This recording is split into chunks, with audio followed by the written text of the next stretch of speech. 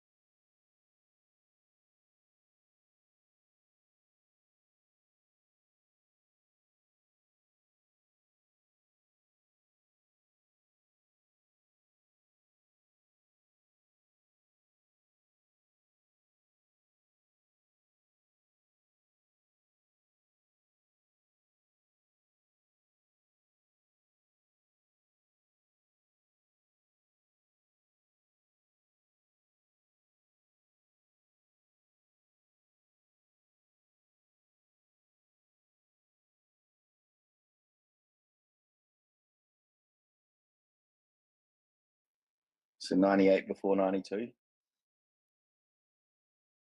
In my opinion, yes. Non-financial advice. I think it's gonna happen tonight too, around like probably midnight-ish, a little bit before. Maybe just but late night tonight. Just a little bit under that 98,500. I'll be taking profits on my Ondo once we get around there on Bitcoin.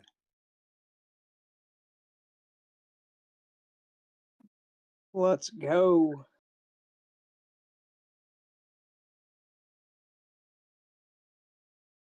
Try to push this Ondo over $1. I'm about to run out of money though.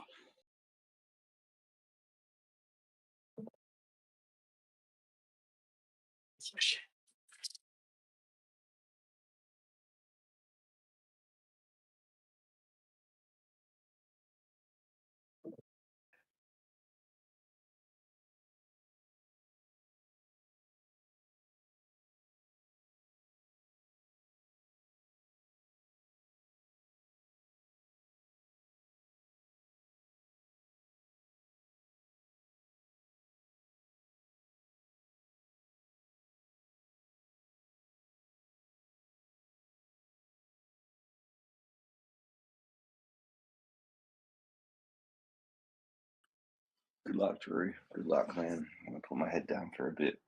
I might try and take a Rest swim well. later. Thank you, man. Rest well. I'll drop in and out, but I'm gonna try and go for a swim today. Try and ignore I'm Bitcoin. jealous. I haven't been swimming forever. I'm jealous. I'm gonna go. I haven't either, but I have an indoor pool here, so I should go sit up in the sauna today and do the right thing. Guys, there is 800 BTC selling wall at 94,900. Another 900 BTC at 95. Easy peasy. That's Another nothing. 1K at 95,100. So Yeah, the this one at is 95 of keeps on 3,000 flashing. Though. BTC. Hmm? Yeah, but that one flashes a lot, and I bet you it's gonna be a bluff. It might be. They're enticing everyone up to there, maybe, but yeah. 92 before 98, I reckon. I'm going to sleep for a bit. Good luck, boys. Thank you. Likewise. I'm out both ways. I'm not risking anything here. Enjoy your swim, mate. Enough losses last week. No, yeah. Oh, yeah. I'll wait till it's stable, then I'll do something.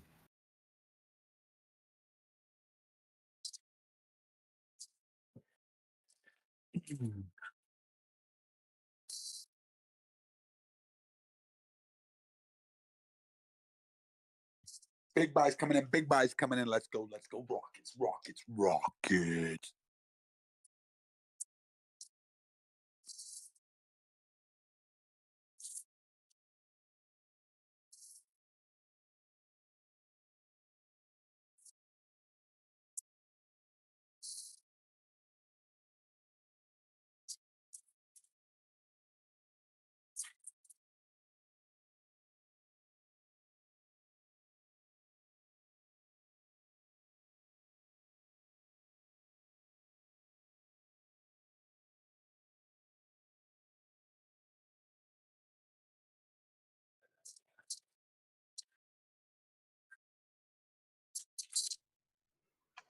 Hi, Rick. How you doing, mate?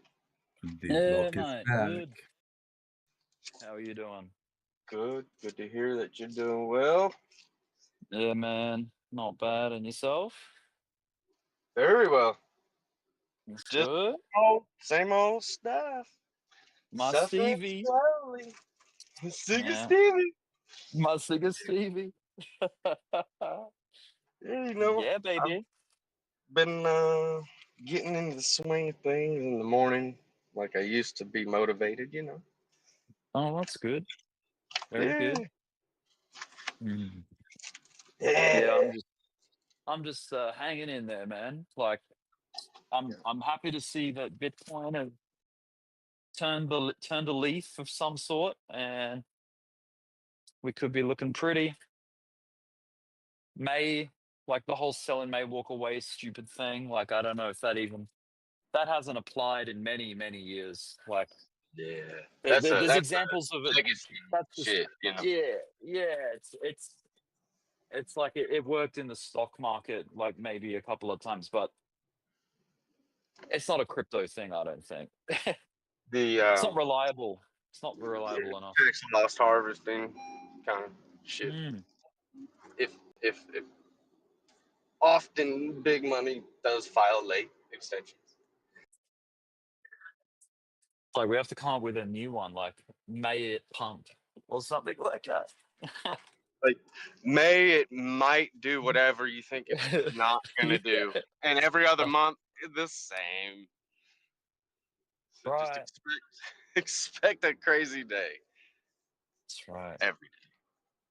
Yeah. Yeah. I spent 10 days out with my brother over in The Hague, and I didn't watch anything on the news or fill in the blanks on any financial, economic, whatever, so anything for 10 days. Yeah.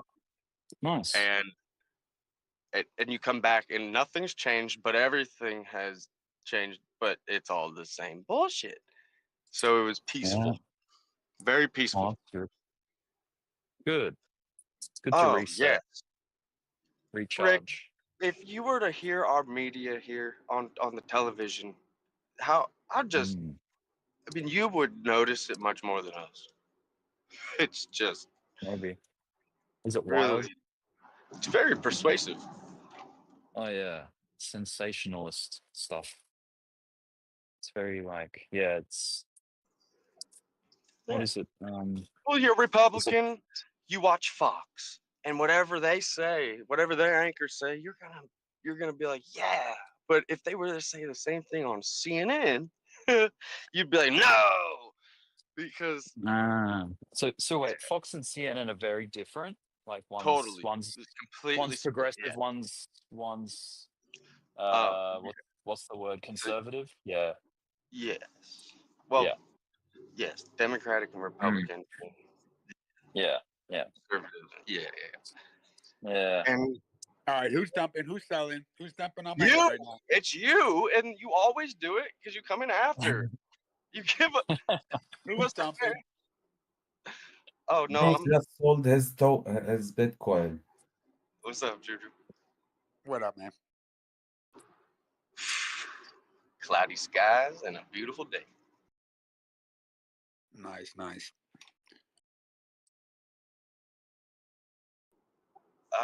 Nothing but my paying you. Yeah. Yeah. Yeah. I don't know. You have any suggestions? Any?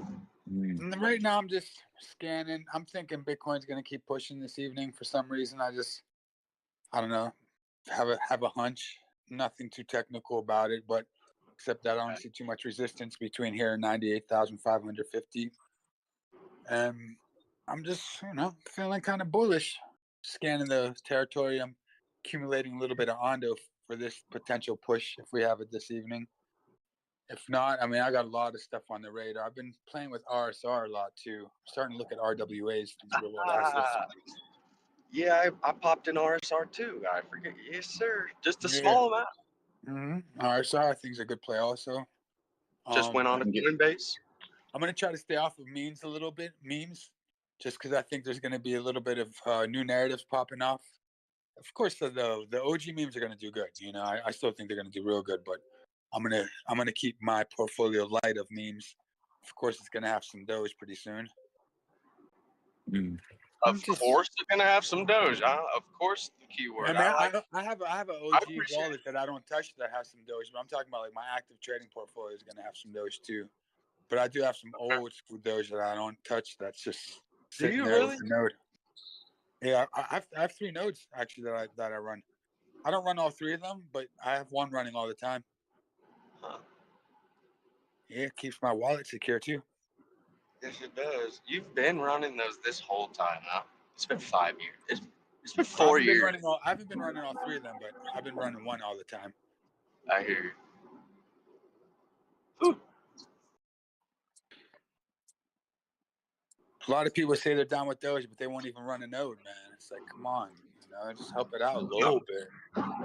Man, it's kind of confused me. I guess it didn't make All you full got to sense. do, all you have to do is you download the core wallet, the Dogecoin Yeah. core wallet, and then it syncs up. It takes a while, but it syncs up to the blockchain. And once you sync up, you're basically helping secure the blockchain.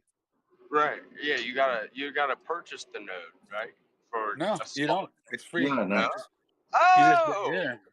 so And I there's was people that thinking tip. If you put your wallet out there, there's like on Tuesdays, it's tip my node Tuesdays, and there's No random way. people that just tip nodes on Tuesdays on Twitter and stuff. So if you put your wallet out there, you might get some generous soul that just pops a few node tips in there of Doge. All right, man. I appreciate that. But they don't. Yeah, but they don't pay you. There's no reward for running. There's no technical reward for running Doge node except for you got that extra security on your wallet. Right, but there's no harm. No harm at all. It's just a little bit of processing power. It doesn't take that much processing power. It's just got to have something, even if it's an old laptop. Like I have my node Yeah. running on like a 1999 laptop, straight up, or 2005 laptop, something like that. It's like old. That sounds secure. I've got Satoshi being mined on an old phone, and a hefty amount already. Nice. Yeah, it's fun. It's free. It's good.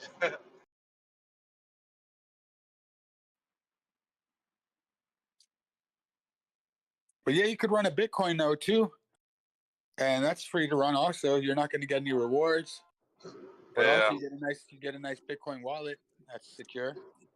Oh, big buys coming in. Watch out, the Bulls aren't finished yet. I told you, mother effers.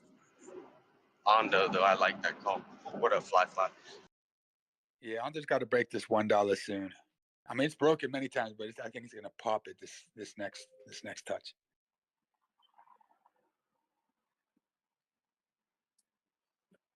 I can't sleep with all this shenanigans. Yeah, man. I'm working now. It's 9 a.m. now.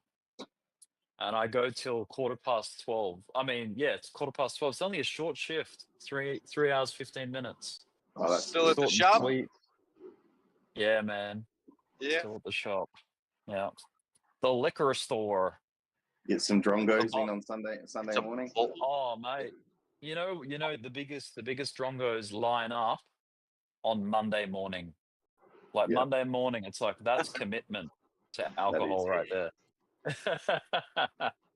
Keep That it is going. commitment. That's a diehard fanatic right there. Emptied all my cupboards on the weekend, and now I've got to stock up for the new week. Yeah. I've got Monday-itis that I need to numb. Though to be fair, some people's Monday mornings are actually, well, what is Monday morning is their Saturday night, depending on their work. Yeah, especially in Queensland with all the hospitality workers. Yeah. Yeah. A lot of nurses come in at strange hours. Whoa. Yeah, I used to have a party Oh. on Mondays. It was a dubstep party, and they used to get packed just with like bartenders and like industry workers. Oh, nice. Yep. Every Monday. Every Monday in New York City. Yep. Dub Day Monday.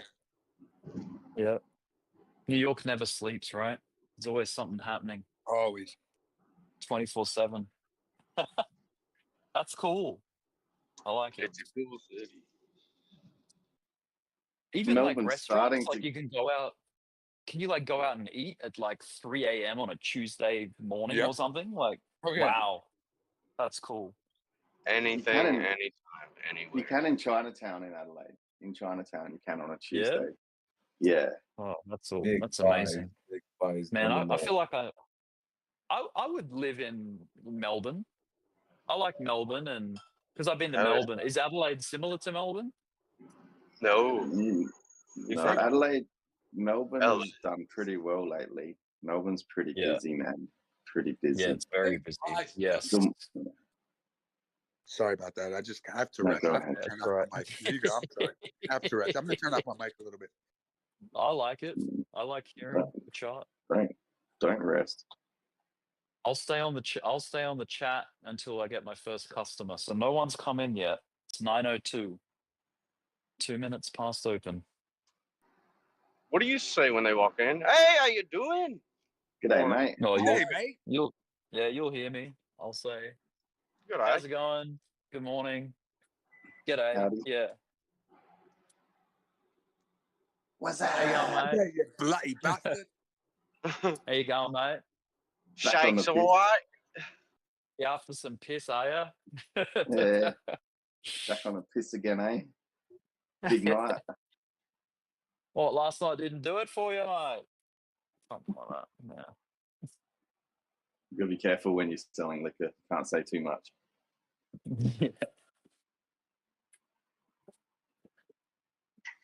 Well, yeah, I've got to replenish all the damage from last night. All the people like buying and making all the shelves messy. That kind of feel. Drongos. Yeah, man. You know, your customers, I should say. Fantastic customer base Saturday night. Yeah, Beautiful people. fantastic. Yeah. Yeah, Guys. Fox News. Oh, sorry, go, my friend. No, your banter's great. Fox News is wild at the moment, man. It's more wild than ever. I do tune in on my phone once in a while. But that's Murdoch, right? There, Rick. That's Murdoch Yeah. Media, hey? Yeah. So Aussie guy. Fox Fox is what I Republican call controlled leaning? opposition. I call it controlled opposition. Mm-hmm. Fox is kind of And then like you got- Sky News almost. Oh, right, okay. It's And then- smaller, independent. Yeah. but They're pretty Similar. large still, though, right? Aren't they? Yeah. Very yeah. large. And then what? So CNN is like Hollywood left kind of thing. CNN's like ABC, man. NBC, Like liberal. CNN, Oh, and I MSN. see. They're all the same, but they're all like Yeah, big conglomerate, man. You get the same Yeah, news. ABC in Australia is so progressive, man. Like they're so liberal, as in American liberal, not Australian liberal. It's backwards in Australia. Our Yeah, Conservative Party are called the Liberal Party. ALP, Liberal, mate. cutting taxes Oh, wait, and the liberal to LNP, business. sorry. Yeah. The Yeah, Liberal cutting red. National Party. You Yeah, have cut red. so many parties in Australia. Like, I remember now. yeah, but we Yeah, still like have a 10? two-party majority, like I like the two-party. party. We love to party. Yeah.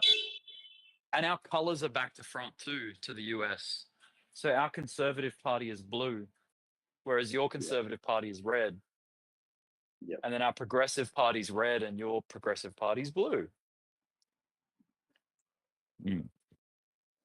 And our progressive party is not progressive anymore.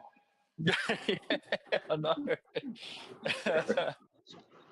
They're backpedalers. Progressive auto insurance. No need for fancy slogans. No, but Don't you Rick, just love tune in. politics, man? Politics is Just- just all a big sham anyway. That's what I think. So it's so It's much all fun just a to big watch fuck. it. It's just a circus. Yeah. Yeah, it's a They big all come sideshow. in promising. They all come in promising the solution to everyone's problems. You know, I've got. Oh yes, the cost of living crisis. Oh yep. With the right policies, we'll change the world. Bullshit. It just never Same old. happens. Yeah. No, but just tune Overpromise, into Fox underdeliver. once in a while, Rick. It's wild these days, man.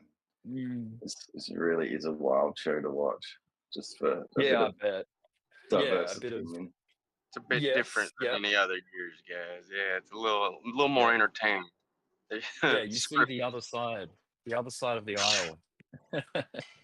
But they're being critical on Trump a fair bit on Fox as well. There's not just all Trump fanboys. There's Right. like a lot of Okay. criticism going on. but it's like Yeah. really debated hard at the moment. A while back, last time his presidency was in, everyone was Trump fanboy. Now you've got a bunch of Republicans that just hate Trump, and they're like digging straight into him, and then you get the ones like shelling it. It's crazy, man. They're really pumped up. Yeah. It's I entertainment. don't remember I don't remember past officers being this like you know, aggressive and fueled, like, you know what I mean? Like the divisiveness of this current run It's in because of the America algorithms is The on global, extreme. the global economic and social stance where we are right now has been not like this for in your and I's Ever. lifetime as an adult. Yeah. In the market, that is. Yeah, yeah. Because It just seems you like weren't in the everyone has an market, opinion. dude. If you weren't in the market, you wouldn't be paying attention. You care less. Yeah, You know, yeah. Like for the average Joe out there, like there's more average Joes that have an opinion on politics at the moment. Whereas before, like a lot of people were like, I don't care what's going on. Like it's just all boring and status quo anyway. So it's like a lot more people were tuned out, dialed It's out the of it. algorithms. It's Yeah. the Wait, clarity social and media. Social media has It a is- lot to do with it too. Mm. yeah, it's the Oh, first algorithms. so much to do with it. Hey mate, how are you? Yeah, good, thanks. Good day, good day. You want to buy something? I reckon I do. What do you have? Yeah, got any love yet? Give me a Foster's. All right, be a Foster's and a bag of bait. There's sheds, £4. That'll be $44,000. Dollars? Yeah, dollars aren't doing very hot right now. Man, you're gonna see the Australian dollar go up in this year. Oh, I will. Yeah. Yes, Rick. It should be sitting at. What? It Okay. should be sitting at 76. What do you think? What do you think that customer just bought? What do you think? What's your call? 4x.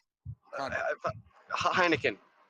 I'll narrow it down. It was a spirit. It was a bottle of spirits, like one bottle of a spirit. White label bean. Vodka. Smirnoff. Nah, a dark I- spirit. It was a dark spirit. Jack Daniels. Grey Goose. Getting warmer. Not Jägermeister. Not Jaeger. Hey, mate. How are you? I don't want to. No. Pot. It was a type of whiskey. Johnny Walker. Canadian Club. Johnny Green Walker. label. Nah, Jameson. Or Oh, Jameson, no, however that's you say it. That's a Nicely girl's drink. That's Irish. You know Well, how you John have Must have Jameson been a girl. had to be. Was it an 18-year-old Jameson or a cheap bottle? Just a regular 12. Yeah. one. Standard, yeah. Good choice for cheap scotch. Yeah. I had monkey shoulder the other night. It was great. Yeah, this is the best. All right, Bitcoin. Don't make me sell my Ondo here. Come on. What you doing? Don't sell your Ondo. There is stopping volume candle on the 5 minutes, and it seems like you were gonna get one on the 15 minutes as well. So just check it out.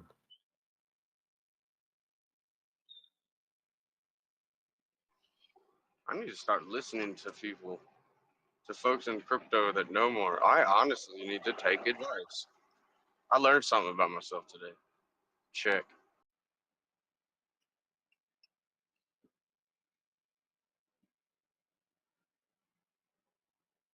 Yeah, somewhere in the noise, there's always the truth. Just listening, trying to filter out the noise, man. That's all it is. Yeah, I've been a little poos lately, dude. That's good. No, poos, just very scared. Oh, He's eating couscous, man. I love Yeah, couscous. Come on. Poos, whatever. Couscous. Yeah. Goose from a goose.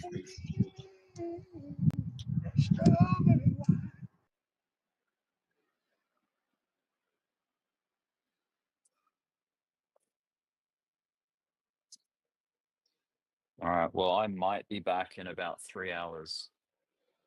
If anyone's still awake. Yeah, We'll be that's around more ahead. Red Bull now. 97K when we get back. 97K, 3 hours. 97.5, everyone- right? Have a good shift, brother. Thank Everyone's you. getting Thank you. liquored for Sunday morning. Good old Aussies. Good luck, Rick. Straight Yeah, they are.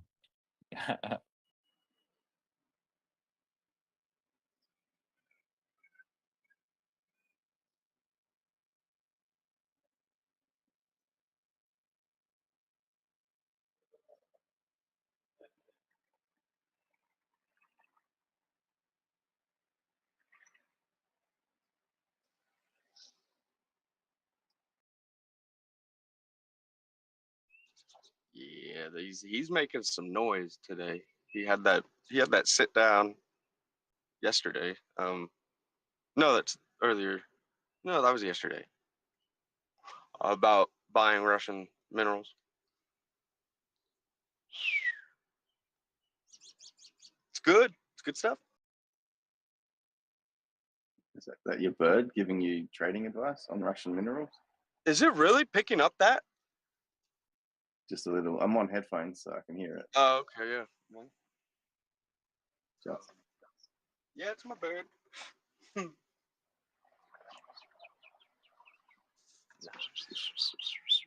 That no.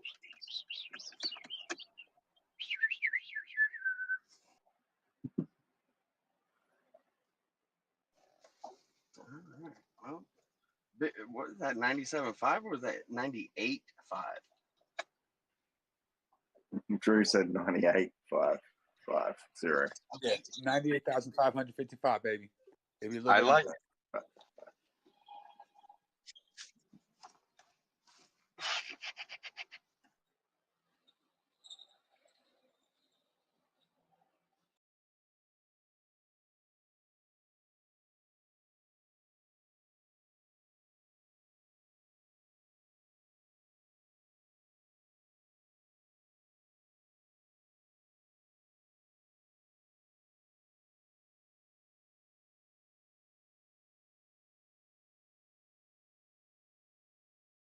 You guys think we're about to reclaim the green vector candle below?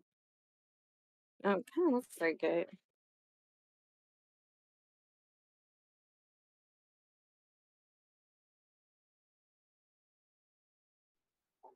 Good afternoon, Miss Cal. Good afternoon.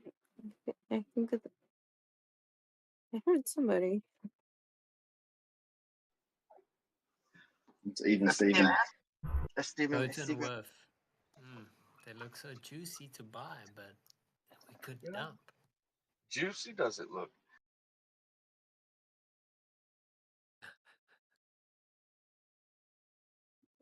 Got my stop loss in. Yeah, tight stop loss.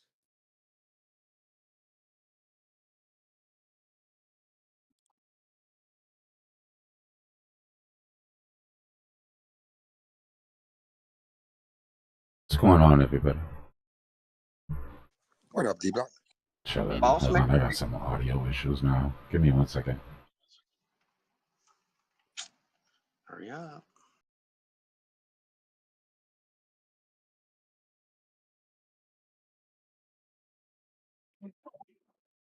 Is Dbloc roboting a little bit? He said he'd be right back. Fix his mic real quick.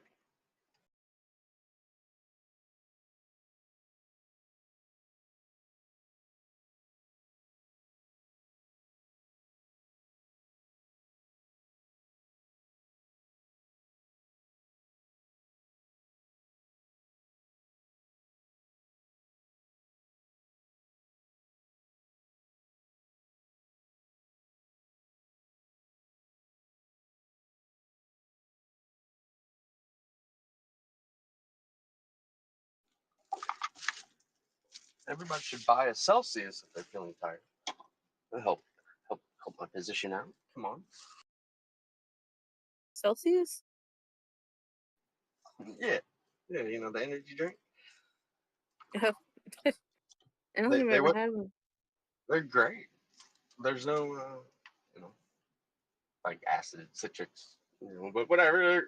They went public off of selling one beverage, and they're doing so good, fantastic since their IPO. So it's like Red Bull. It's about all I drink. I drink tea. Yeah, it's better for you.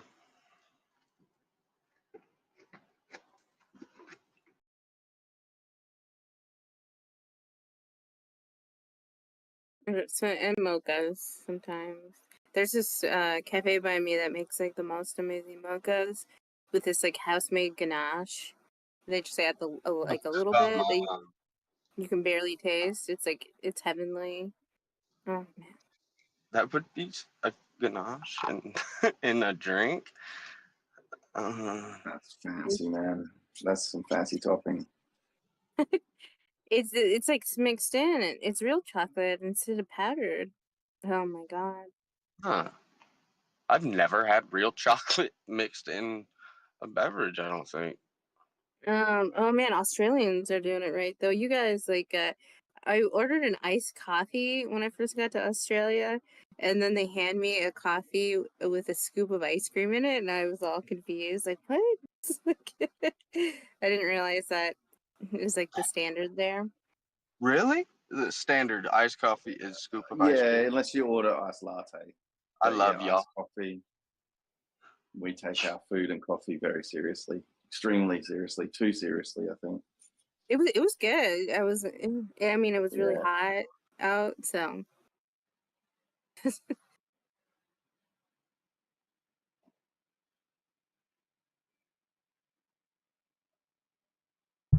I thought the whole world was like Australia, but no, we're gluttons. US is pretty gluttonous. Yeah, we're trying. We're striving for that. Here, only in second place. Or maybe third. Yeah, we just have a lot more Italian and Greek influence, I think, as well. So the cafes are just packed. There's just a lot of good produce around. So I don't know. It's a lot of farmland here. It's not much different to the US, but slightly more European.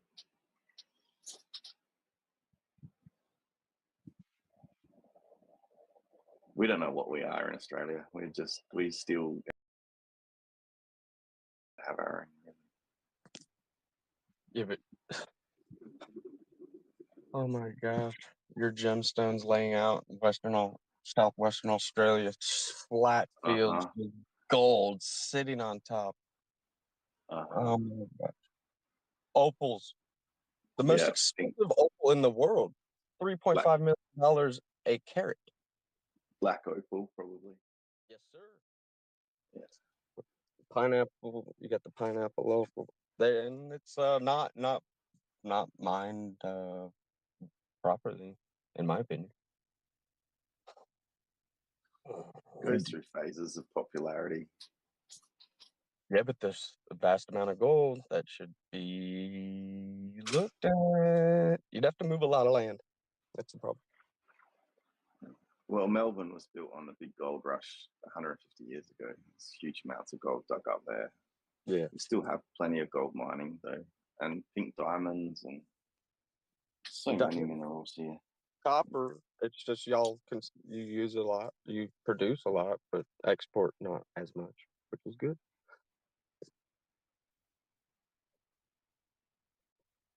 And you had a little pain before the gain as far as your dollar. This is all planned. Our dollar's so low at the moment. It should come up. No, it's good. It's okay though. Because not for traveling though. It sucks. It's terrible. It's terrible. It should be going only up, in my opinion. I don't think it's going to go any lower than 62 cents. It should be at 76. So it's got another 15% move up. It should have. probably over the next few years. Yeah. What is that like based against? Like if you say the dollar's 62 cents. So if one Australian dollar will buy 73 US cents.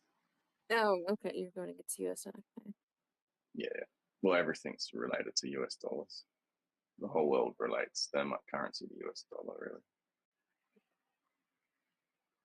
How come so often when it's kind of interesting when there's a vector candle down? I guess when it's not like huge, things go up afterwards. It's interesting. On what time frame are you seeing that vector? I'm just looking on Dbloc's chart, so It's on the 5, maybe. he has it on 15 right now. Okay. It is just a pink vector. It was red at first, and then it turned pink, and it's a smaller one. But does it seem like that happens a lot? Like there'll be a mid-sized to small red vector, and then things turn around.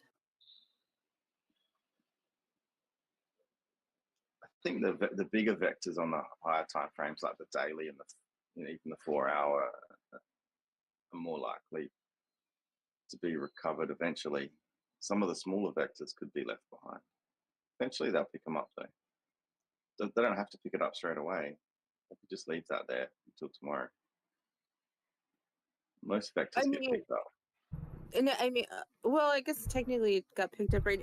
It seems like market makers push things down, and then like retail it started buying immediately.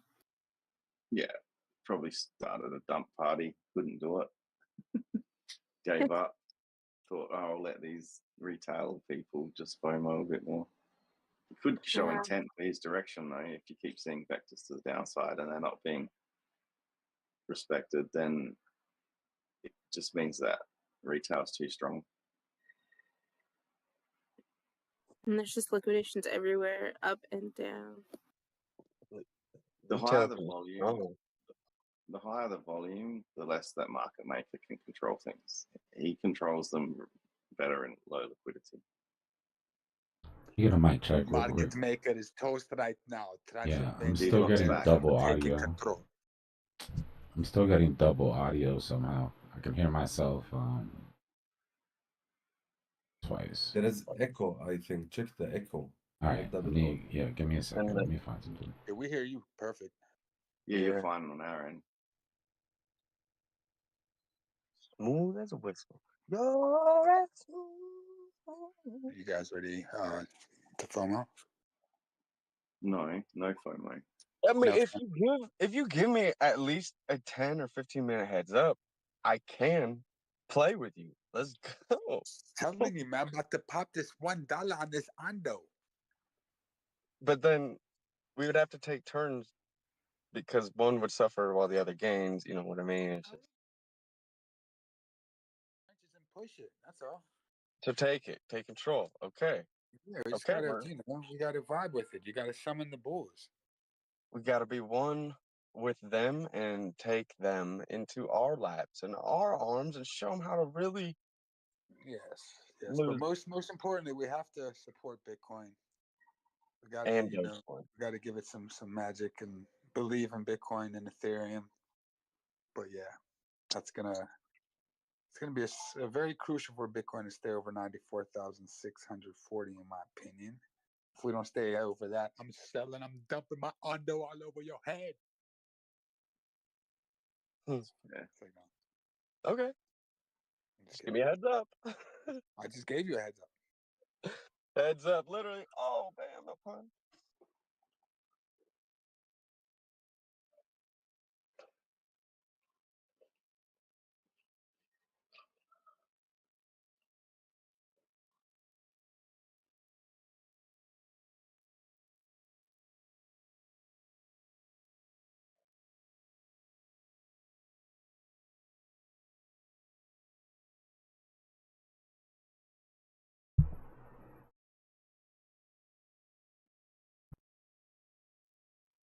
Mic check 1 2. Oh, I think I fixed it.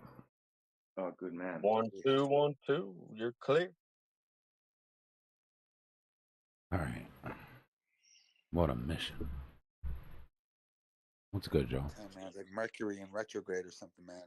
No, it's my dumbass fat finger and shit because my network was screwed up, and then I tried 30 other different things. And you got that rhino touch, huh? Yeah, bro. The bull in the china shop. Stupid OBS. I try to brute force everything, bro. Panic.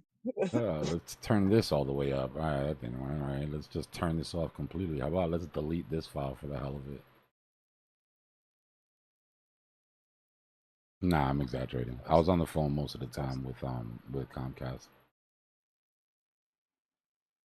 My bit rate was fluctuating from 8K bit rate. We usually stream at like 7.5, 8K.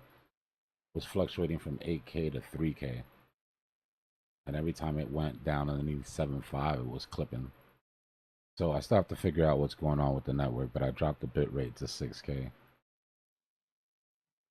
Apologize for the subpar bit rate, but I'm sure it'll do fine for our purposes for right now until I figure out what's going on with Comcast. Yo, you still with Xfinity?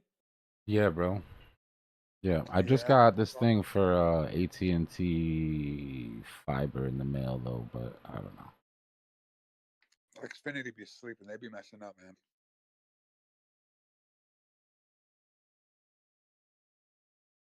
Seems stable now. So would you say it would be unjustified bullishness to say we can push it till 98,500? During the weekend, yeah. Mm-hmm. Yeah, talk to me on Monday. And then that would seem a little more doable. But let's say if we did a measured move from 95,000, say we pop 9.5, would that measured move take at least to 96,700 maybe? The A little measured bit under move 97K? that we're in right now for this bull flag that we're retesting or attempting to retest is 996 on target 5. Mm-hmm. There's a lot of ifs in between here and there though. I heard you say mid 99. Yeah, 996. I mean, just look at what we're doing here on a bigger time frame, like the 4-hour. The 6-hour looks crazy too, man. Got me Bull hyped. flag broke out. Something to retest support now.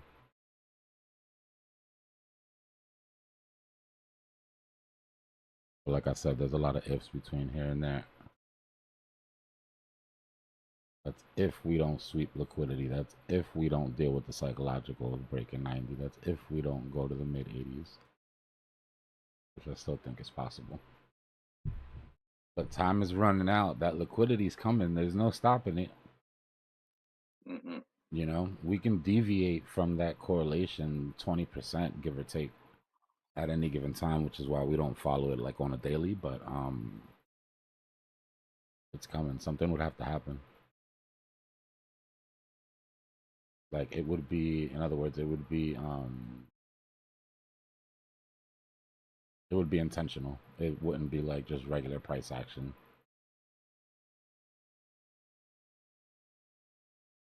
So in my opinion, we've got about 48 hours to make any sort of drops that we want to make before things get really hard for the bears around here. It's not that they're not hard already.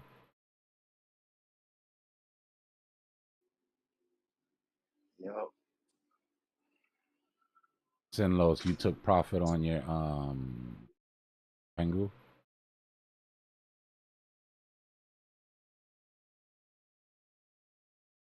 When does that video come out? It came out. I was just about to say that I saw it. I was watching it about an hour ago.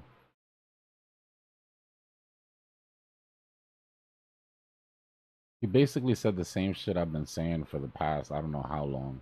Memes are going to run, but it's going to be the community memes, the high market cap memes, and out of those, he thinks Pengu has the best chance because he expects the NFTs to have a big run. And he has a lot of trust in the guy, blah, blah. It wasn't anything really. It was all fundamental reasons. There was nothing technical, right? It wasn't like a massive setup he was seeing on Pengu or anything. He was just saying if the money comes in, it's probably going to go there.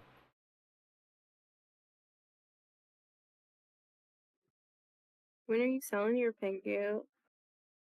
Probably at the top vector gap. I've already taken profits. I've only got a runner left. It's a pretty fat runner though. All right, I took profits at 216. I'll take another little bit at 316. I'm probably just gonna scale out slowly through this position. I'm assuming Pengu is the kind of thing that like 8-year-old kids are collecting at Walmart. It's not even 8-year-old kids really. Some of these, I guess they dropped them in some sort of limited fashion. So it's also become a collector sort of thing. But yeah, it's getting kind of big. I mean, to be on Walmart shelves is a pretty big deal. It's not like a thing you get given at the cash register. Yeah. When you buy stuff, they give you like a Pengu. No, no, you actually got to pick it up and buy it. Oh, okay. But to be fair, that shit does not translate to sales of the token. So you know what I mean? These are all, like I said, fundamental reasons why this should have mind share.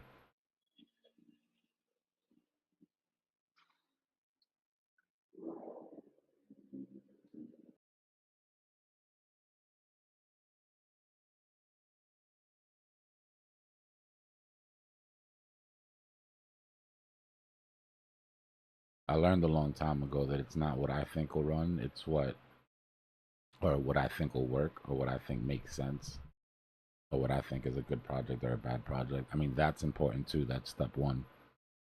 But I only have so much money, so if I'm the only person that thinks this, it's not going to amount to anything, right? So then you have to go look for consensus.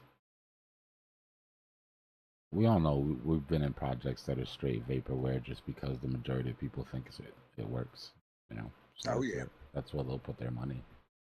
Luna here.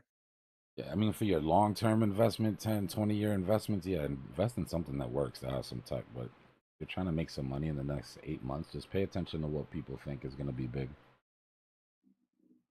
It's 95% speculation. That's what I mean. Like, unless you've got all the money in the world where your speculation moves the needle, and then maybe that affects others. But if not, then it's like,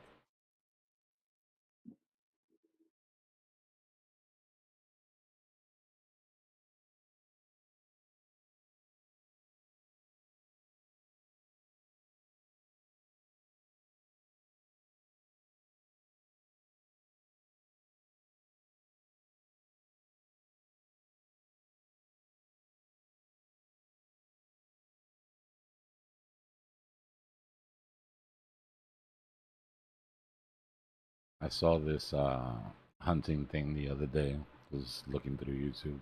Some guy on some African safari or some shit. They were hunting some wild animals. I can't even remember what they were hunting exactly.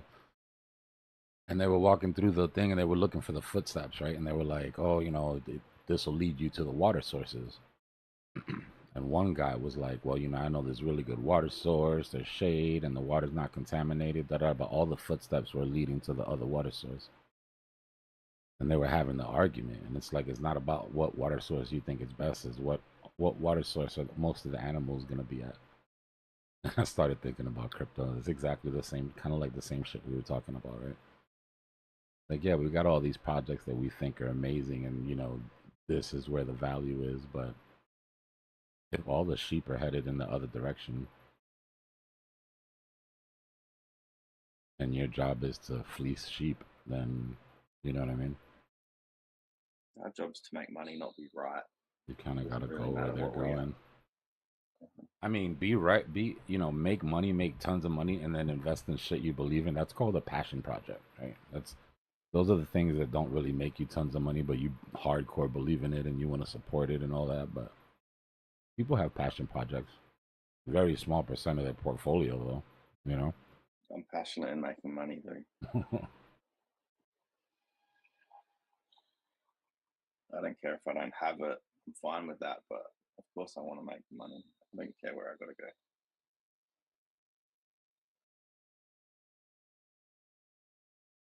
Yeah, look at money as compressed time, basically. Even though Money you is can't buy definitely time, bro. Yeah. You can't buy time, but by having money, you can save a lot of time. You can buy good times with money. Oh yeah, you can buy bad times too. I don't know. For me, that's all the time that I spend in front of the charts researching. That's exactly what I'm doing. You know, there's some delayed gratification involved, but I'm really just trading my time for money while I have time to trade, you know?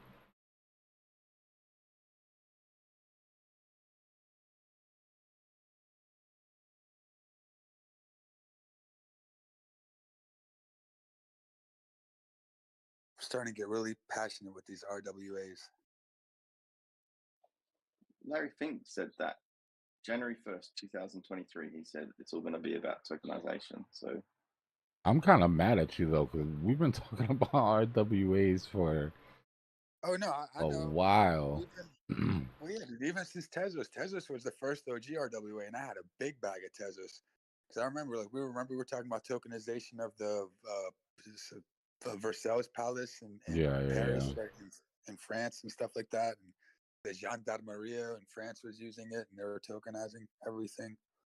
But yeah, that's old school for us. But now I'm just like, now that I'm seeing that the government is giving it the thumbs up, and it's like it's not just like a niche thing anymore. Now, I'm really seeing that the energy, the narrative's really starting to focalize and it's starting to like form an apex. I'm like, all right, I feel something cooking in these next like few months with this RWA narrative. is there any difference between NFTs and RWAs? Yeah, I mean NFTs are just whatever, unless NFTs aren't their have own thing, and NFTs are behind the scenes. Right? RWAs are gonna have NFTs involved. DeFi has NFTs involved. We just think of the NFTs with the pictures, but I'm just talking about just the actual non-fungible contract. Tech. Yeah, non-fungible tokens. Yeah. Because real world assets can be non-fungible if they're not commodities and sort of. Well, they'd have to be, right? If it's a house, it's gonna have to be NFT. If you have a house and it's cut into 27,000 pieces, yeah, those have to be non-fungible. Health records, business records. Well, XRP itself is native tokenization. You don't have to create a smart contract. It's part of that chain. So TOSIF for gold, my bottom level that I was looking to hit was like 324, but we put in a higher low here, right? So we got to pay attention. That could have been it for gold. They could have just front ran it a little bit, but I had two targets. The bullish target and the bearish target. I have to watch it over the next couple days. You know what's crazy? What we looked over, or a lot of people looked over, maybe not us, but during that crypto summit in February, that dude Scott Bessent, he said, we're going to keep the U.S. dollar the dominant reserve currency in the world, and we're going to use stable coins to do that. Yeah, I remember that day. Yeah, man, and that was a big statement. That and you got Trump nodding there, and they know right now stable coins, man, they're helping support the dollar. That was always my argument, but that was always my counter argument to the whole. They're gonna shut it down because they're trying to replace the dollar. It's like, yeah, you're gonna give at a time where the petrodollar is losing its strength, the crypto dollar is gonna replace it. And as long as the crypto dollar is based off US, as long as everybody's judging Bitcoin at 94K. Yeah, projections are 5 to 10 trillion over the next decade of global share of global money supply. That's 5 to 10 trillion stable coin. Yeah, as long as it stays the dominant trading pair, then it keeps it dominant, even if oil's out of the picture. Yep. And so they're saying, who is this? The Circle, the guy from Circle, the guy that owns. Everyone thinks that what's his name? Brian Armstrong runs Coinbase. Circle runs Coinbase, but the CEO of Circle, Jeremy Eller, he said that basically 3 trillion by 2030. That's their projection right now, and that's like, for context, 3 trillion is that's more debt than China, Japan, or the UK, the three largest current owners of U.S. government debt combined. So they know, like, the U.S. knows they need stable coins. The government's going to just use it for their advantage, and they're like, all right, this is basically what's saving the dollar right now, because the stable coin issuers are buying so much of the government debt.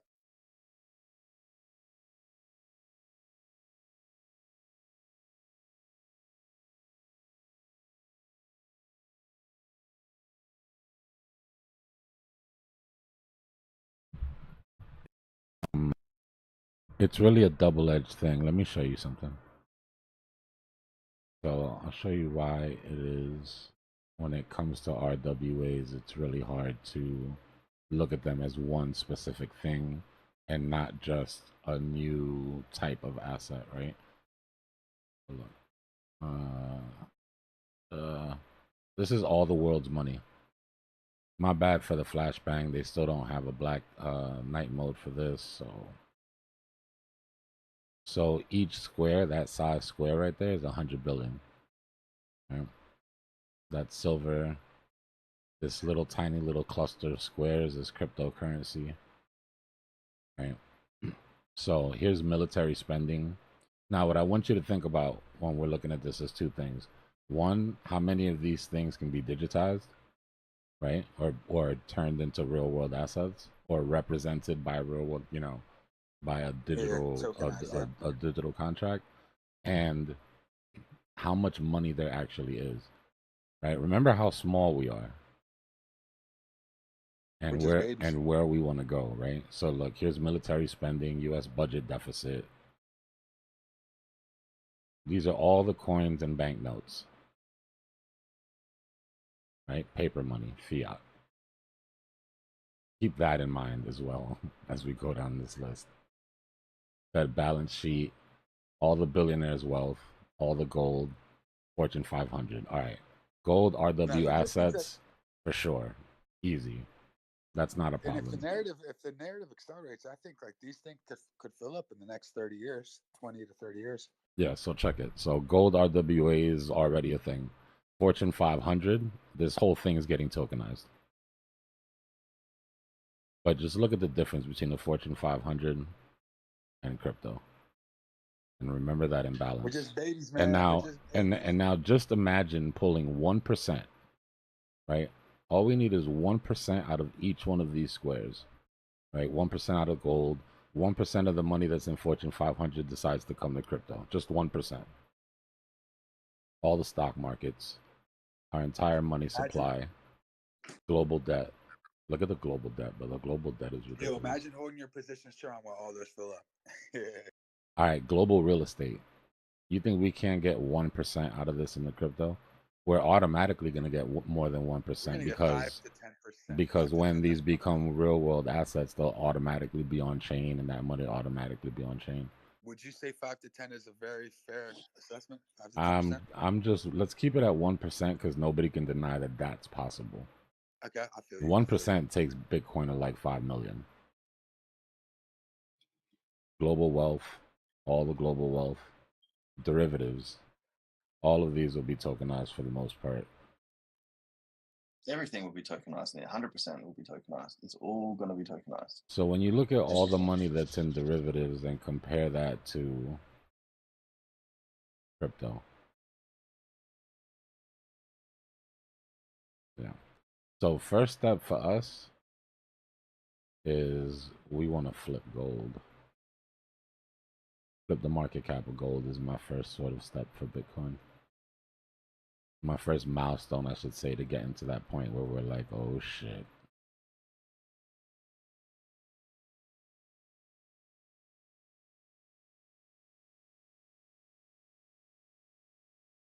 Yes, and Los, basically to wrap it all up, we're super early. We're super early. Don't buy bullshit.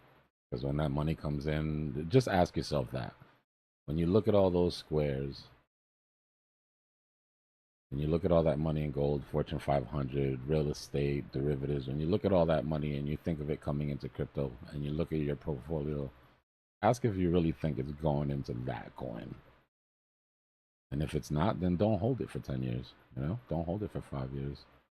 Make some money on it and get out.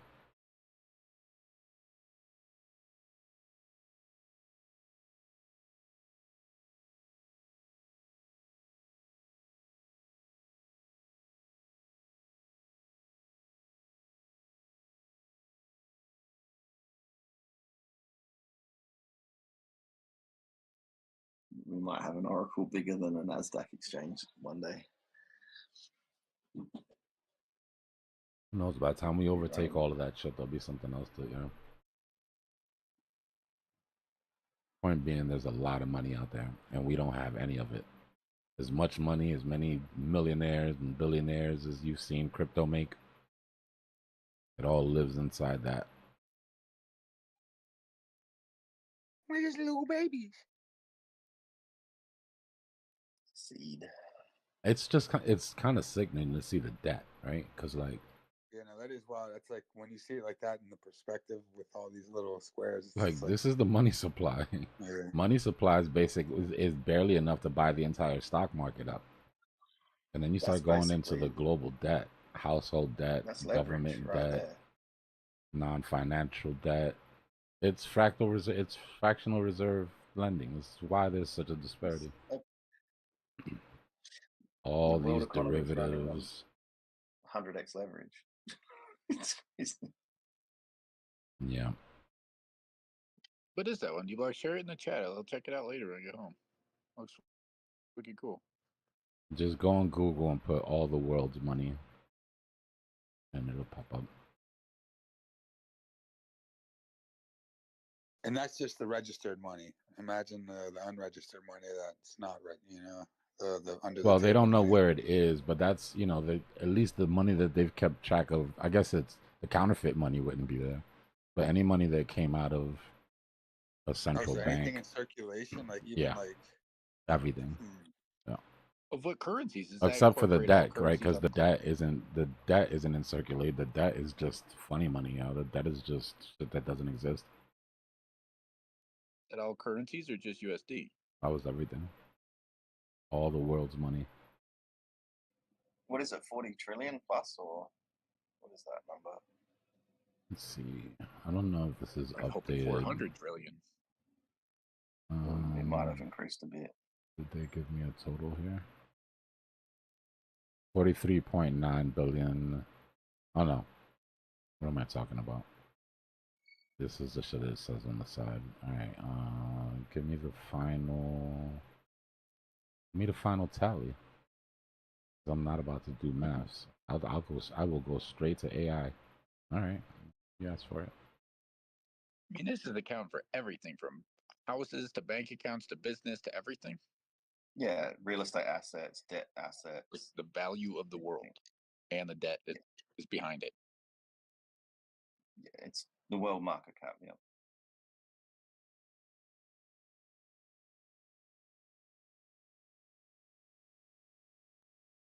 It's all going to be tokenized, every last cent of it.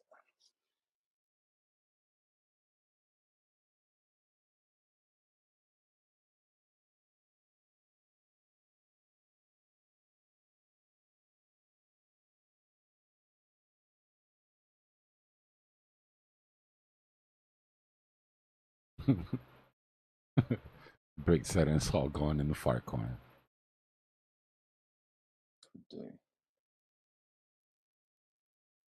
It could be Bitcoin. We won't know for sure until we take our bottoms. But this is what I was telling people earlier. I was like, look, we're retesting a zone. Let me pull it up.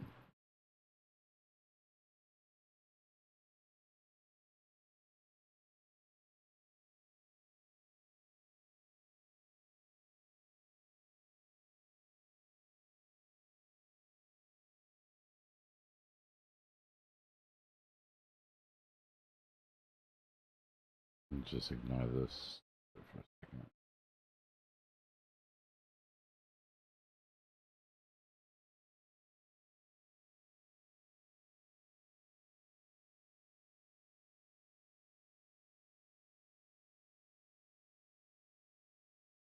So we're retesting a range here that anybody that lived through this shit will never forget, right? A lot of pain that we got in this area, going sideways forever. But each one of these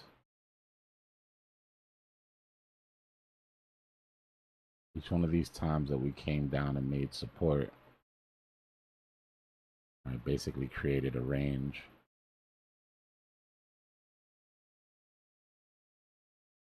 Now,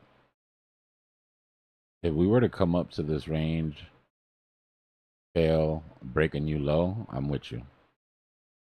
Right? Something is different here, and we're gonna have to address it. So the retest of this range is really important. And by the look of the candle that we got through the range, it tells me that big money wasn't ready to take a risk that we rejected off of that and have retail react to it. It's my opinion, just a hunch. Only thing I can know for sure is that large amounts of money came in at that range. But the intention, you know, the intentionality is just a hunch. So if we reclaim this vector, which is what I expect, right, on the macro, I'm looking for at some point to come down and reclaim this vector. 50% of the vector we've already reclaimed, right, which is why we're having a bit of a reaction. The next 50% of the vector is the large vector range that we have on the 4-hour.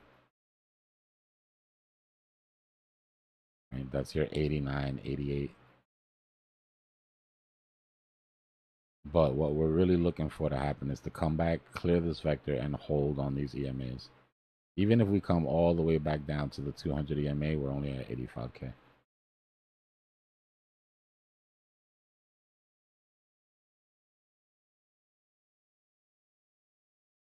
What would it mean if we don't go back down to grab those vectors and we just keep going up? That the money's ready to go and they didn't want to take the risk. See, because what happens is if we would have come up here and rejected off of this, which we should have, you know what I mean? There's so much support right there. We definitely should have. We would have done that and started coming down. Your bear market or over guys would have come out of the closet, bro. Sentiment would have went to shit.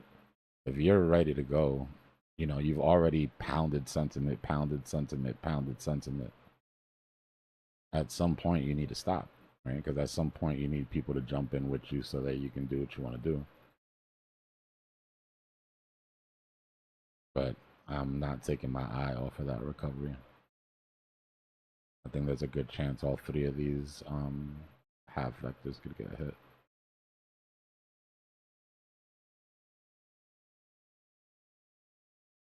And I don't want to hear a lot of panic when that happens because we're trying to talk about it beforehand so that nobody's surprised.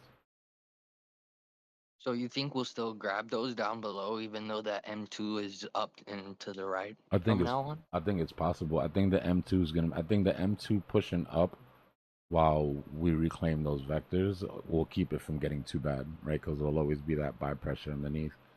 But there's also a chance that they just say, screw it, let's go. So if there's that buy pressure underneath with M2 coming in, would that mean it would be like a kind of slow and steady down? Or I wouldn't expect it to be any. Yeah, I wouldn't expect it to be anything quick, which means that it would have to start soon. Right. Because if it's gonna be a quick move, it has to happen while M2's moving sideways. Well, I mean, thinking about it, if we release the trap shorts on Monday with that false move down, that could just be the recovery of the vectors, those 3-day down, and then up and away. We've been putting in the psychological range. If you notice, as soon as we put in the psychological range, we got those green candles that everybody was excited about. But you see what happened as soon as we got over CME close. Right, as soon as they manage to bring that CME close into the psychological range, then they just cool out. Like now we'll be back to like sort of regular price action. Probably recover these vectors and just keep going sideways for a bit.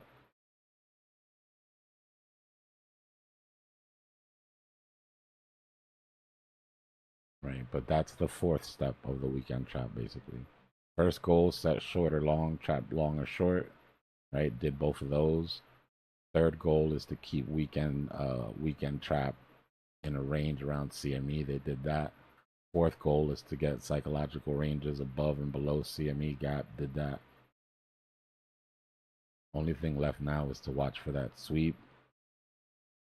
Deviations that don't free the trap short or trap long. And then see how long they'll make us wait to actually make a move. The past couple weekends, right, we've been getting it Saturday night, Sunday morning. The psychological high and low is set every Saturday from 5 p.m. to 2 o'clock in the morning. Or I'm sorry, because it's time difference now. from 6 Eastern till 2 in the morning. Basically just the high and the low on Saturday. It's a range that market maker sort of comes back to every week, except for this one because we blew it out.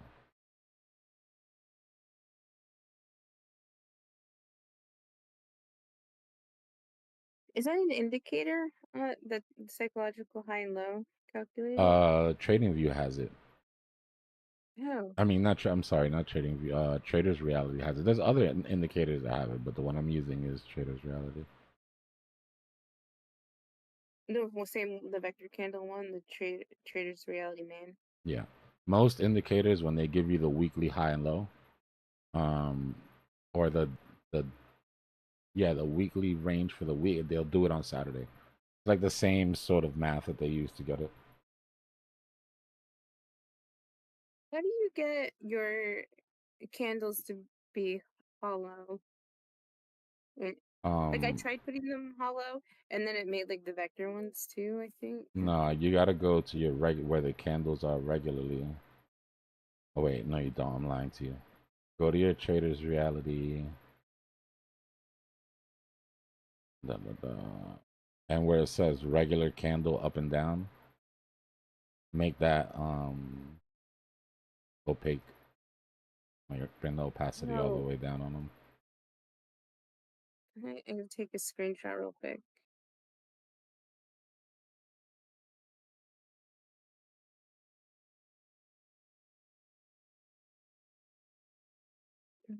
That should do it though. Was that the regular up and down? Okay. Yeah, the regular up and down. Just put it to whatever color you want and then make it hollow. And then the border will still be red or green depending on what color the candle is, but it'll make your vector stand out more. Thank you. Yeah. Dbloc, I'll just get this off my head while I read it all. The total global market cap is somewhere between 800 to 100 trillion. The largest sector is real estate, between 300 to 380 trillion. Total publicly traded companies is 100 trillion. M2 is about 140 trillion. Gold is 14 to 15 trillion. So, yeah, real estate, if it was to be tokenized, is up to $380 trillion. Man, did you guys hear that they'll be building the Mercedes building in Dubai this year, hoping to open up next year? How? And when I saw that, I started reading that Lamborghini, Aston Martin, and all these like luxurious car companies are gonna start building luxurious real estate, either townhomes or like apartment complexes, or not apartments, like skyscrapers. Sell the lifestyle. Yeah, exactly. Lamborghini was one I think is already in Dubai. Lamborghini Towers. Oh man, that'd be cool. Yeah, and they have car elevators that brings your car up right to your floor. It's perfect. Yeah, have you ever seen some of the extended videos of Dubai? They have, just like China, entire cities that are just sitting out vacant, completely vacant.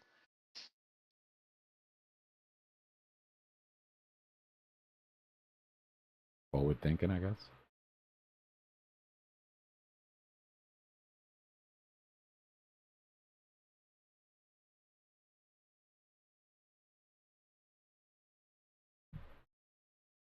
My mic working? Yeah, you're good. Yep, you're good. Thank you. We were just picturing having a Lamborghini condo and a Lamborghini in our Lamborghini elevator, going to our Lamborghini cafe. Sorry, mate, I was just dreaming.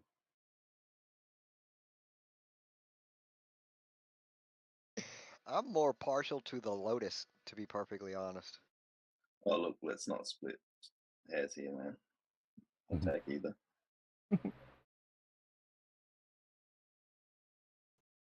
Well, Rari. right next to my Aston Martin.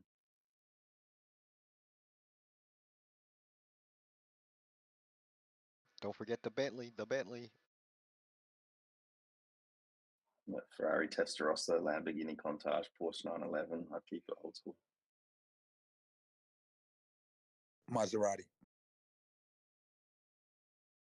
I'm not really into sports cars like that, but if I was, it'd be a F20, Ferrari F20. Yeah.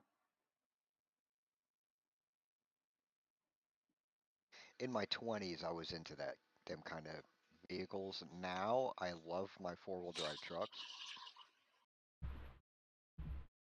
Yeah, trucks are where it's at. Pothole stompers. Jeep Wrangler for the win.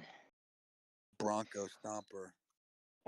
I completed a job on a 82 Chevy K5 Blazer. That thing was so awesome, man. It had the old 6.2 diesel engine in it. It was just such a tank, bro. I loved that thing, but I sold it. I got it done and I sold it. You can have both. If you're gonna have a truck, you want a big truck. I need to be up off the road, bro. I can't. That's the thing with sports cars. It feels like I'm dragging ass. Feels like I'm 2 inches off the ground. You know what I mean? Like I'm just too used to being high up now. Well, Yeah, the stability control on SUVs, it's got a lot better Listen, performance. I'm not in Before that. you used to roll them. I'm not in that You'd much roll of a them. hurry to get anywhere, bro. I'll be completely honest with you. Yeah, we're getting old. I just like I've always, there's always the car guys have always been split into two groups, right? The fast and low, or the low Fast and and slow. Furious. Like I've always been like what's changed is the height. In the beginning, it was like low and slow, but in New York, you couldn't have anything low. You had to have a truck. But I always liked like the low riders, and it wasn't like flying down the highway 300 miles an hour. It's like no, going down the block at 3 miles an hour. Yeah. Chilling. Yeah, I get it. We just have stability control now. It was just dangerous being up high before. You had to know how to drive. Anyway, I chose the truck I did. I wanted a fast car, but I wanted a truck, but I only have one parking space, right? So I got a fast truck that I could go off road with, because you can't take like a fast car off road or do anything but be on the road with it. So that's why I kind of settled with that. But then it has a really nice interior, a lot of nice new updates and features and stuff. So it's just the way I was able to incorporate fast and off road, but still nice as could be inside. So that's what that's why I was able. Steering, acceleration, and off-road, they really are a nightmare to get all of those things in a vehicle, but getting there still difficult. Because fast, you want light car. You just want something light if you want to be fast. All right, who's dumping on though? I dumped all of it, mate. Sorry. Why you dump on me? Why you dump on me? Trolling you is the most enjoyable thing in my life, Drew.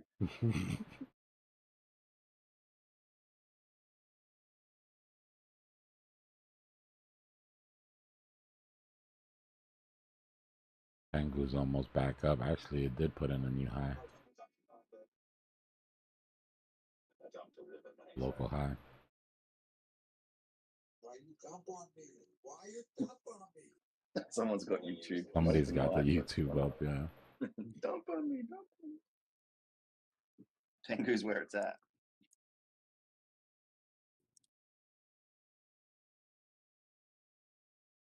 Tengu's almost back up. Actually, it did put in a new high. Here we go. Someone's still got that. Sean, YouTube. you got an open mic, bro.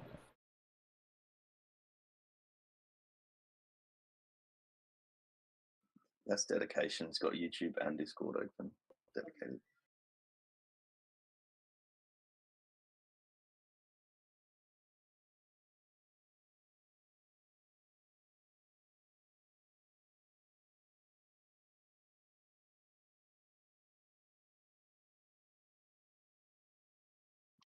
Sure, your Moodang's been ripping. Moodang, moodang. Dbloc, can I ask you a question about this weekly market cycle?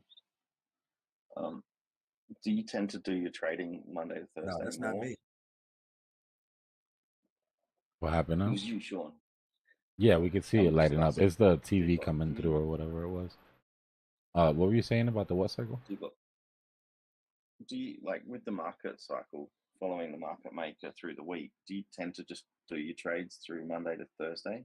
I have a How do you weekly like? swing. I know we do it. Yeah, I have a weekly swing that I run, like a base trade that runs underneath everything else. That's the one that you'll hear me taking profit through the week, 20% here, 20% there. But yeah, that's just an automatic base trade that I take depending on what's going on. But I know we've discussed it like ad nauseum, but do you tend to try and play that Thursday reversal and then try and play ranges on the It's weekend? typically 'Cause I my know you're exit. doing your research. That's typically my exit, right? So like, if we started off, we'd have to start it at false move, right? Yeah. So the false move down is my bread and butter. That's the one I really want because that gives me a Yeah. 3 day long swing, right? Yeah, If I get that, then I'm taking profit on Thursday, and I'm looking to take one more quick trade, and this is just with the bigger bag, right?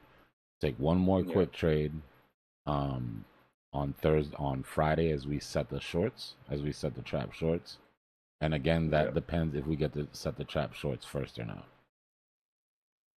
Okay, so we set the trap shorts first, then I'll long into the trap longs.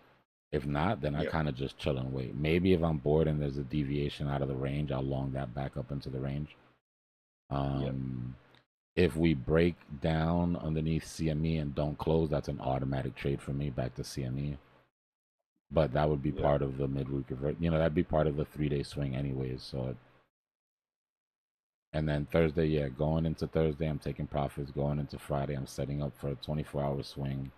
And then on the weekend, I'm just playing with alts or whatever. Yeah.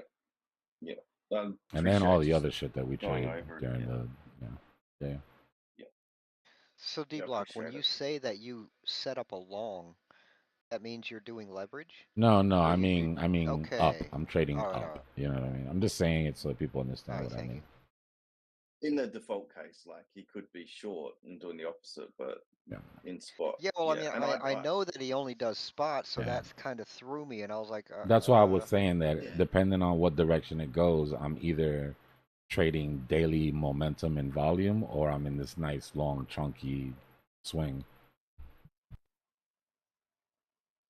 I'm pretty much just gonna have to stick to the Monday to Thursday swing.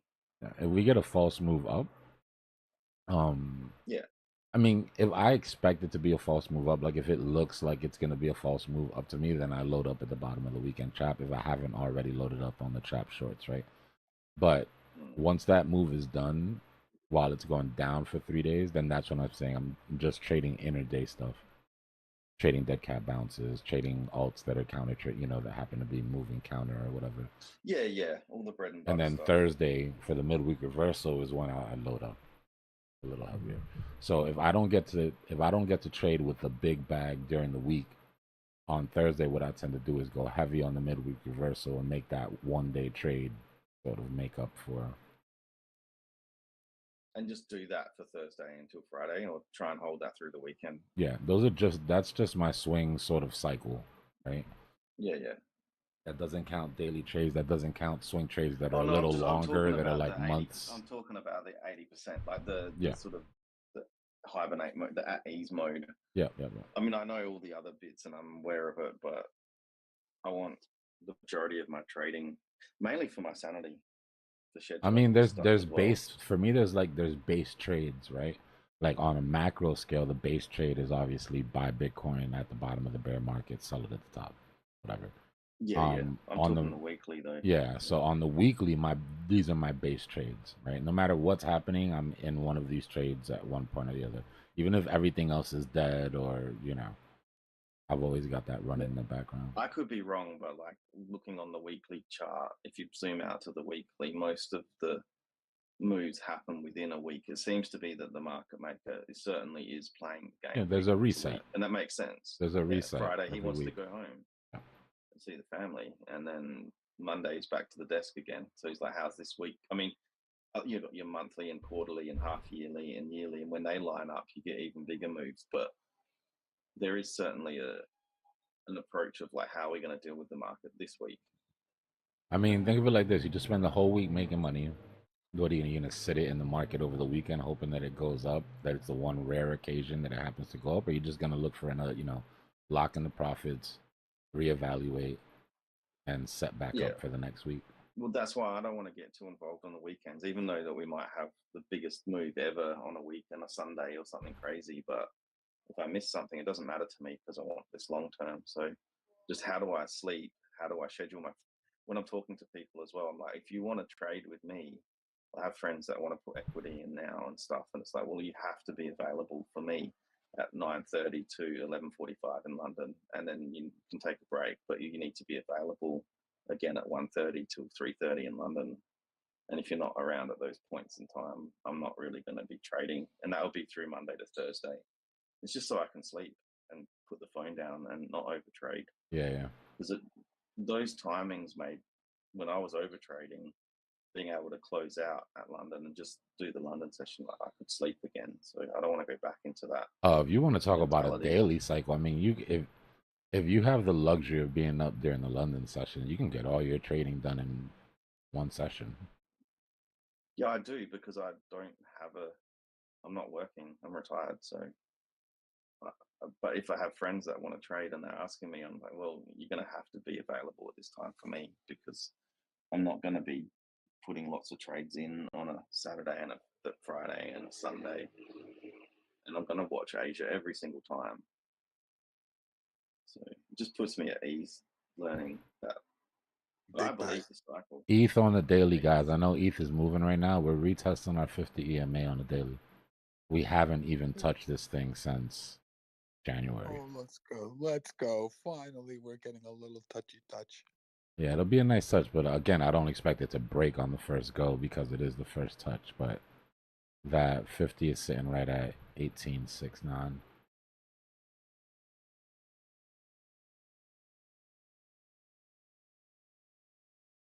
But we are curling up, breaking local highs. We're getting out of this cup and handle sort of situation that we have here on the hourly.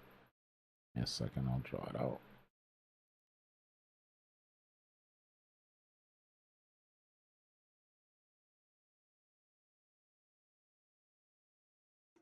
Hondo's back over $1.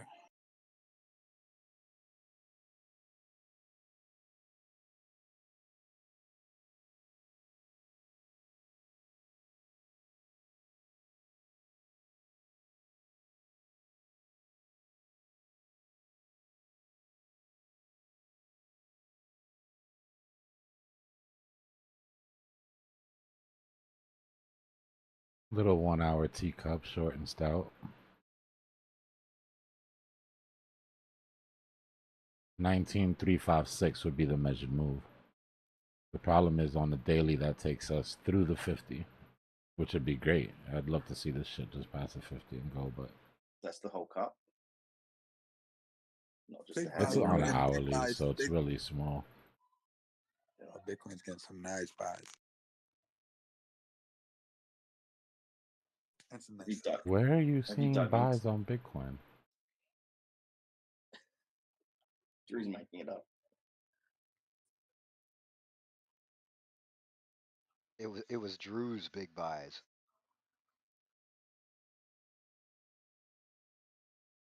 Have you dug into the Ethereum upgrade news I almost yet? threw my mic. I almost threw my mouse off the table. Got excited. Drew's hyper excited about Ondo. My bad. Yeah, I have my Ondo chart on. Oh, it was Anto? Okay, that makes sense. Can we check Have you the dug heat into map it? for Have you dug BTC? into Ethereum yet, Dbloc? Dug The into upgrade what, next like month? bought some? The Or Ethereum, like the next upgrade. Is yeah, this gonna reduce there's the hype fees and all yet? that. Yeah, it's cool. At this Is it point, if gonna you reduce the fees? nah, Is that gonna? in a yeah, but not directly. I have. Oh, not. Yeah, okay. It's like what they did last time, right? Where it got cheaper, but it got cheaper for L2s. Yeah, because they provided an extra block or something for Yeah, L2s to. yeah.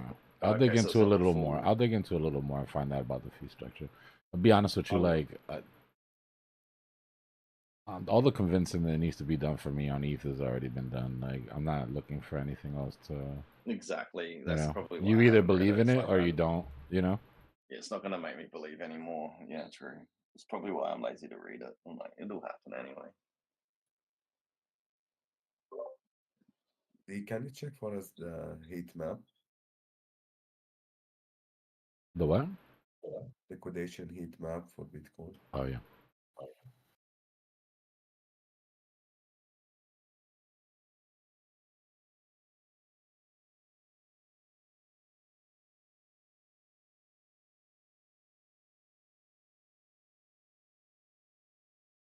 Well, let's look at the order book first. 500, 600, 2,000, 2,500.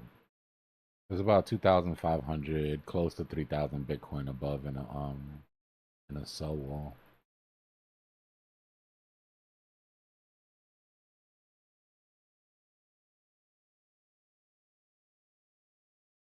And there's a decent amount of liquidations that could, I mean, we could use to squeeze to that level, but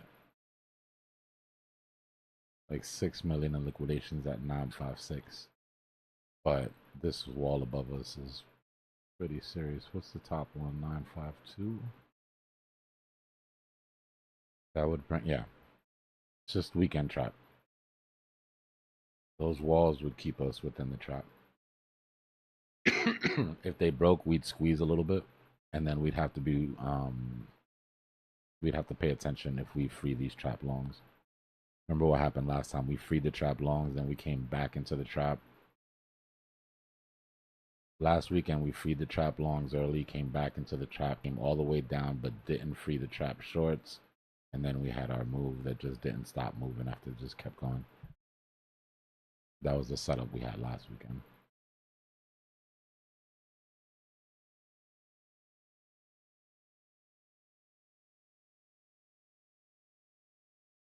The ETH heat map is boring, but you know what's not boring? Look at the ETH.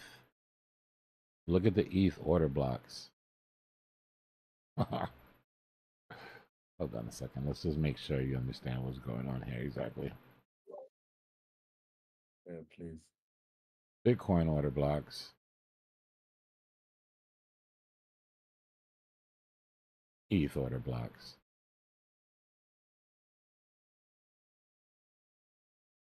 Hardcore price suppression, bro. This thing has been suppressed. I mean, look at how far back we can go and see this price action. You're unadulterated, loading up, bringing price down, loading up, bringing price down, loading up, bringing price down. Now there's a little bit of big buys coming in. Let's go, Ondo. Yeah, Ondo. Of big buys. Big buys. Little bit though. Medium-sized buys.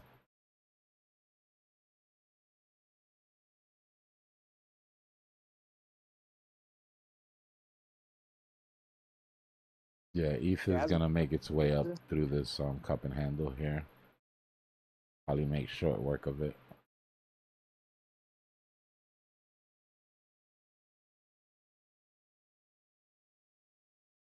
You still think ETH is gonna complete the shark, or do like a big?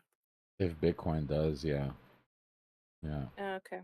If Bitcoin gets that retracement mid-80s, I expect ETH to come down with it.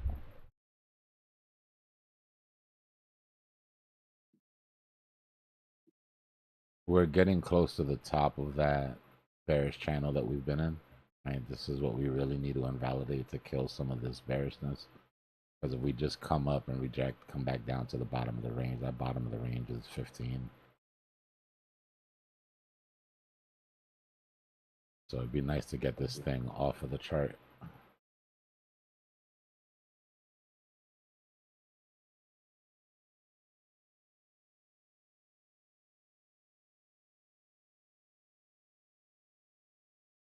Silly question. You think Vader AI is gonna pump on May 4th? Oh shit, that's funny.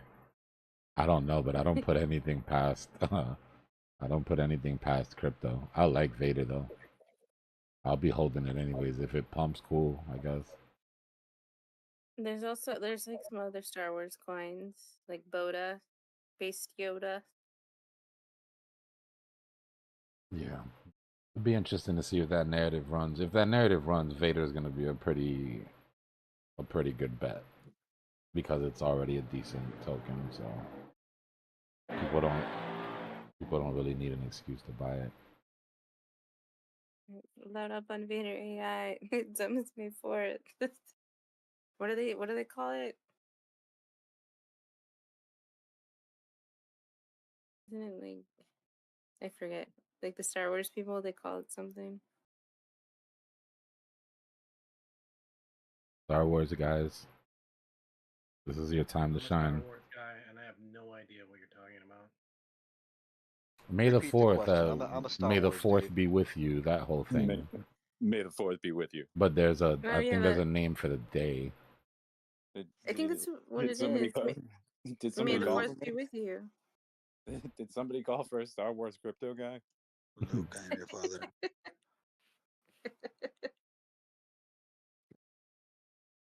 I think that's what it is, isn't it? May the 4th be with you.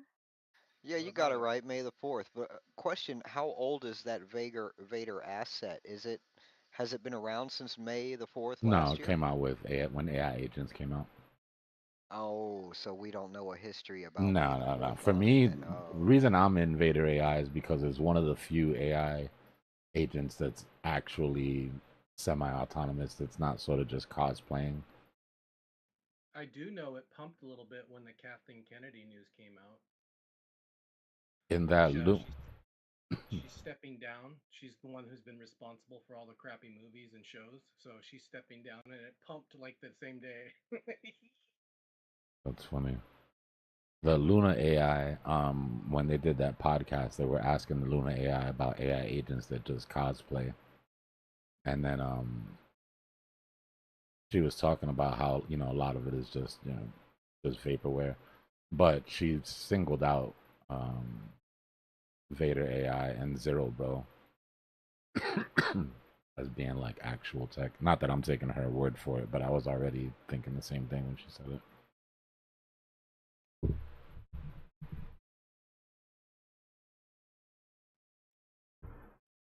Yeah, Scoob, she's stepping down in August, and everybody else is gonna. All the people that have been making the good shows are gonna take over, like Favreau and whatnot. Hey Kelly, that Vader is VADOR. VADER AI. All right, thank you. If you're feeling like really degen, there's the ticker's Boda base Yoda on base. But that's not nearly as that's just like a shit coin. I will. Okay, thank you. Yeah, because I didn't even know about Vader. If anybody Vader needs that Vader list of AI went if like anybody really needs that hard, list of didn't it? AI agents I put out, just let me know in the chat and I'll post it. Like how high did Vader AI go? It went really hard, didn't it, in December? I took profit too early. I know that. That's one of the ones that we got into right after Christmas. But I don't remember what it got to in market cap. I know it gave it all back for the most part. Most of them gave it all back.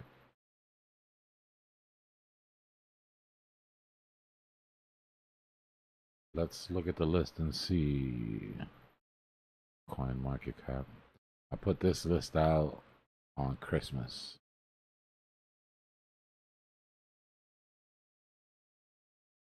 Is your Christmas list the same? Yeah, this was my Christmas list for AI agents to Santa. Vader, like all of these are on here. Virtuals, AI16C, Frasier, AI XBT, Human, Zero Vader AI, Luna, Sequoia. You know what? I don't even really like Sequoia anymore. I don't know if I should take it off of this or if I'm just being biased. Yeah, screw Sequoia. Yeah, you're out of there. Eliza, Agent Layer, Freya, Game, Agent S, Dora. I'll just come to you like in 4 months when that thing 1,000 X's. Like, remember when you made me delete that shit? Octavia. But yeah, these are just the ones that I've looked through that have actual tech that I don't consider to not be not be vaporware.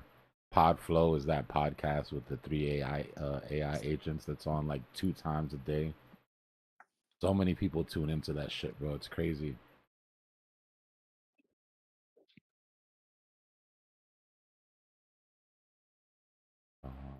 There, copy. All right, I'll put it in chat, in YouTube chat.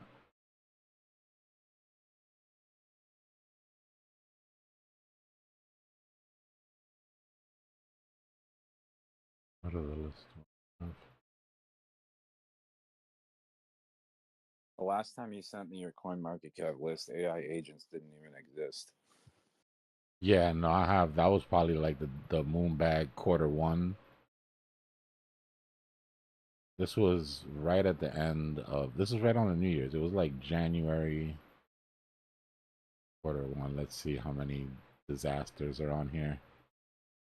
This was a really wide list though. This wasn't focused. It was gaming. It was everything.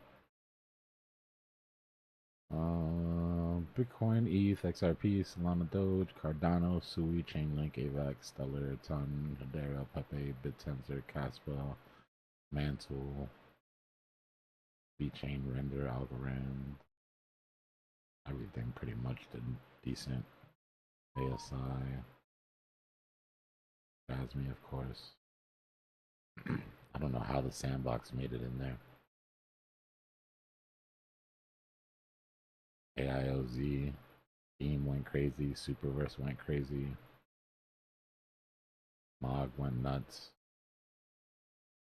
Echelon Prime.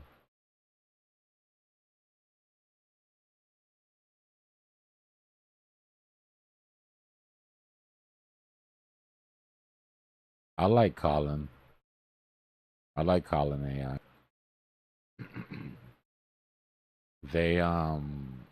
They were the first ones to really go crazy with the whole swarm idea.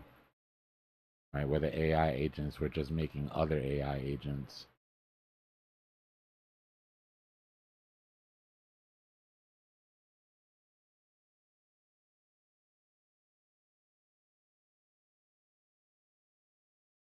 I haven't looked at the chart in a long time though, bro. I'll be honest with you. Let me see what Colin looks like.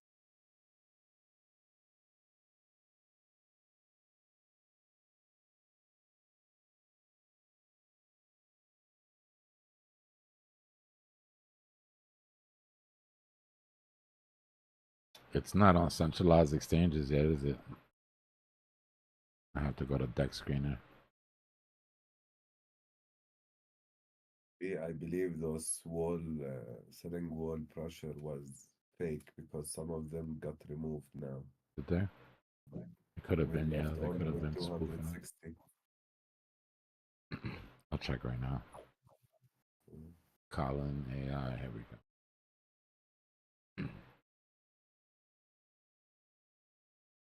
Oof. Yeah. That thing got wrecked. I mean, it's been making higher lows since March 18th, but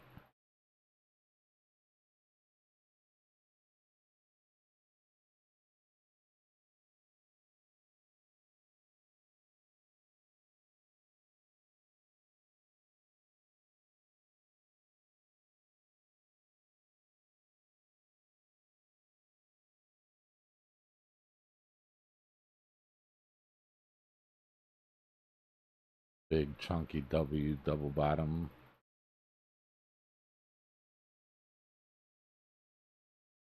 It's had a little bit of trouble breaking out of this thing.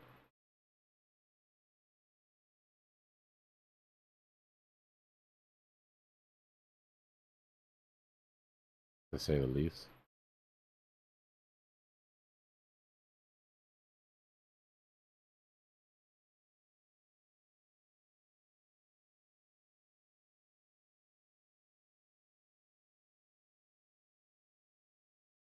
Yeah, it might be time to start at least keeping it on the watch list.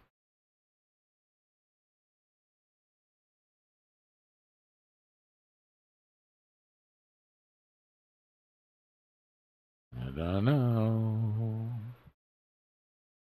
Measured move would be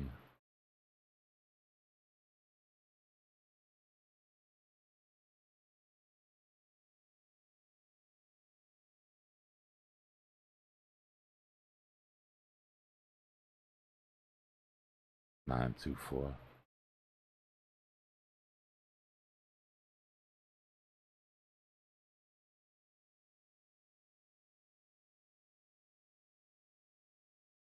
My food's almost here. My head is pounding. That should stress me out earlier.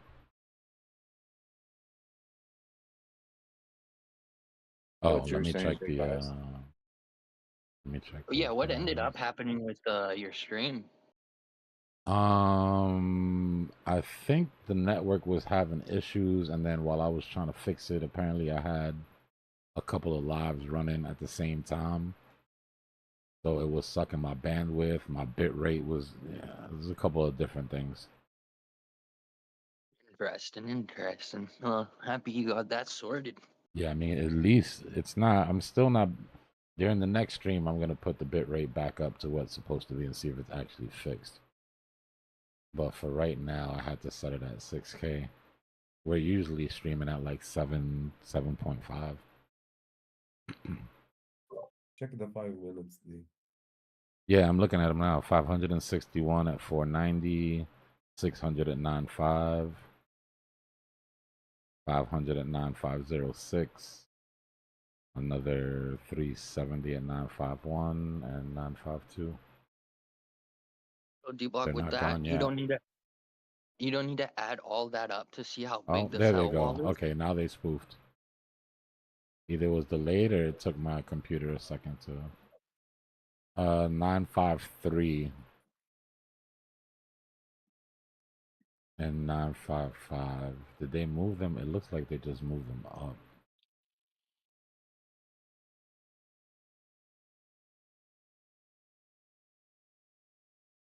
Yeah, it looks like the three biggest orders moved up. Excuse me.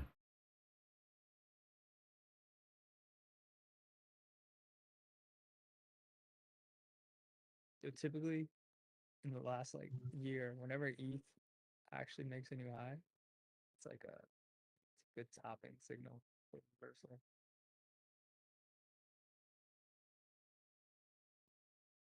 Well, I expect Bitcoin to go sideways for the most part. So your only danger, really, in my opinion, with alts is if this bull flag breaks out on dominance.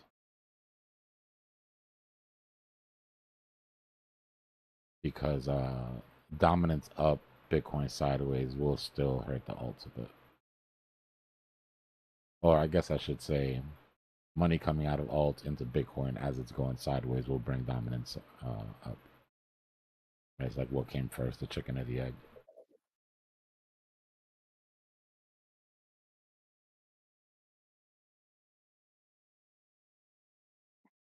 The egg. The egg is the easy answer. It's the only correct one. Unless you believe that the only animals on the planet that lay eggs are chickens, then it's an obvious answer. Chicken came from a chicken egg. A chicken egg came from, first of all, something that wasn't a chicken. Yeah.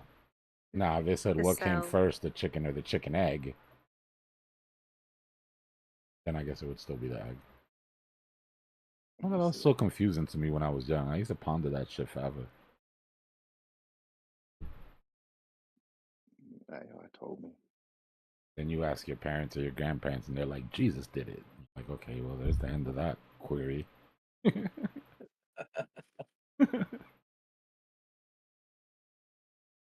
Stop questioning me, boy. Go outside and play.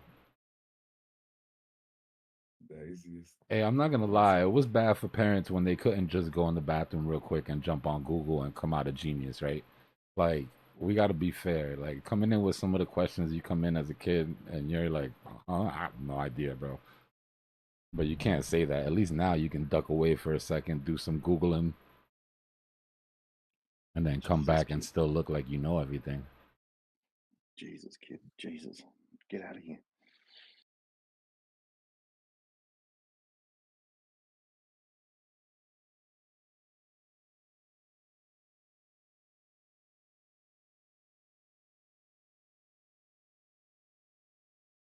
Yeah, bro.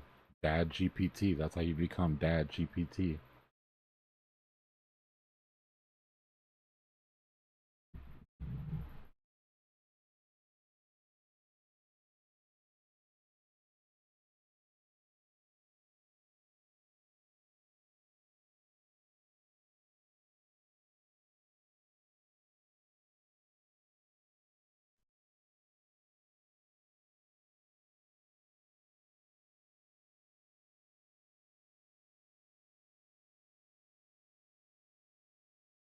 I use DeepSeek more than any of the other ones, Gerald.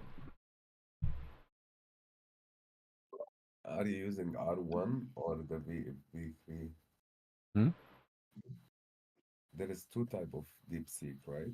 I'm using the web based. I'm not running my own.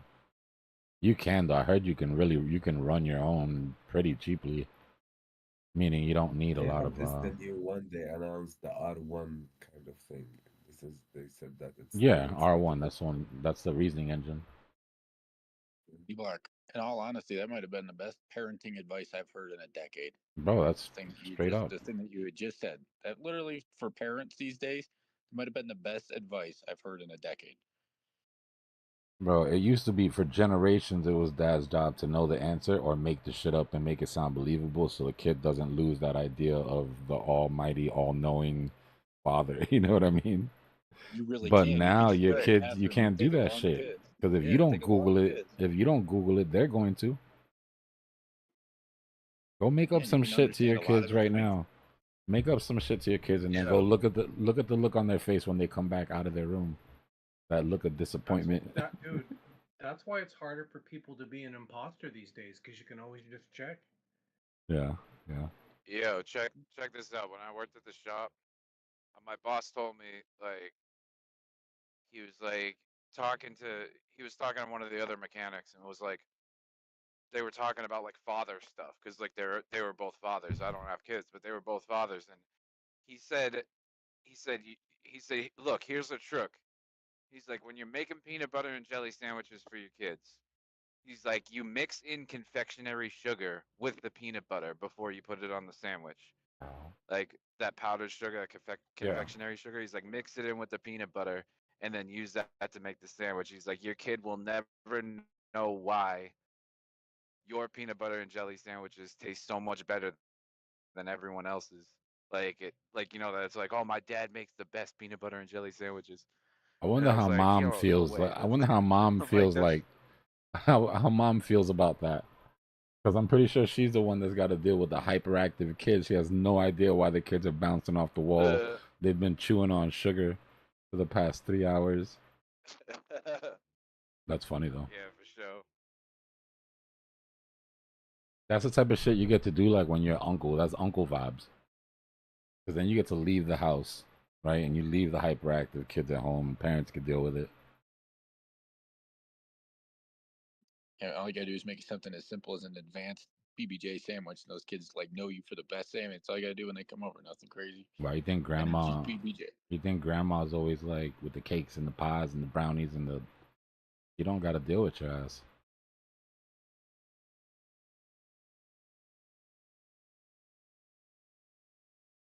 Yeah, and then you just give them back.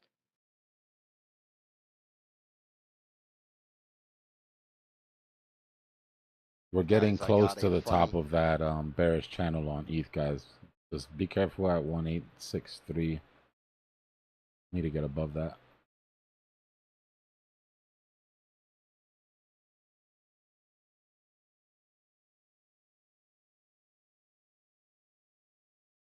I think once we get there, then we get a rejection.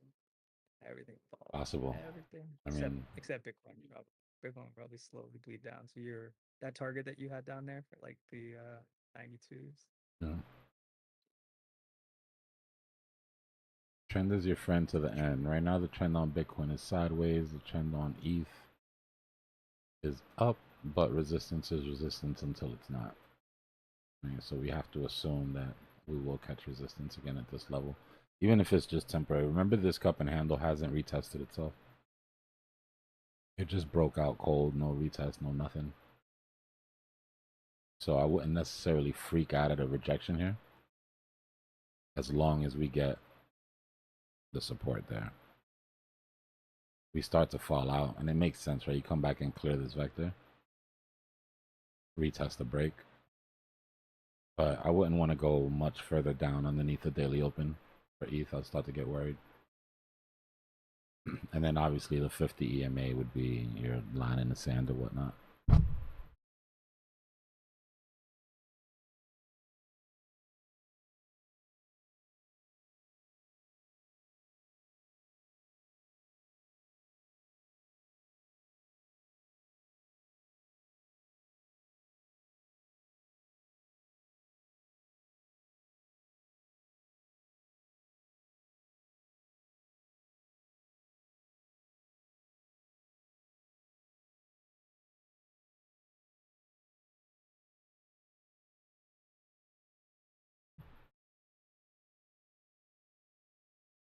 My food's here. Let me go grab my food. I'll be right back.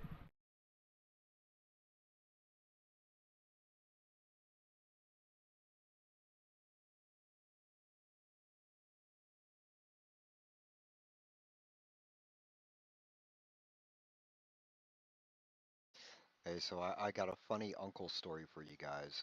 So when I was a teenager, young teenager, you remember the older cars? They used to have the high beam button on the floor, as if you had a clutch back there on the left side back there.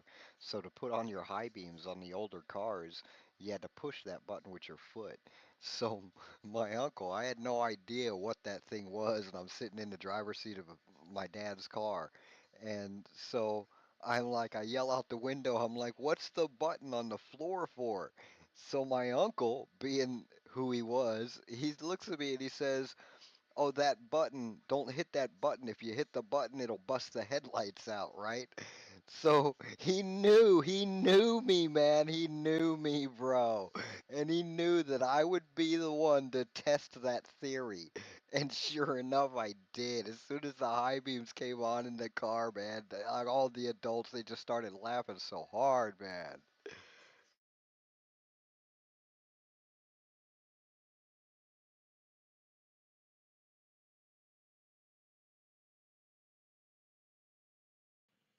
Mischievous.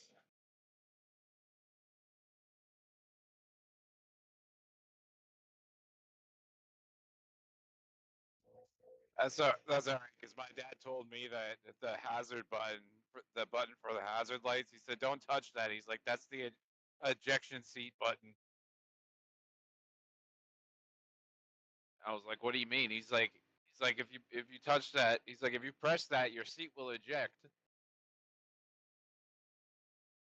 And I'm like, no way. But for like 2 years, I believed it. That I had to wait until he wasn't looking one day, and then I got out of the seat and I pressed it, and just some blinking lights came on, and I was like, yo, he's lying.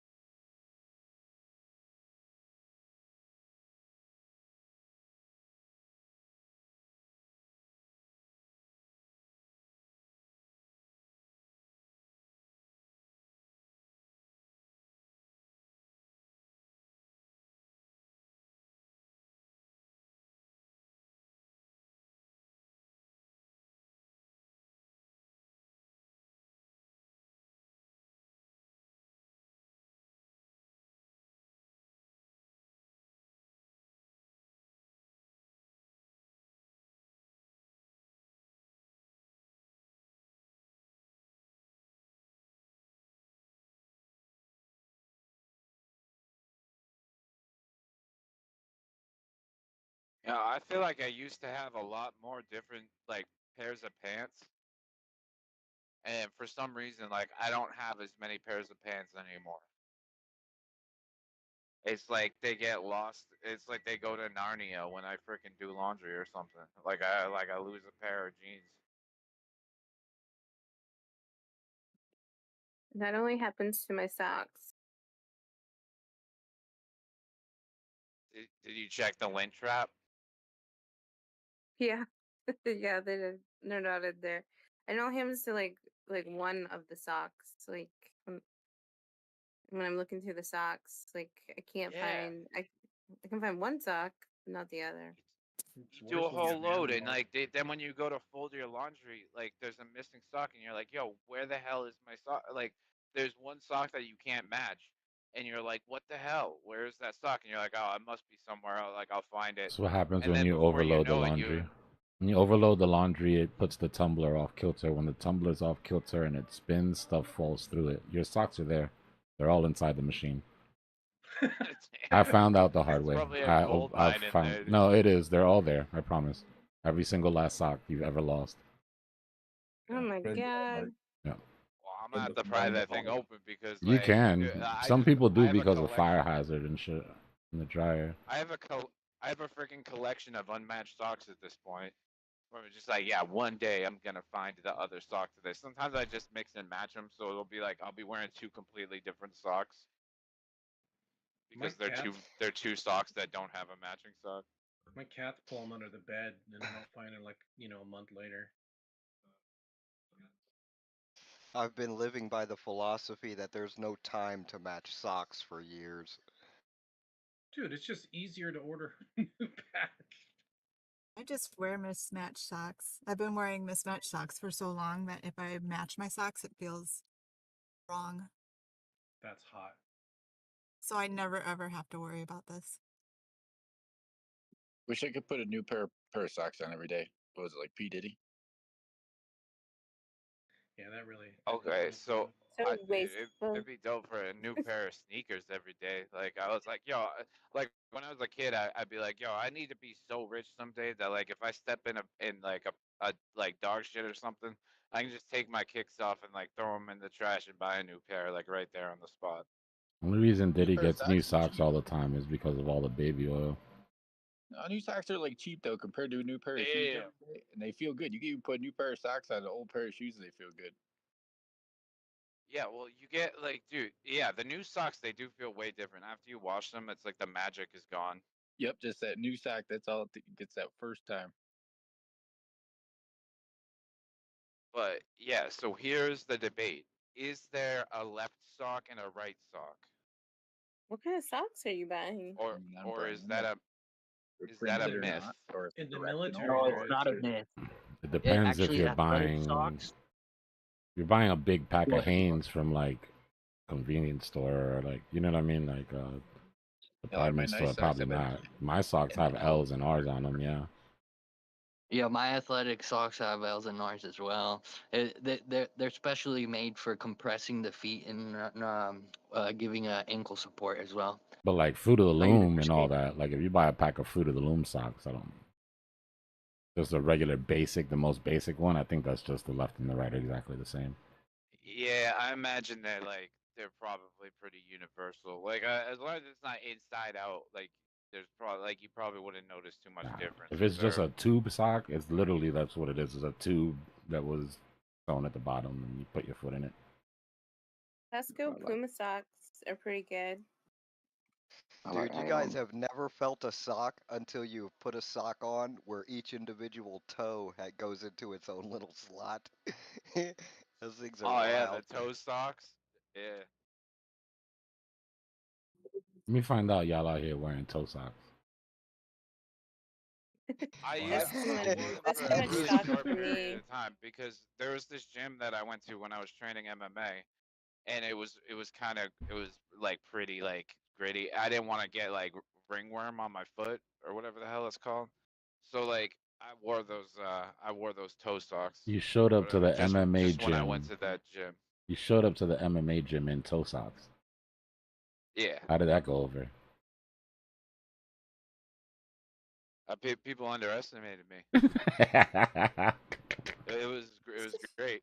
You'd be surprised how DEI they actually are. The old school DEI. What does that have to do with toe socks?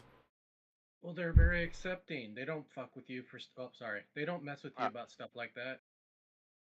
Funny. So it was like this. It's like, okay, wear the toe socks and look like an idiot, or get ringworm, or whatever the hell it's called, like some weird kind of athlete's foot. And that gym was gross. When I was going to Busch Gardens, they had, your water park also, and I even had a pair of like beach like shoes. They were kind of, they were they weren't flip flops, but you could put your each individual toe in the beach shoe too, and it was like a kind of like a sandal sort of. Those things were wild. They were so cool, man.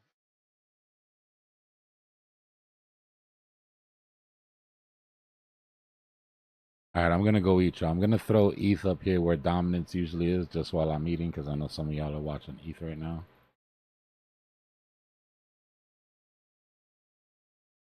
I'm gonna go play pool. Y'all be good.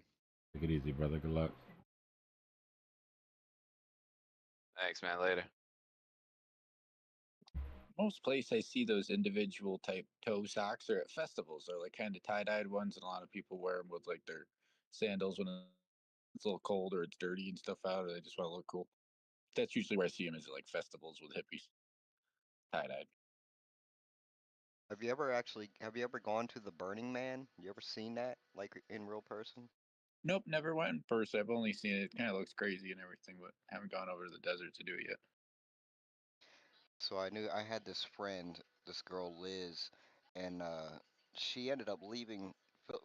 We knew each other in Philadelphia, and she went to college with my brother in California, but she lived in Philadelphia, which was where I happened to live. But anyway, so living there for a while, she ended up getting into a little bit of trouble. So she straight bounced left state and went and joined like a hippie commune, and they practically lived at Burning Man. Practically.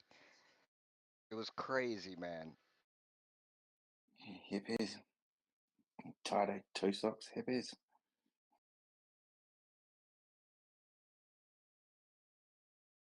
So here's where the crazy part gets, right? So after like she's gone for at least a good couple of years, right? So then I end up moving out to Los Angeles. And then while I'm out there, she find we talk and then she finds out where I live, so she comes to visit. She came and visited, right? So when she took a shower, bro, she was so filthy, bro. It was insane the amount of dirt that came off of that girl because she was just a straight up hippie, man. I think living out in the desert, it was the craziest thing ever. It's the only Would place you can never. get a venereal disease without touching someone.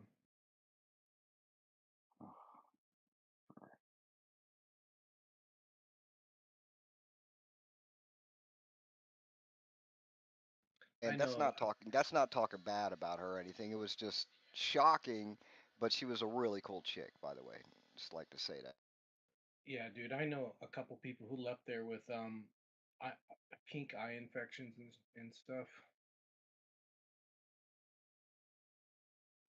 Just sounds horrible. I mean, you gotta be Yeah, I you mean, gotta I be can just dedicated. imagine what's going around out there, bro.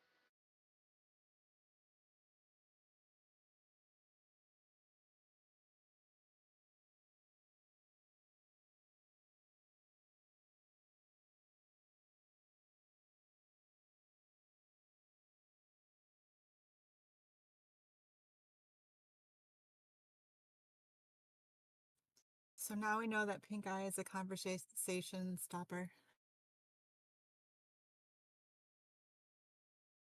I will remember this in future conversations that I have. Yeah, just don't go to Burning Man. You'll be all right. Is a pink guy from getting poop articles in your eye? It's from many bacteria. It's just not That's that. why it's a conversation starter. Oh, I was gonna say something and I forgot after you said that. My bad.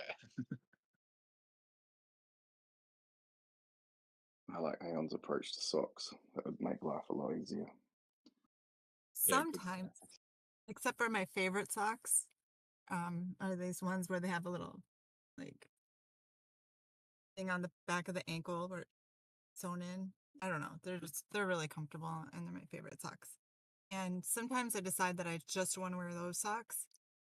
And then I'll be looking all around and I'll find one and then I'll finally find another one and it's matching. And I'm like, oh, and I can't do it. But most of the time, yeah, it's great. And then you can also, like, right now I'm wearing one polka dot sock and one plaid sock, and the colors go together. They like mismatch. They match.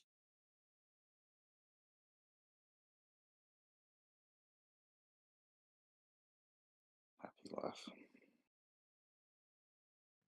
Yeah, ideal design. That's no joke, man. Like the studio I go to with my son, it's actually really clean. We actually go home smelling like bleach because he's just super paranoid about that.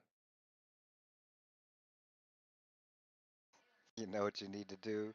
You find yourself your polka dot socks, right? That's got a pattern on it, but then your other sock, it's got a smaller polka dot pattern. It's the same polka dots, but different patterns of polka dots. Yes, I've done that too. The thing about the squares and the dots is it's a design thing. You know, contrast. Um, Contrast is part of design and art. Also, this yeah, I like the smaller and the bigger polka dots, and then the way colors interact with each other too. But a lot of times, I'm just really tired in the morning, and as long as they fit the same, that's the criteria. What was that girl? I don't know if it was the 70s, 80s, or 90s where she wore the different patch clothes. Punky Brewster. It could have been, yeah, where her socks were always different and she had patches on her pants and she had cute little Punky Brewster. Yeah, maybe or something patches. I don't know. I think it's Punky Brewster. I know Yeah. Punky Brewster did that. Maybe that's where I got it from.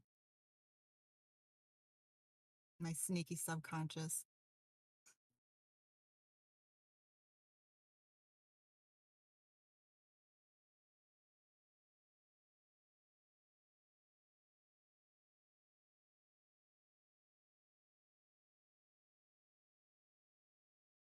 I did look up to her though. I think I wanted to be because she's so edgy and Rebellious.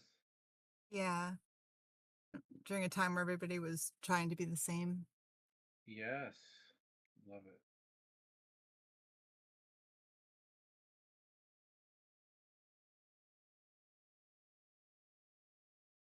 I'm aging myself a little bit there. It's okay, I don't Me care. too. I mean, I what is mean, acceptable on TV now compared to, say, the 80s? And hell, even the early 90s wasn't as crazy as TV, like, after 2010, man. They just gone buck wild. The see stuff, that it wouldn't be allowed on TV back then. no, I think like so it's so weird because it's you're right, but there's like certain areas that were around then that can't be around now. Like they've banned some of the old school cartoons that had like like what is it, not Daffy Duck but Elmer Fudd and stuff like that because it's like supposedly racist. So it's weird. It's like I You know, agree. the word. There's stuff that goes on today that's like super crazy, but then there's also stuff that's super that was offensive back in the 40s, 50s, 60s, in cartoon wise. That is.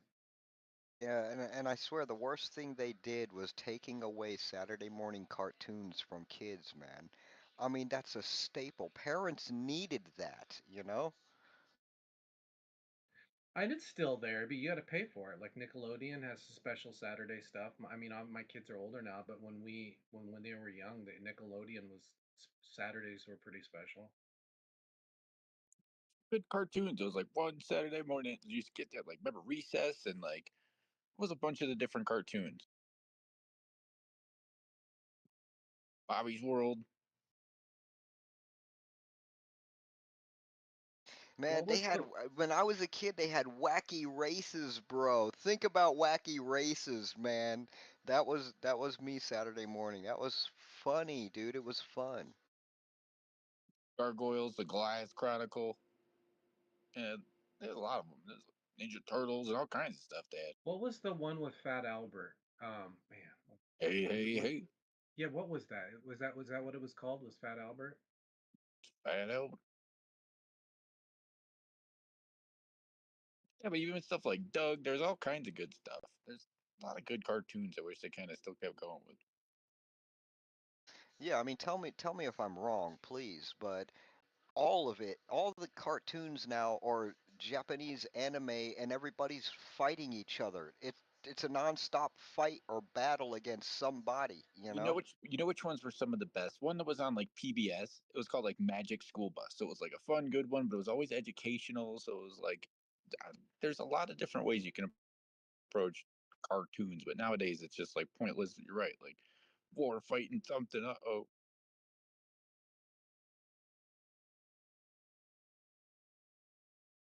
Or there's so many adult cartoons now. Well, they have been for a while. Like Bart Simpsons, Simpson. Family Guy, Yeah, a bunch of them. I can't think of any right now. Now that Futurama, all those ones. oh, I love Futurama. I mean, bro, I watch some South Park practically every night because it's so funny, man.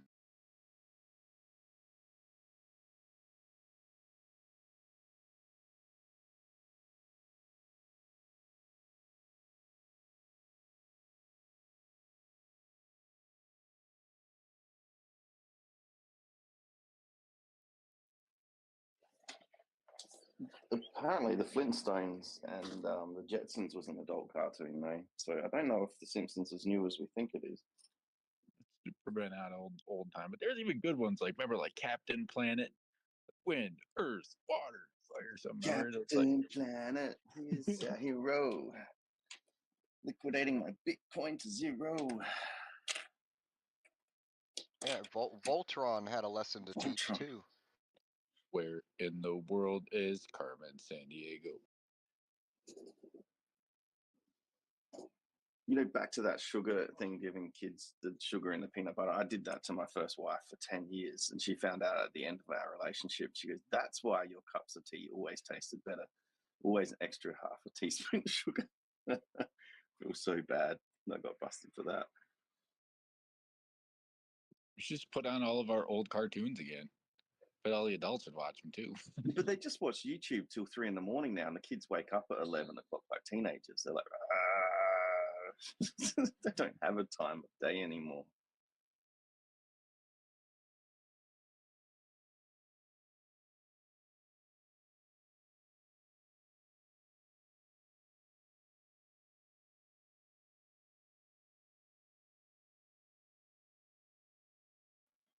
Kids are My 24/7. grandmother told me not.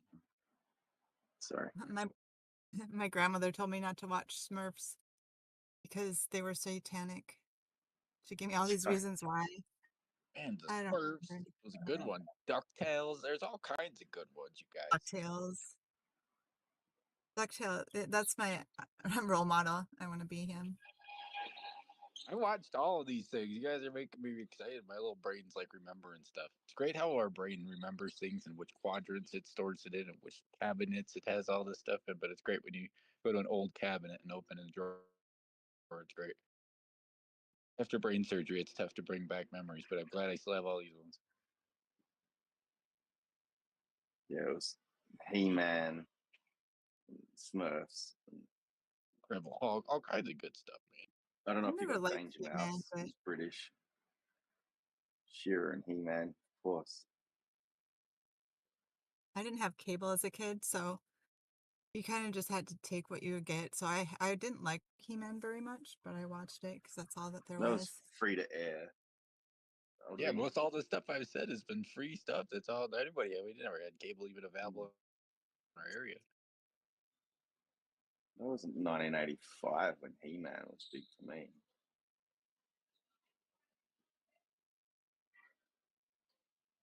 Even like the basic stuff, like Sesame Street, you know? Yes. 1, 2, 3, 4, 5, 6, 7, 8, 9, 10. The Marbles and Big Bird, Oscar the Grouch. That stuff was awesome. You forgot 11, 12. I know. I get too excited, man. I'm chill. Get really excited on the Marbles. I knew right where you were going with it. It was perfect. One. Breakdown. Two.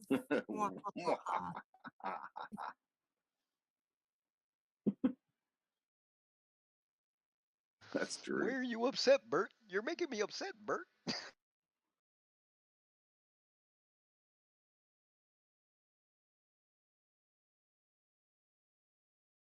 You remember that Bananas. guys, Bert and Ernie?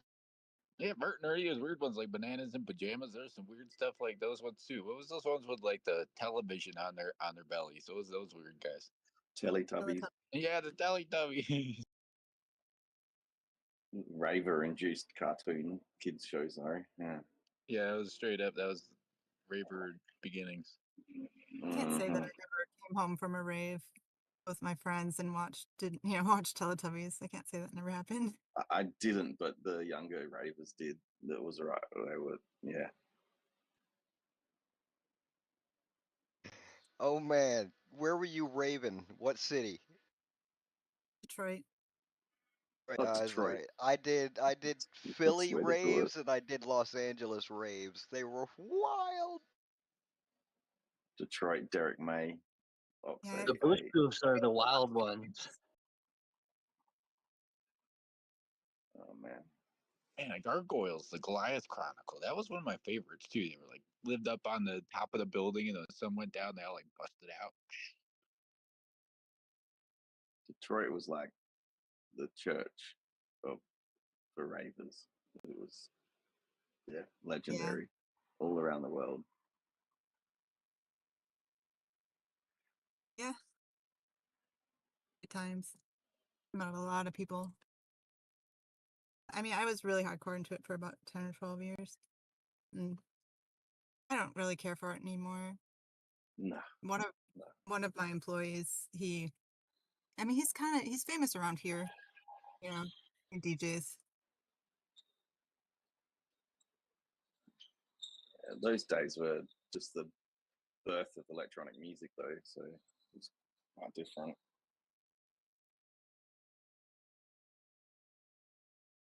We're too old, Aeon. We remember, but I can't do that anymore. Yeah. Yeah. It's not the same. But that's what old people say. Yeah. Then kids.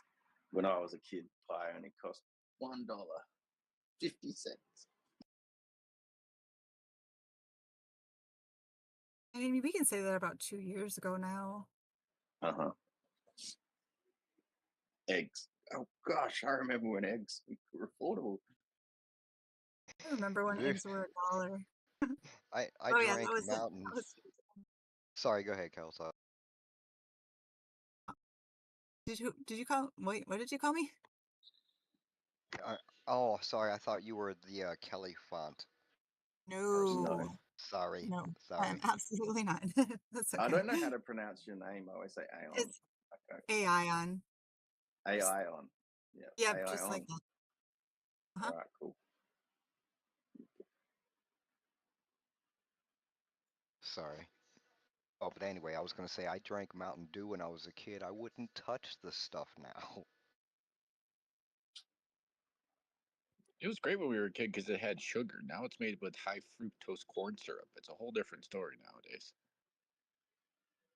The only place I see that's at KFC. I don't know if they have a KFC there, but They got the Baja Blast. I like it there, KFC. Do you know when they started doing that the corn syrup, or whatever you just said, rather than the sugar? It's been a Ages couple ago. decades.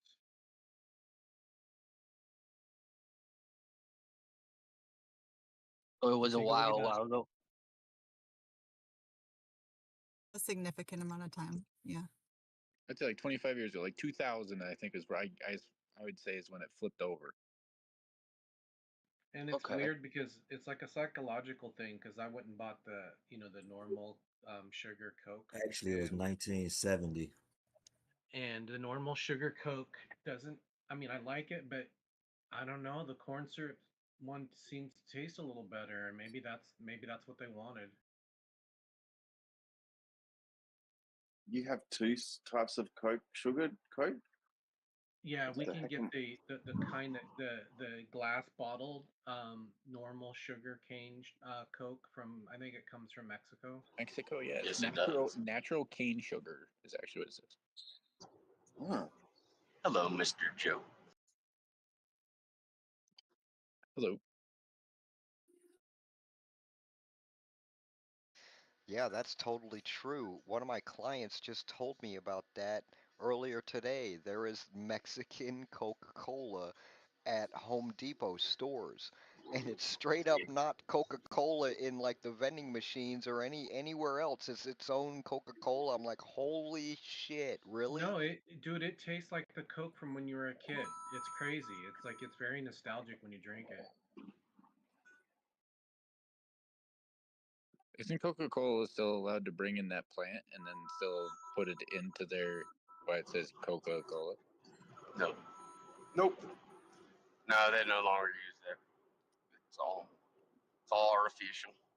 Still addicting though. I restrict myself to one a week, but I used to love that. I used to drink that stuff all the time, but not anymore.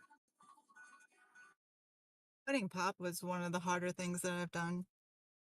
I mean, you get like this feeling like of total deprivation. Big buys, big buys. Yeah, It's no, a it's hard feeling. if someone asks me what is your like sin, like what is your Achilles heel, I guess, and that was it. It was hard. Now I'm used to it, but at first I went through withdrawals. It was nuts. No one drank water in the 80s and early 90s. It was very, very unpopular to drink water. The other one is diet sodas when they use aspartame too. It's so like a diet soda's a whole different animal. Yeah, man, I can't. I mean, we knew that when we were kids that stuff wasn't good for you. And people are just like, well, I didn't know. I don't know why I got stomach cancer. You've been drinking that crap for 30 They years. still have it here, but they banned that in Canada, right? Aspartame. Man, There's don't know aspartame why. in everything. When I was keto and I would still have sweet things. It was so hard to find anything with that. Sorry, I didn't mean to interrupt. Oh, Sorry, you're good. huge I'm not buys really coming talking about through. anything important. I'm just kind of rambling.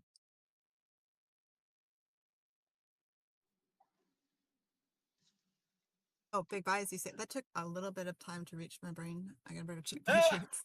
There we go. That's Yeah, great. speaking of big buys, STX is already broke 91, and it's been doing good for the last hour. Heads up. Stacks. Hey, what's up, guys?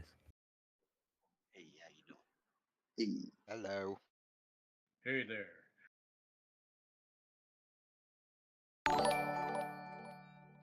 Man, we should have all just been stacking stacks. It's pumping. Stacks on racks. People forgot about it a few months back. Just broke. Yeah, it just broke back up above 90, which is where it was about 2 weeks or so, or roughly maybe ago. And so now she just creeped right back over up that and above it just in the last hour. So it's doing something. What's been ripping today is my Vera chain's been ripping up there.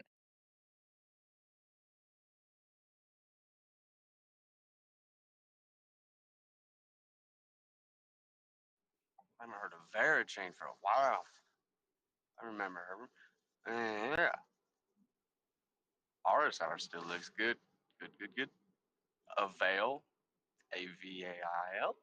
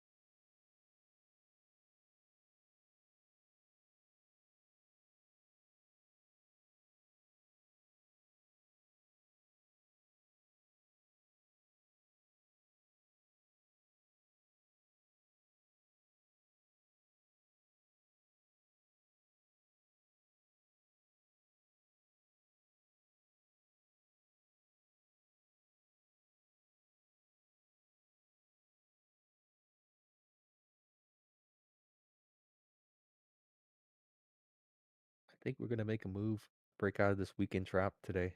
The top of it, at least.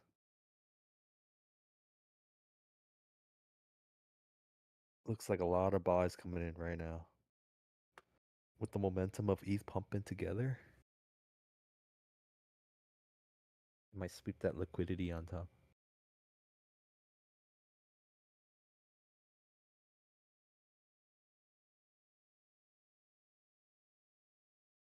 This is how it starts. This is when everybody gives up on stuff, and all of a sudden it turns around and they don't know why, and they're looking for news, and there's no news. It's just that someone decided to turn the switch on. Yeah. I mean, I'm not It's been saying this is it, but this is how it starts. it was sideways all day today. It's literally just sideways all day today. I think it just now kicked in.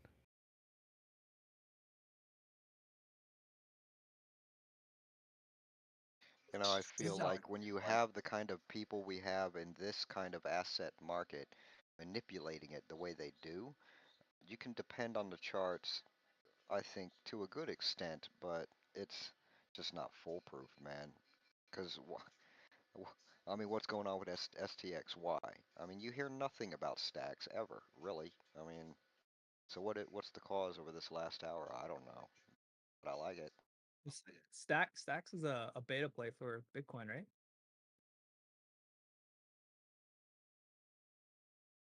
Yeah, I mean, I'll be straight up with you, man. I didn't know anything about stacks up until, say, maybe a month ago at the most. And so I then think it runs on like Bitcoin's network or something. So it moves. It front runs Bitcoin, and it definitely moves with Bitcoin more than any of them. Thank you for that info, bro. I don't know if it uses its network, but there's something with it, like network related.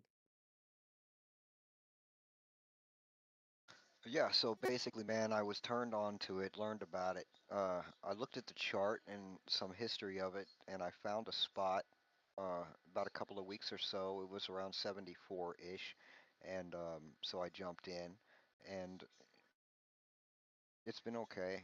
And I kind of went into negative some, but now it's back, and it hasn't been destroyed anyway, so it's okay. It's working out.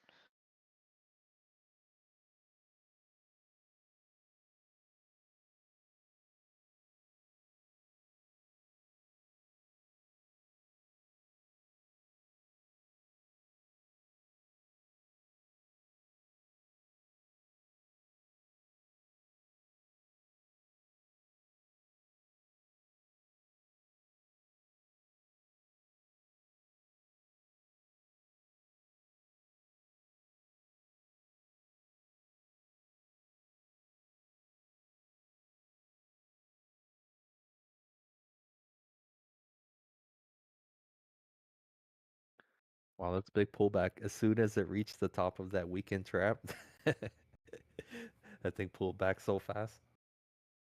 It seems kind of like Bitcoin's falling a bit of Ethereum.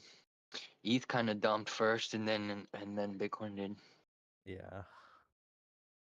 Dude, That every supply time line? for the past year, whenever ETH like tops out, we have like a market wide downturn. It's been like that like every time. A retracement? Like a retracement? Yeah, like a retracement. It's like That's good, the y'all. supply line right there, the POI, the point of interest supply line. That it makes that supply line look like nothing. It's right there, but it's like just going up and down right through it like nothing. It's hilarious.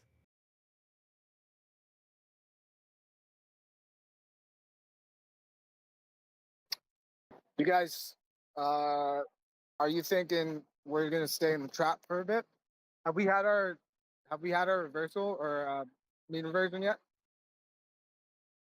No, not yet. The move hasn't gone through. But then again, it's Saturday. It's Saturday, so it's a little bit early. Yeah, I'm trying to set my target right now because I had a short that opened just when we topped out at 95.3. And I've been at work all day, so I'm just catching up. Did you put a limit by 95.3? Yep. I have a limit by. I think it just got triggered just now on Bitcoin, Yeah. correct? Yeah. I had a Yeah, limit buy at 95.3, 500x. yeah, it just Uh, came up. It just came up, and I think you triggered your limit buy. But be careful. I think it's volume's kind of in right now, but it's dumping, so you should be in the positives right now. yeah, or yeah, I have a Big, limit big short. dump across That's what the I'm saying. market. Sorry. Yeah, limit short. I mean, I'm sorry. Yeah. Yeah. So hopefully, I mean, I have my take profit like for all of it. I have my take profit at like 80, 83, 84 or something like that. So I'm thinking I might taper down from like bottom of the vector gap, or the bottom of the weekend trap, and then maybe hit a couple of targets further down just in case it keeps going. And just try to keep an eye on it. Yeah. Well, for the Go ahead. analyst standpoint, we want to sweep down, sweep the liquidity on the bottom, and then if anything, free the trap shorts. That way, 3-day or three next Monday, Tuesday, Wednesday, so that way we can move up. But that's just a suggested move. But you don't know. You don't know Yeah. what market maker wants to do. Yeah, for sure. I mean, we'll see, right? Yeah. So it always goes. We haven't gotten that move down to, what is that, 92.8 or 92.9 or whatever. Yeah, not yet. Not yet. So, and I think at this point we've been up here long enough. I mean, we could make that bigger move down, that we were talking earlier in the week, but I'm not too sure, because I mean we've been up here for what, 2 days, 3 days now, Yeah, something like we've that. been holding above 92K for really strong support there. So I don't know. We might not get that move all the way down to retracement. I think Dbloc's. I talked to Dbloc yesterday, and he was saying that it's all depending on sentiment and FOMO. If the market market maker will only they'll do their thing on a TA standpoint, but Yep. if FOMO and If sentiment's retail there, is pumping a lot, then they'll just let go of the wheel. They'll just they'll follow along. yeah, they're not going to fight it. I mean, like, it's good for them in the end. If the price goes up, they're still catching licks on the way down, on the way up, anyways, right? So Yeah, and then like we were discussing yesterday. I mean, all the brunt of the tariffs is the worst is already in. The market's already swallowed it. Already, it's already made its move. From here on out, it's just good news. Like there's nothing worse that could happen that could bring the market down. Yep. Hold my beer. Like, no, I'm just I kidding. mean, hey, you about to put in that $2 million sell right now? Is that what's happening? Nope, we're still pumping, even though you guys think this is the top. We going up. We're not done yet. I'll be right back. Hey man, don't fuck it up too much, all right? Oh, excuse me. Sorry, I realized what I did. Yeah, no, I'm definitely hoping. Like, honestly, at this point, I think we've got good market sentiment. We're holding pretty strong. I've got shorts. I've got shorts that go all the way up to like 99, 100, just under 100, and then I've got longs at like each step. So like if I come back to a step, I got a long that triggers then that's gonna come back in and hopefully catch the ride back up. But at very least, I'll get like a good window here, kind of from bottom to top, and it's pretty much set where that weekend trap is. I'm a little lower on the long, so we might not hit. It might not trigger my long if we hit the bottom of the trap, but we'll see. Boss.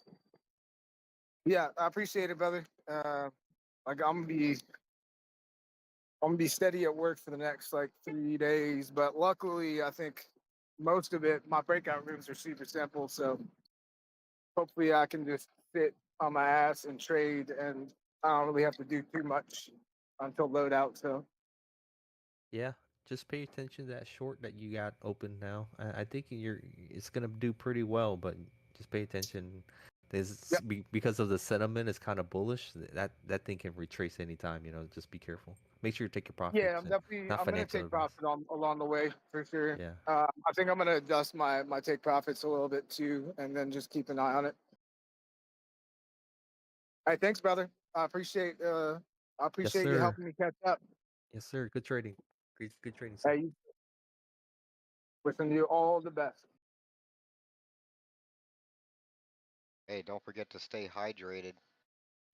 I am hydrated and I'm also currently dehydrating, so that's good, right? And hot pockets. Lots of hot pockets. I just had a crab cake. I got some comos. If anybody knows what that is. If not, you should find out if you partake. And if not, don't worry about it. My man said he's gonna be glued to his screen for 36 hours, man. Be ready, boy. Yes, sir. It's my one night to have a little fun before the show goes. Then I gotta be in professional mode for the next 3 days. And that's like pretty much back to back double. So I'll be here at like 6 a.m. and hopefully I get lots of time to look at my screen. Cheers, y'all. Y'all have a good night. I'll catch you in a bit. Take it easy.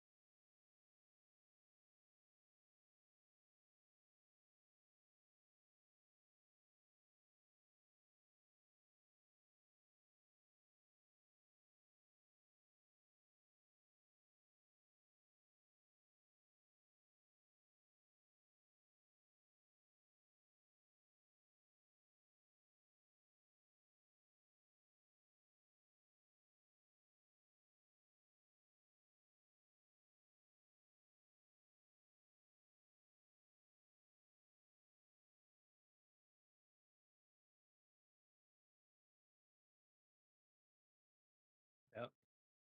Tell me, man. Whenever ETH moves, everything else dies. Look at Solana, it's knifing.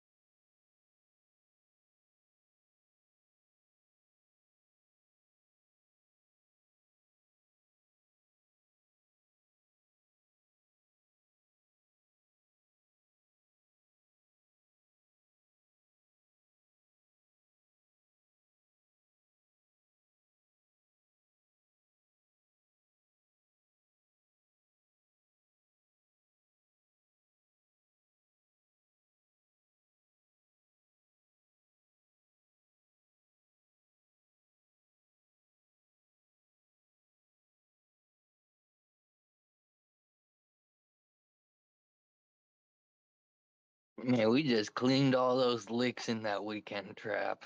Yummy, yummy, yummy.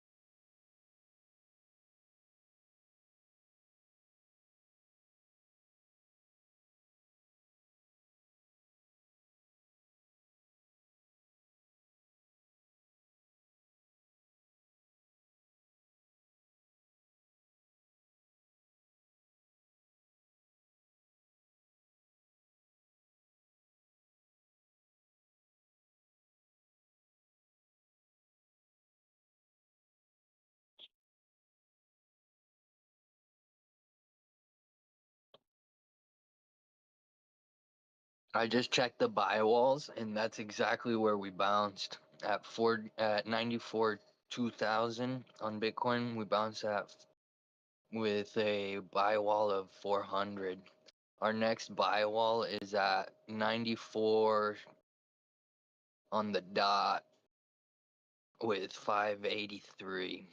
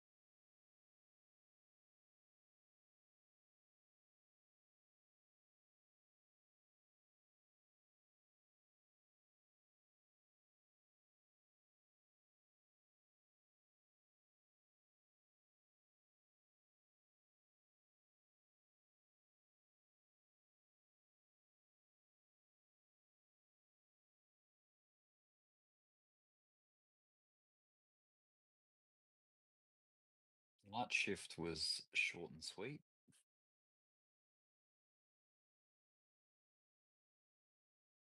Looks like there's a little bit of a downshift on Bitcoin. Bit of a pullback. That was straight murder, bro. Yeah. A Sunday candle, dude. Sunday, Monday correction.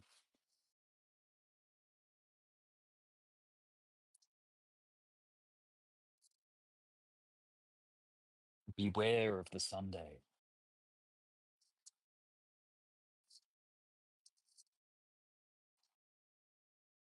Sometimes it can even hit Saturday night, US.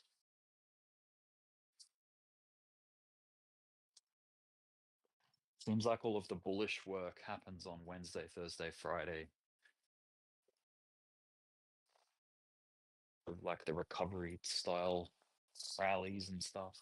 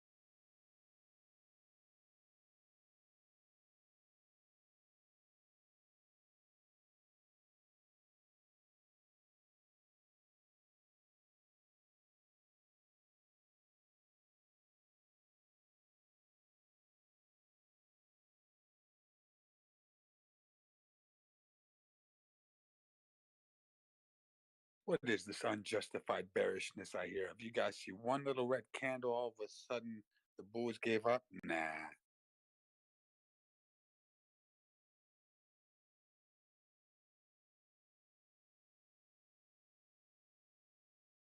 Hold my beer. Tis but a pullback to another entry, really, when you think about it. Yep, might make a nice little inverse head and shoulders on the smaller time frame here, as long as we can hold over 94,250 ish. Mm-hmm. If not, though, that might get pretty ugly. Oh, my cat's saying bye. Ooh. Oh, that's a bye. Goodbye. Bye. He's saying, bye, bye. Yeah, bye, bye, bye. Yeah, yeah, yeah.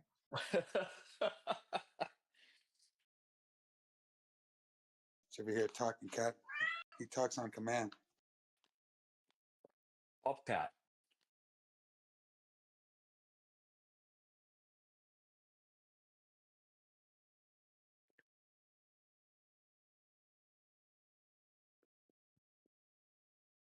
You still at the shop? I'm home now. It was a very short shift. 3 hours and 15 minutes. Oh, that's not bad. That's not bad. Yeah, Sunday rates. So you get a bit more. That's why the shift is so short, because it's expensive to like pay someone. Yeah. So yeah, man, I'm thinking this move. I mean, we've seen worse, but it was pretty violent. We got a nice pump up to what 95,400, dipped all the Oh way yeah. down to 94. So I think those Yep. quick moves are the ones that usually sustain the trend. Like when we have really quick moves, when it seems like it's Yeah. slow, a little more rounded topish and things like that, it seems like those are more definite reversals. But now it's like, since this was so quick and we didn't make a lower Spiky. low, yeah, there's no lower low yet. If the lower low comes in Mhm. soon on like the 15-minute or something, all right. But if it doesn't, it's this could just be a continuation, and we just had a little reset. Yep. Yeah. Yep. The highs are fantastic and everything, but the thing that really matters is where the supports come in. Like, we just want to make sure we're not dipping back below 90,000 and we're gravy, you know? And Yeah. I think it's, yeah, I mean, the stock market, the way that the stock market opens on the Monday session, like, that'll sort of set the tone for risk assets. But overall, still bullish. No problems. Yeah, I think we're going to be bullish until the Black Swan event hits. I think that's going to be the only thing that's going to stop this crazy crypto sentiment right now that's kind of popping off. You could see it in the media right now because we're in a bubble. We're stuck with an echo chamber, but outside the echo chamber, the chatter is getting a little bit louder about crypto. So I think that's going to help Yeah. sustain. And the actual real world impact of the tariff situation hasn't even taken effect yet. So we know that this crash was just all sentimental. Like, it was just people getting scared. It wasn't actually from, Yeah, it's more prices psychological. changing. Yeah, exactly. So with that in mind, it's because, okay, if the market can get freaked out so quickly like that, well, then the market can flip around as well, just as quick, like, and get excited about, rallying, that kind of thing. So yeah, if you can recover a sentimental crash like that pretty quick, I reckon. Yeah, I mean, especially. COVID, look at what happened with COVID. Like, that was a sentimental crash too, because everyone thought the world was ending, but it wasn't. It was, you had some, okay, the real world impacts were like supply chain, logistic, like, slowing down of that. So supply got greatly reduced, which pushed prices higher because the demand was still there for things, but the goods weren't coming through. So that's why I guess things boomed at the time. Like, you had like, price surge, inflation. Yeah, these Black Swan events teach us how dependent we are on some things, and we Yeah. saw the dependence, on how it's like every country saw how they were interdependent with other countries when they saw some of the shortage they had in supplies. But I think this next Black Swan, now that we understand that, and I think the public understands that, this next Black Swan is going to teach people how dependent we are on electricity. Yeah. And I think that's it could get dirty and ugly, and who knows? Like, COVID was bad, but if there's something that's long term, and like I'd consider even 3 weeks long term. Imagine 3 weeks no electricity, like major cities of the world with no Oh electricity. yeah, that'd be hell. Yeah. That's a long time without power. I had a power outage at my place for 22 hours, so it wasn't even a full day, and that was like really frustrating and completely changes what you do throughout the day, especially Yeah, at night. There's like no entertainment. There's nothing. I was just trying to Can't do imagine anything. what would happen to the crypto prices, just like, of course they Yeah. would drop, but like, if it just happened simultaneously, like how would people be able to react Yeah, and do to anything? log So in. would the markets just stand still? Like what would happen if, let's say, like Yeah. the main servers just went out? That means it would Yep. basically be halted, right? Yep. Who I knows? couldn't do during the blackout of the cyclone, like a few weeks ago in Brisbane, where I lived.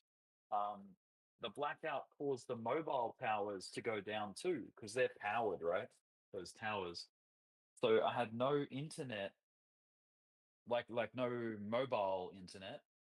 I had no fixed internet, so like my fiber optic, that was all down because my modem needs power. Like all the internet access was down, so I couldn't sell, I couldn't buy, I couldn't sell, couldn't do anything. Just sitting duck. So yeah. And if that happens in the winter too, in like places that get really cold, ooh, that's bad. Yeah, I know. Yes. Yeah. Luckily, Australia's kind of like Yeah, Florida. you guys are Doesn't good really there. get that cold. Yeah, Yeah. you guys are good. But Yeah, our I winters don't aren't know, that man. bad. It's just a guess. Like that's just like if I made a bet, that would be my bet that the next Black Swan is gonna have to do something with the power grid.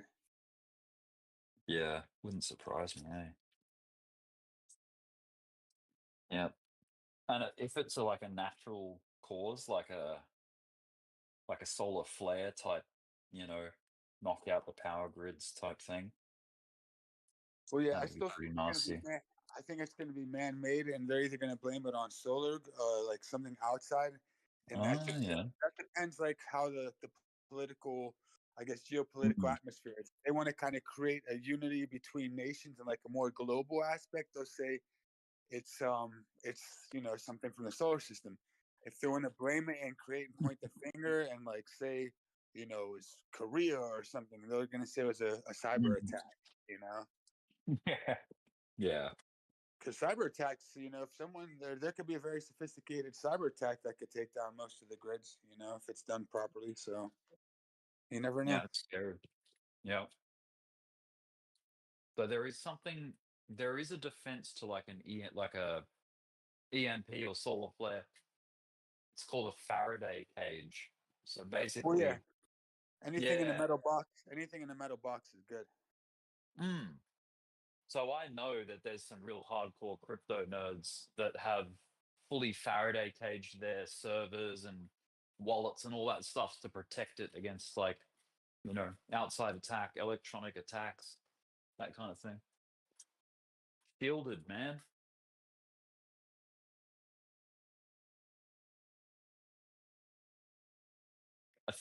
Theoretically, you can actually back up or create an iteration of the Bitcoin blockchain ledger on paper. Like you can print it out or you can etch it into metal, like whatever you want to do. And you can revive Bitcoin if the whole network went down. You can like pick it back up from where it left off with that. I Yeah, don't as know long what it takes, but I know that it is possible. it takes to have access to the last transaction, basically, like the last movement of Yeah. a blockchain. As long as you have a snapshot of the last Yeah. moment before it went down, they could resync everything. Yeah, that's it. Yeah, and pick it all back up, which is fascinating. It's like amazing they were able to create a system like that. Well, there's people that even ran blockchain already on mesh systems. So even if and radio waves like Doge, they did a radio transfer with Yeah. Doge Wallet through radio in Denver. That happened like 3 or 4 years ago. And mesh networks, those are viable options too, because mesh networks is kind of like peer to peer, and so not quite radio signal, but it's something I'd say. I'm not too high techy to know exactly what it is, but probably Fly knows better. But it's in between a data signal, and a radio signal, something like a hybrid signal. Okay. So it's some form of signal that gets Yeah, sent and received, like transmitted and received kind of thing. almost like radio, but I think a little more high tech than radio. Right, okay. Yeah. Hmm.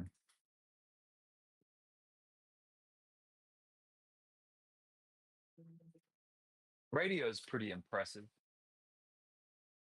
Like I know it's an old technology, but it's to be able to send signal like through brick walls and, long distances. It would have to be like a radio signal, low frequency, right? Not high frequency. Like the higher frequency you go, like yes, you can have faster speeds for things, but you don't get that range and that penetration through buildings and things like that. It's crazy when you think about As it. far It's as I like understand. it's definitely like Yeah, it is. it's mind blowing when you're like, all right, so Yeah. something can emit a signal, and then you have on the other end a receiver that like kind of just deciphers everything in that signal and like spreads it out in like 20 different channels. It gives you Exactly. perfect, crystal clear audio on every channel. It's like it's nuts. Yep.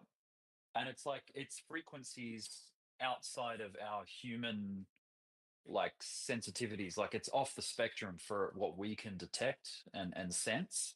So we can't hear it or see it or feel it, but it is there. And it makes you think how busy our atmosphere is, especially in like a modern city, like our cities that we live in. How busy the Oh yeah. atmosphere is with signal. Oh yeah, with It's like, Wi-Fi right now, it's crazy. yeah, like all that kind of stuff. I mean, it's not killing people. Like it's as far as we know, it's Well, not yeah, like we don't know harmful. because it hasn't been around too long. So Yeah, there's no yeah. long-term studies yet. I know. I don't think radio's causing a problem. Well, they It'd say have to be pretty focused. low frequency radio can cause Mm. testicular cancer, from what I understand. Really?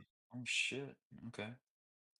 I know that like obviously microwave, like in your kitchen, your microwave that's frequencies.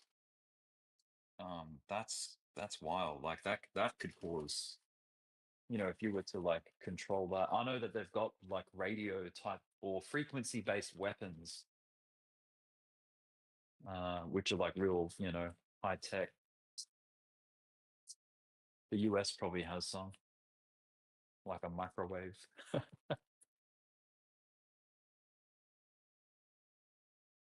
Energy weapons, I think they call them. Yeah, they have all types, like ray guns, laser guns. Wild. They're good to shoot at drones, like robots and things like that. Take out their electronics. Yeah, this Bitcoin's testing at 94,200. This is a little make it or break it area. Sure. I'll be right back. Yep.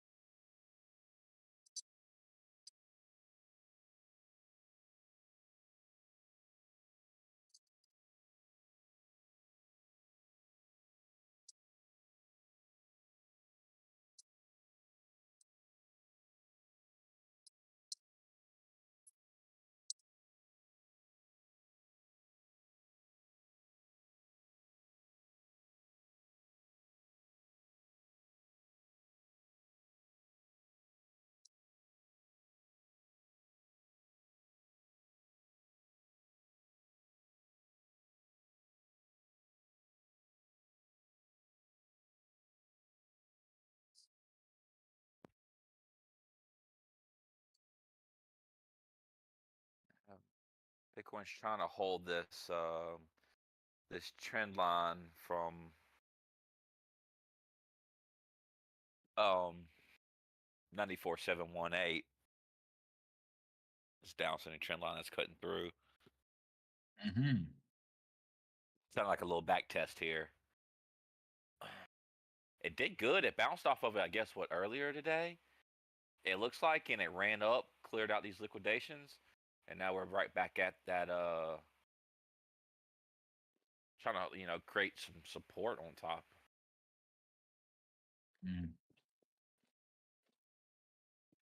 See if this can hold. Yeah, we need it. We would like to see if this could.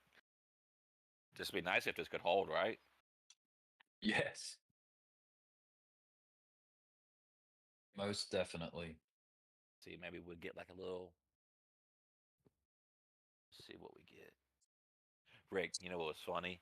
That little fake trade that you did the other night. How that was like the Oh yeah, bounce. yeah. That was like the bounce Yes. up into It Friday it and was. everything. I was Yes, like, it was. That was the moment. It's funny how crypto does that. It's like yeah. Bitcoin, it like makes you think, oh, don't touch it. It's middle of the road. But there was a It hit reason the there. middle. It was a Yeah. there was a reason. There was a reason for It the was that trade. trend. Yeah, yeah. Yeah. It wasn't. I kind of wish it was a bit more of like an A grade reason to bounce, but it was still it was like a B grade bounce.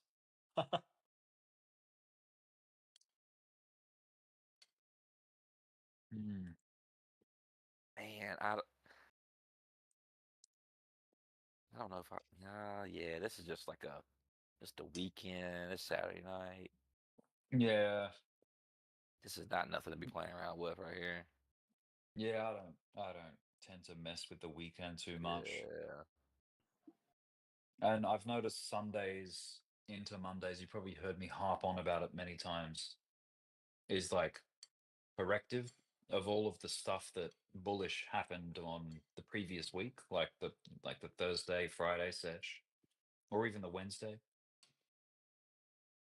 Like the weekend seems to correct all of that progress, or at least it tries to feel out the supports. It's Yeah. like go figure out where the supports live before we can make the next, price hike and price progress.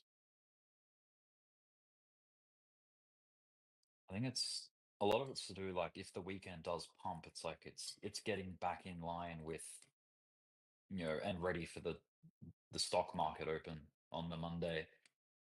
It's like crypto has to come back to its, starting point.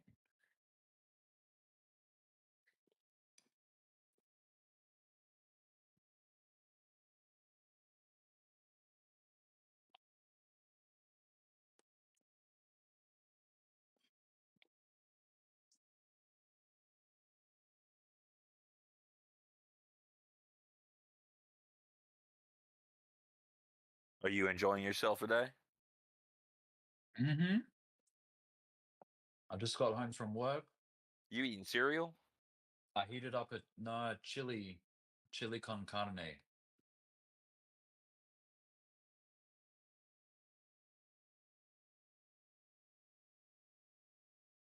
A buddy of mine, we just we smoked some wings in the smoker today. Did I made up a little like a honey habanero. How long does it take rub. to smoke them? How long does it take to do it? Smoking Yum. wise, right at about 75, 80 minutes. Because of what temp? You do it at a much lower temp when you're smoking them, right? Yeah. It's a nice little electric smoker, and you can put little wood chips in there. You got your little dish for your water. Oh, that's easy to maintain consistent temps that way too. Yeah. It's just got like a little regulator that plugs into the element. It's a 120 volts. My buddy's got it, man. It was like a couple $100. It's done a lot of smoking so far, so it's been definitely worth the money so But it's far more at for this point. smoking, not like dehydrating. That's cool. It's Yeah, a little electric you get smoker. that. You get that like fire pit like taste to it. Like it's like you're at a fire, like a bonfire or something. You really get Amazon, that, here I come.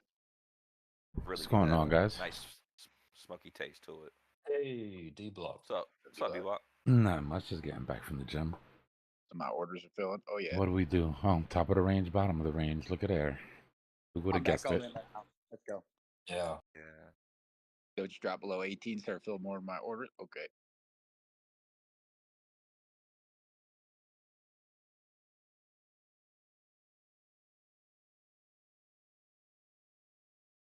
Drew, I'm still running with those entries. I've been entering since 18.3, but when you tell me to get, I was like, I'm waiting till a little lower, but I got orders down to 17.2. On what? On Doge? On Doge. Doge. I know you was tapping at it, looking at it, but I was like, oh man, what am I doing here? So I waited for it to fall down. I just I got mean, it. I'm not gonna lie, man. I'm still, even though we got this little dippy, I'm still bullish. Me too. That's what I'm saying. Let's dig it. I'll fill my orders. Let's go. I don't think anybody should feel any different than we did earlier. We're just in this. How many times have we seen this? Nope. Just top of the trap, bottom of the trap, top of the trap, bottom of the trap. The weekend box. Until we get a breakout, yeah. It's actually been a little bit more well behaved than the past couple when you look back on it, you know? There's been a little bit of movement up in here, you know. In between the lines. Last Saturday, we dipped out early and freed our trap shorts and sort of signaled our false move up and then came all the way back down. And then like there was a lot of movement on Saturday. We're This still is like pretty 20 chill. grand up. Yeah, We're this is super chill. $20,000 up from the lows. Super chill. And we're consolidating above a breakout of a macro pattern. It takes us to almost 100K even. I have zero complaints right now. So Dbloc, did you hear about the Zweig breath thrust signal that just I'm kicked sorry, in, what? that just kicked in? The Zweig breath thrust signal? No. That just kicked in on the S&P 500? Mm-mm. No, I'm not. It said it's like 100% accuracy, and it just kicked in like That's on a red Thursday. It flag. showed like a What kind of breath? You said what breath? Breath signal? it's spelled Zweig, ZWEIG, breath, and it's spelled BREADTH. Yeah, it's not breath like breath, yeah. but yeah, breath. No, yeah, like I know what breath he's talking about. Yes. No, Yeah, but this is the first time honestly, I'm hearing about this. except for small gap underneath, I mean, I expect the stock market to go up. I'll look into it though. Yeah, they said it's like 100% accuracy signal right now. I think throughout the market it's What? happened like 19 times, and it's showing Really? yeah, it's Just showing. 100% accuracy signal. Throw that shit in the trash. When's the last time this thing flashed or whatever? That's a good question. That's why I'm asking Dbloc if he knew. I about this, didn't, just but I'll so look he can into trade it. There might be some legacy Hey man, specific sort of thing. I found an Investopedia article about what you're talking about. I'll put it in general chat, yeah? Nice, Alright. nice. Thanks, sir. It's all good. Mm-mm-mm. So this is like a news report that just came out recently.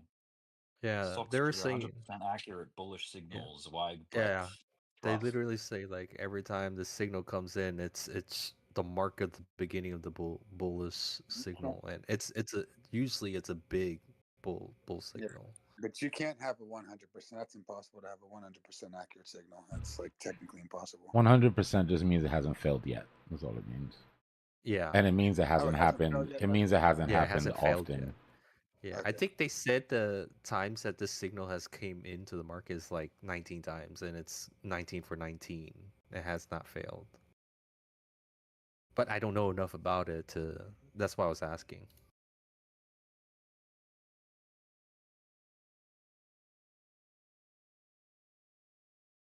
Yeah, I'd have to look into whatever indicator they're using. So the psychological high and low. When's that lock in? D-Bloc like 2, 3 Tonight o'clock, at 2. 8. Or this morning at 2, yeah. Okay.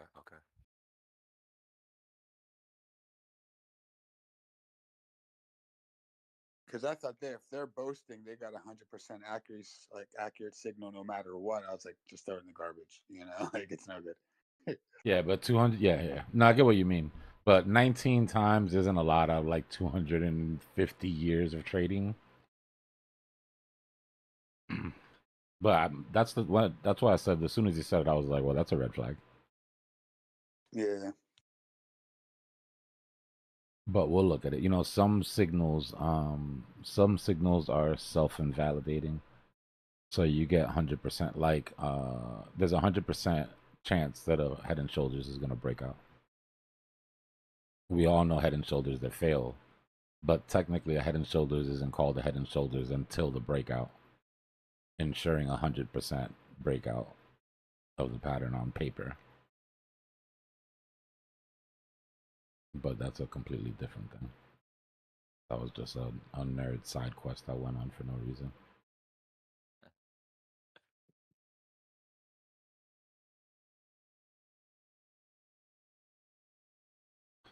Situation right now, CM, is we're going sideways. Like, I'm not even trying to be funny. Like, we're going sideways. If we're gonna fall out, it'll be to the bottom to clear these liquidations. Then we'll have to watch to see if it frees the trap shorts. But for the most part, the algo is locked to keep us to the CME, and I don't see a lot of momentum or aggressive buyers or sellers on either side to sort of get us out of that. We saw the sell walls earlier that were pinning the trap down. So we'll see. Down here. Yeah, kind of just wicked out the range a little bit real quick. Catching whoever's playing this weekend. Yeah.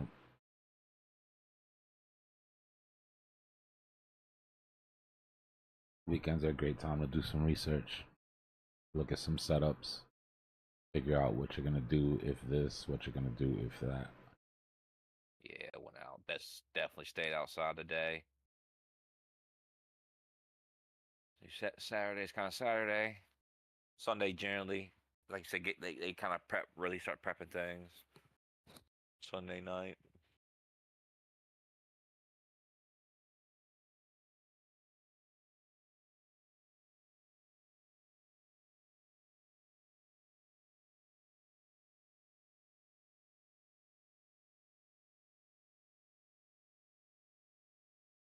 I need to get a pair of those blue light glasses. But Come to the realization lately that I've been blasting my face with light for way too many years in a row to not do something about it. What's healthier for your eyes, do you think? A dim like display or a bright display? It well it depends on the ambient light, right? If it's dark, then you want to dim your display. Right? If you're in a dark room, you want to put that like blue light filter on it. But if the room is bright and you can see just fine, I don't think you need to be at 100% brightness on your screen. Those glasses are pretty decent. I mean, they do the job. Most modern monitors have a setting now. I hate that like a dirty hue that it puts on everything. I really don't like it. I'd much rather like put a on the sepia. glasses. Yeah, exactly. Yeah. Yeah, everything's like burned. Even the colors, like the chart color, the candle colors are all wrong. I'm like, nah, bro, I can't do this. Yeah. But what I Let try me to ask you a do is question. have a lot of different light around. And my monitors are at different distances as well too, because of the height and everything. So I think the like constant moving around. I think it's worse for somebody that has one monitor, their eyes are in one position, and you're just getting blasted all day by this monitor, you know?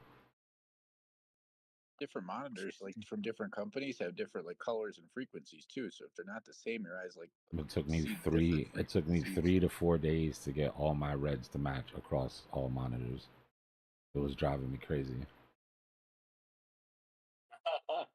You know what I mean? Like the different shades. Like you're looking at two charts, and one of them's a dark pink or something. It's like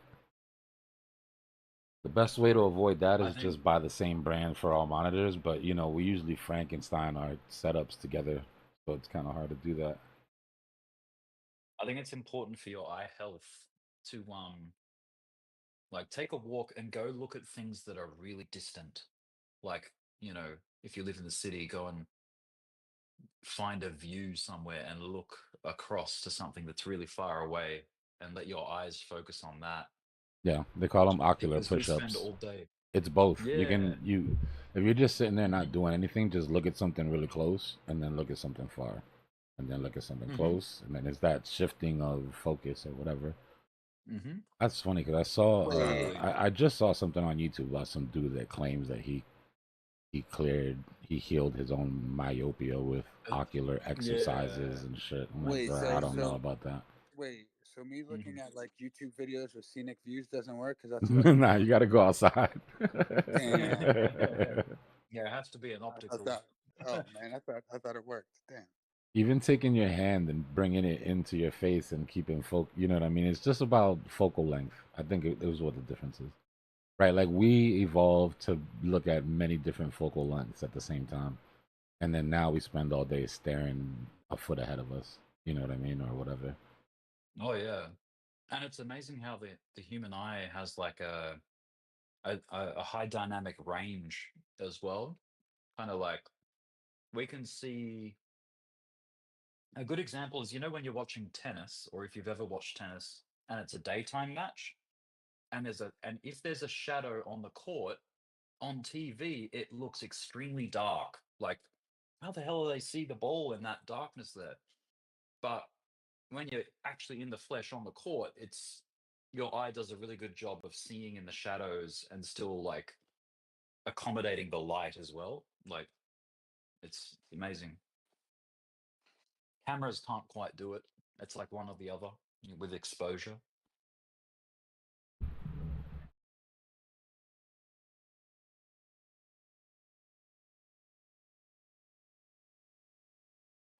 You like, I asked you a question about a coin. What happened? Well, it's something I've been holding on to and trying to grab at the bottoms. It's called Carrot. You know, like Carrot coin. It starts with a K. Carrot, yeah, gaming infrastructure, I believe. I've been trying to grab that sucker at the bottoms, all these things, and it's just still dogging it. Carrot had a lot of buzz when it first came out. I think it suffered from it got released right into the top of like gaming. And like it came out, did well, and then I think a lot of this has more to do with the environment than with Carrot itself. I still hear people like when I go talk to some of the gaming dudes, I still hear them kick this name around. What's the market cap at right now? I'm sure it took a hit, right? Do you know? No, I didn't even look at it recently. You should definitely know what the market cap is if you're gonna take a. Let's see. Yeah, that's the first thing you should look at when you're buying a coin, in my opinion. To know what kind of game you're playing. Carrots, $18 million market cap. Max supply 1 billion, circulating supply 251, so it's running on like a quarter float. Oh my god. Cliff unlocks every month. That's what that downslope has been created by, is all these unlocks each and every time It period. doesn't look like it's gonna slow down anytime soon here either. Yeah, for all those months, look at how much it's gonna. Let's see. We'll go from where we are right now at what is it? 185 mil. At the end of the bull market right here, like 300. I mean, close to doubling. I don't know, bro. It makes sense why it's been having such a hard time, and it just had a big cliff sort of unlock here recently. Look into it, bro. I would look into. The answer for this isn't going to be in the chart. The answer for this is going to be in the community. So go dig in and see what's going on. See if there's any buzz. If there's no buzz, then if they're not excited, why should you be, right? All right, thanks so much. I'll dig in. Yeah. That's how I look at these things. But if you go into the communities where the holders are, and the holders of these coins aren't excited, and they're the ones that are in the know, and they're the ones that are following, it's like, if you guys can't get your own, church excited, then what chance do you have of getting retail into it?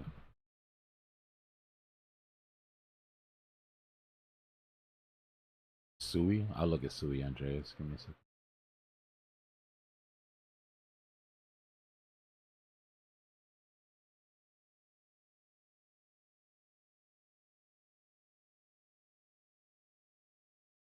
Sui on what?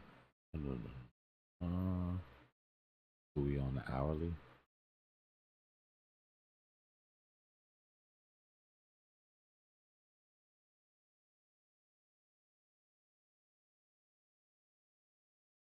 Yeah, you had a bullish engulfing, but this isn't a stopping volume candle. This is a stopping volume candle. But yeah, it fingerprints. looks pretty bullish right here. Came down, you put up these vectors, came down, cleared all of them, stopped right where they needed to with the stopping volume candle. Next body Looks didn't good, though. violate, bullish engulfing. Yeah, it looks decent. It looks decent. And if you want to see how you would have known that it was time to sell,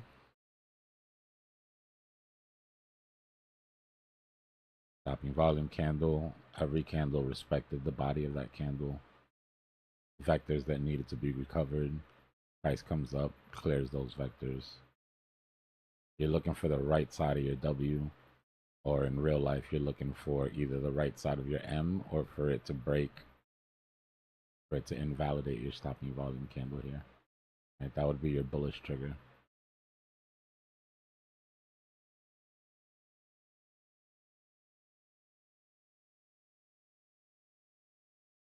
But this is a good example of checking your bias, right?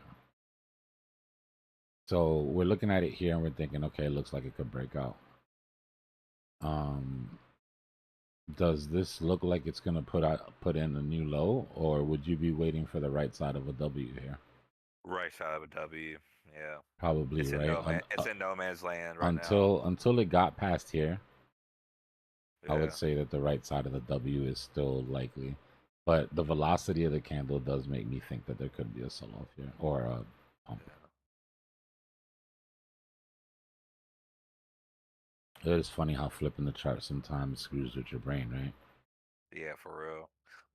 My homie did that to me. He sent me a chart a while back ago. And he was like, I didn't know he had it in on inverted. Yeah. He's like messing with me. He was messing with me. Do that to Zusi all the time, bro. He was like, "What's this look like? It gonna pump or dump?" I was asking. I was like, "Well, what it?" He's like, "Just answer the question." I used to come in and be like, so this is what I'm looking at for the day. And Zusi would be like, I don't know, it kind of looks like da da da. And then I'd uninvert the chart and be like, okay, now that we're on the same page. Wait.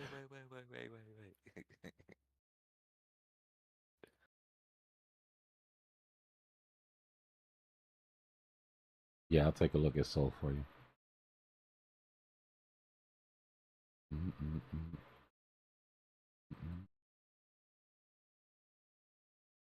Why Soul look like it's doing an inverted Sui?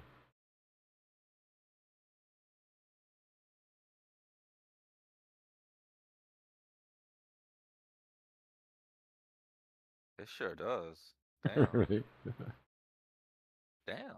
All It right, really well, is. we're about where we need to be to hold. Remember, my whole thing for this is that I wanted to reject it. I wanted to reject, put in this inverted head and shoulders. Now we just got a big question mark about what's going on. Chances are, if this doesn't hold, it's probably still going to put in a lower high, in my opinion. So then we'd be looking at our old friend. Our old friend, the head and shoulders.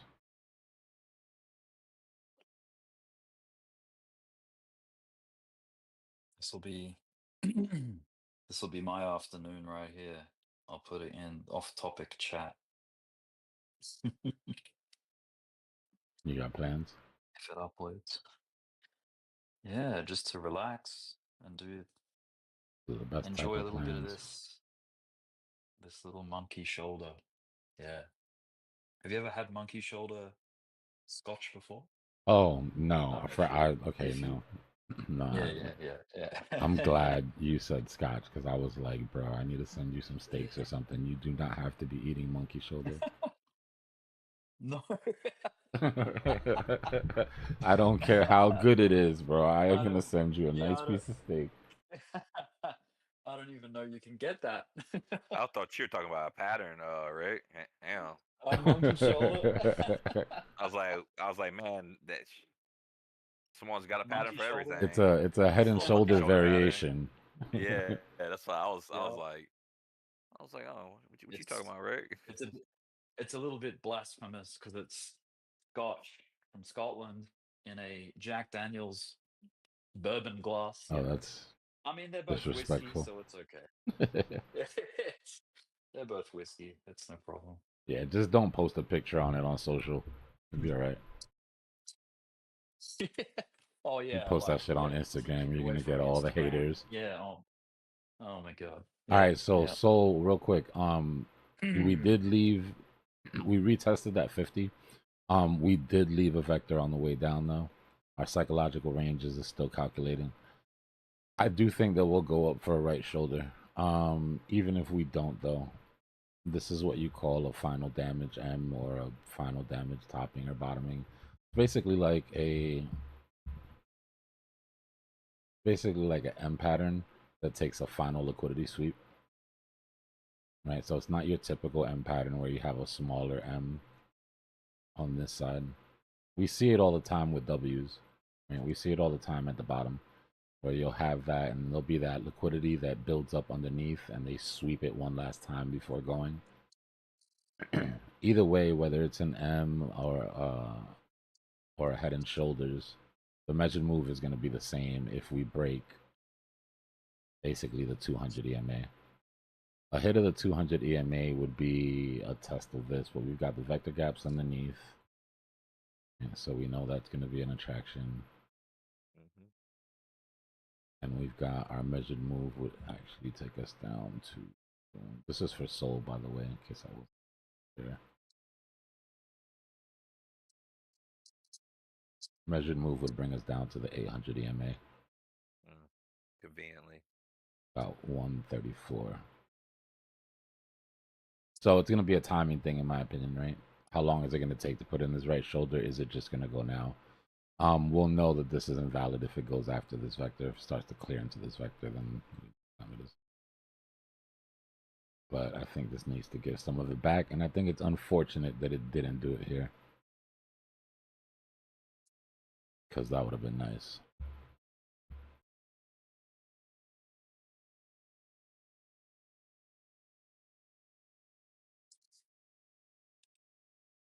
Soul looks good though, man. The Soul ETH pair is actually pretty impressive. You want to see a crazy chart? Yeah. This is Soul ETH. Soul ETH right here. Soul ETH is nuts. This isn't the one I was talking about, but just look at Soul ETH on the daily. Oh my days. Wow. Nuts, bro. There hasn't been one single time this entire bull run that it's been worth selling your Solana for some ETH. But look at this. You want to really see something disgusting.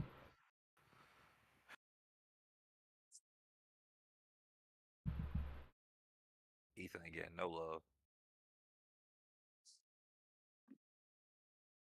Well, makes it for a perfect most hated rally ever.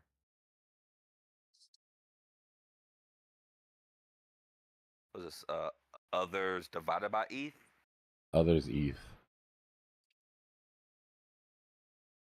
So is this including Ethereum or No, this is just excluding? all the low caps, all the micro caps, everything underneath the top 20 versus ETH. Okay. Oh, okay. Yeah, got you. Okay. It's about to make all-time highs.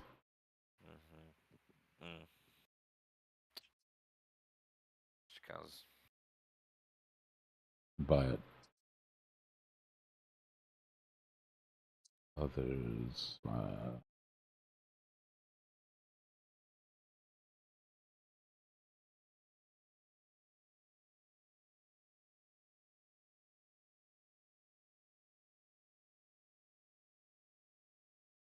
others Bitcoin. sitting around that vector gap.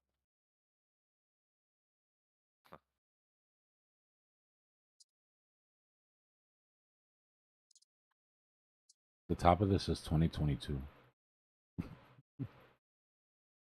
That means since 2022, you were What is it, better off. January You were. 2022? It's yeah. Damn, we're cleared 3 years. It's January 2022. Unless Jeez. you were an absolute sniper and a trader, meaning you picked the right coin that was gonna outperform Bitcoin, and you took your profits, then you were better off just buying Bitcoin January 2022 at whatever price it was and going away.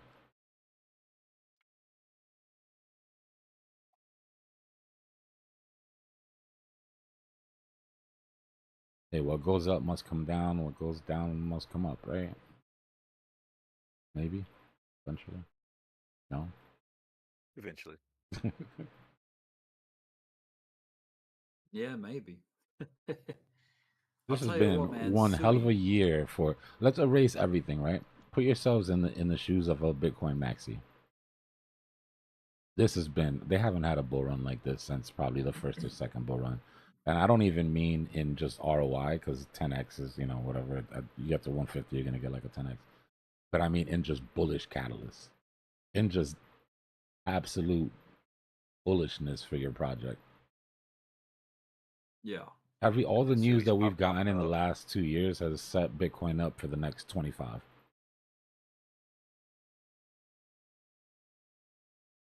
I hear what you're saying on that. Yeah. Okay, I got You know what I mean? Like it sucks to be in the Yeah. alts and the da-da-da, but I mean, just think of how, Yeah. like, Michael Saylor, bro. I don't know how I don't know how his head hasn't exploded. And check out, yeah, man, Sui over the last It just hour Yeah, it's has just been doing kind of real well. Like hour and a half, 2 hours, yeah, Mm-hmm. yeah, 2 hours. It's more than halfway through its falling wedge. We got over our 1618, our 2618's at 412, 3618's at 478, and then our measured move from that breakout is at $5.36. So we I do mean, have a lot of imbalances underneath us, all the way to like low $2. I do like Sui, man. It's like I just feel like I've missed out. Like I've Mm-mm. missed the boat on that one. Let me tell you, Sui, and I've been saying this for a minute, but Sui is Solana during the last bull market. Yeah. You remember Man, how I it love just it. kept It looks going good. and going Yes. and It's like, going, where the and you hell would is this just gonna wait for top it to out? stop, and it would just right. But then it Yep. had its real sort of breakout year during this. That's how I feel for Sui. I think Sui's next bull market is going to be this Solana's run this year, and the run that it's having now is the run that Solana had last year. Right. I've still been DCing, bro. I bought at 70. I bought underneath $2. If it comes down to low twos again, I might buy some more. Mm-hmm.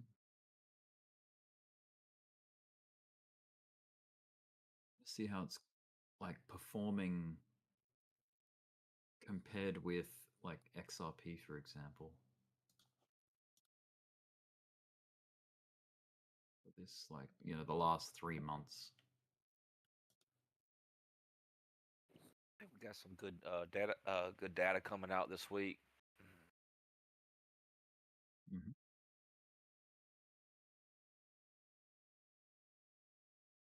Yeah, we got GDP at some point, I'm thinking. Yep. Yep.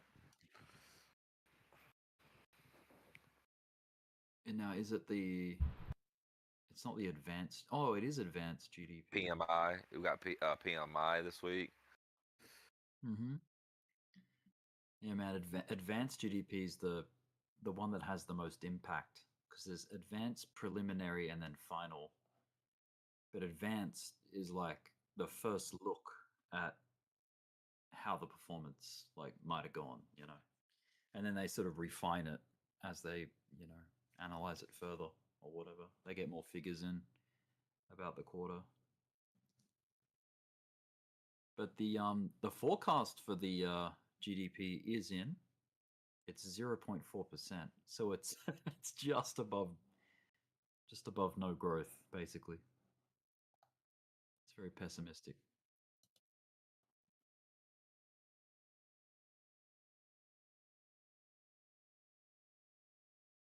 We've had like threes, twos, and ones but no 0.4s. Like that's very very low, slow.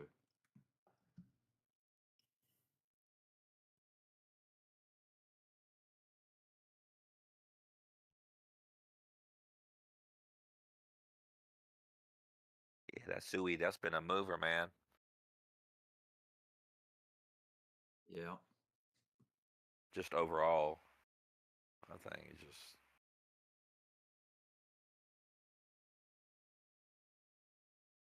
we put a nice little 5-minute red vector up top there on Sui on that little run, that little pump, like you said, the past hour or so. Yeah. Let's Oh, see. it's been an incredible week for Sui, man. Like, what have we got? 50 20 minute. hours? 20 and a half hours left, and Sui did a 70% week this week. That 15-minute looking Off a the little depths. ugly. Go to the 30. Agree.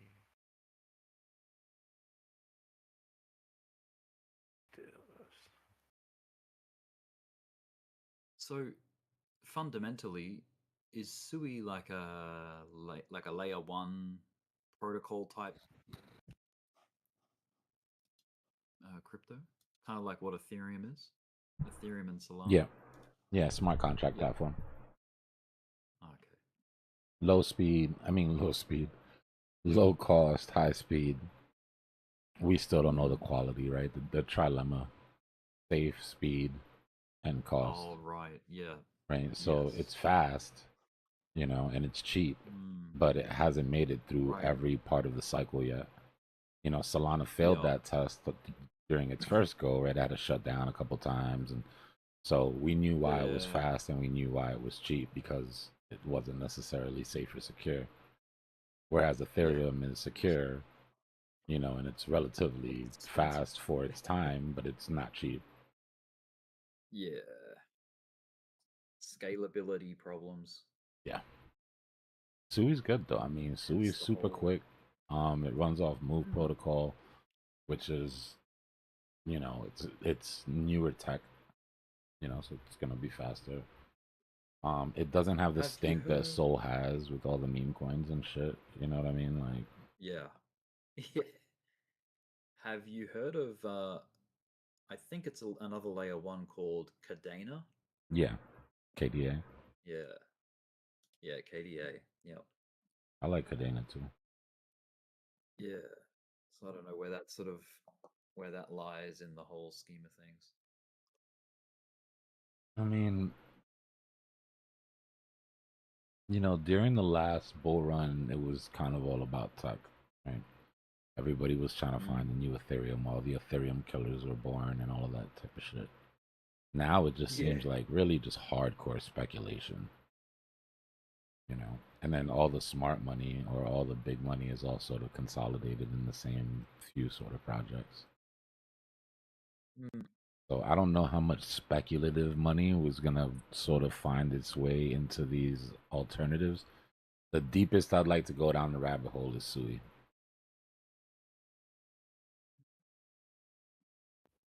I'm gonna have to open up that banter bubbles because they've arranged things in like categories, like your layer ones, layer twos, Yeah.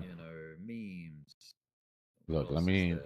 do you have my screen pulled up? Let me show you something on Banter. I'll have a look. Sec. Yes, it's loading now. Yep. Right, so you can one of the things I like is that you can come here and just go to Bitcoin and see how the performance was against Bitcoin instead of USD. Instead of against a stable. Yeah, Right. yeah. But when you go to Bitcoin, let's go to Bitcoin. Let's go to. Damn, it's not even gonna be great because it's on the year. Last year, this was ridiculous. But you would go and you'd come down and you'd look at, all right, your smart contract platforms against Bitcoin. Right? So throw a dart at this and you're probably going to fail. Right? Decentralized exchanges. 3, 4, 5. These don't even. These are like 1%. You're only going to outperform Bitcoin by about 12%, and you would have had to be spot on. And how many of you are in FXS, Blue, or ZCX? Oh, I got a ton of that shit, man. Yeah, exactly my point. Proof of work, even worse. All the tech, right? Speculation, nah. Now we're in something Yeah, what's speculative. it with EW? Now it's What's it with starting. EW though? Now I have I no don't know idea. that. Is that a recent pump? I have no idea. I don't know. But yeah, then you go to AI and you're like, okay, throwing a dart at this, you would have probably been a little bit more successful. Right? But you still wouldn't have really outperformed Bitcoin crazy to any big degree for the most part. For that, you got to come down here to memes. What's the time frame again that you're on? This is a yearly. Oh wait, it's not. I'm sorry. Now it's on the yearly. There we go. Mm-hmm. So now we're seeing the big outperformers to Bitcoin. Right? Yeah, I was about to say it didn't make sense. S&P not 6,900. What? There's massive outperformance to Bitcoin there. Let's go back to AI. Clanker. Good old Clanker. Always the one nobody ever heard of that takes up the whole screen, bro. It never fails. Yeah, AI agents. Because it came from a market cap of like $1,000 or Yeah, something, and yeah. it's gone up to like $1 million. Yeah. But look at layer twos, just to prove a point that we were trying to prove earlier. Not one single layer two. Not only has not one single layer two outperformed Bitcoin, but they've all like down 60% in BTC value. Layer 2 suck. And you go to smart contract platforms, and that shit looks even worse than it did. Like, look at this. Ugh. So, how far down the risk curve do you think they're gonna go find Kuji? You know, or PolyX, or Theta, or Zion. Zion's actually new, but it's just down 91%. Theta used to be big. Yeah. So what I'm saying is the pool of people that are gonna put big money in a smart contract platform are the people who invest in utility. The guys trading memes and shit, speculative shit, they're not even touching this. So take that pool that's willing to put money in here and then look at what they have to look at. So that's why Sui for me is the big winner. Because Sui for me is for the guys that don't want to go in soul, don't want it's too big. I want to take a little bit of risk, but I mean shit, I'm also not dumb. You know what I mean? Like STX, there was I wish this showed all time, or I wish this showed 2-year, 3-year, 4-year. Because this looked even worse before the new year. As far as layer 2s go, only 3 layer 2s outperformed Bitcoin, and one of them was Stacks. But even Stacks is down 76% on the year.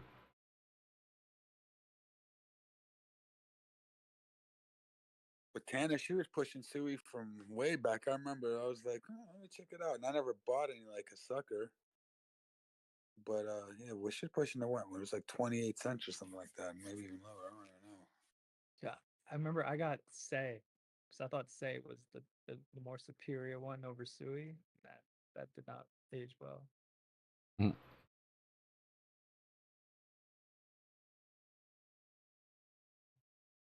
Say's in the gutter. Look at Farcoin. What's that? Oh my god. It's so dumb, bro. Well, yeah, I mean, it started from so the thing with Farcoin also, it came from pumped off fun, right? Recently, so Yeah. So you're gonna see that percentage really high. So look at the weekly top 100. Right? Everything's green. Double digit across the board. It looks like you could have sold your Bitcoin and bought anything basically and made some money, right? Until you put it against the BTC value. Oh. It starts to slim out now, right? Where render outperformed on USD. it lost Satoshis. Where BNB performed against, USD, it lost Satoshis. Virtuals is 91% up against its BTC value.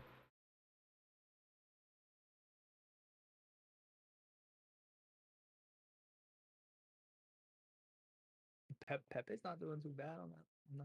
Nah, things are starting to look up.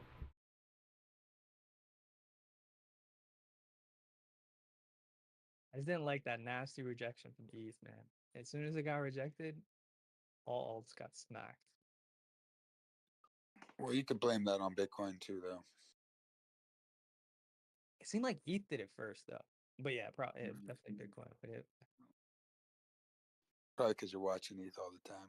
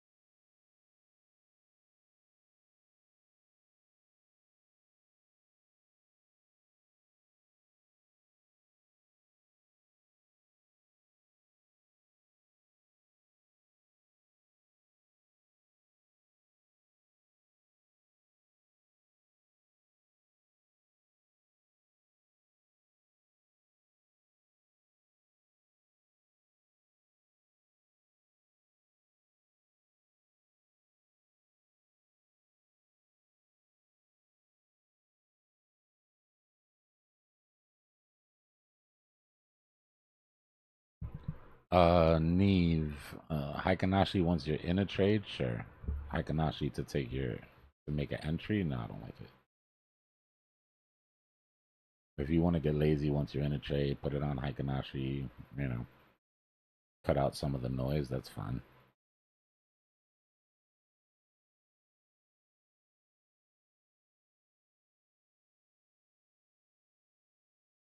Yeah, it just takes away the candle structure, right? Like, I need to be able to see my stopping volume candles. I need to be able to see my swing failure patterns, like, when it comes to trying to snipe an entry.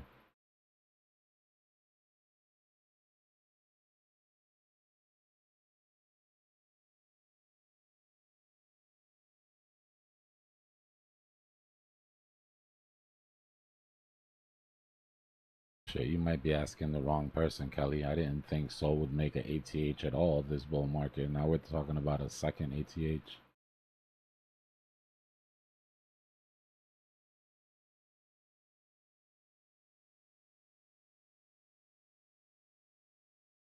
Yeah. Yeah, I think Sol makes a new ATH. I was just only half being funny there.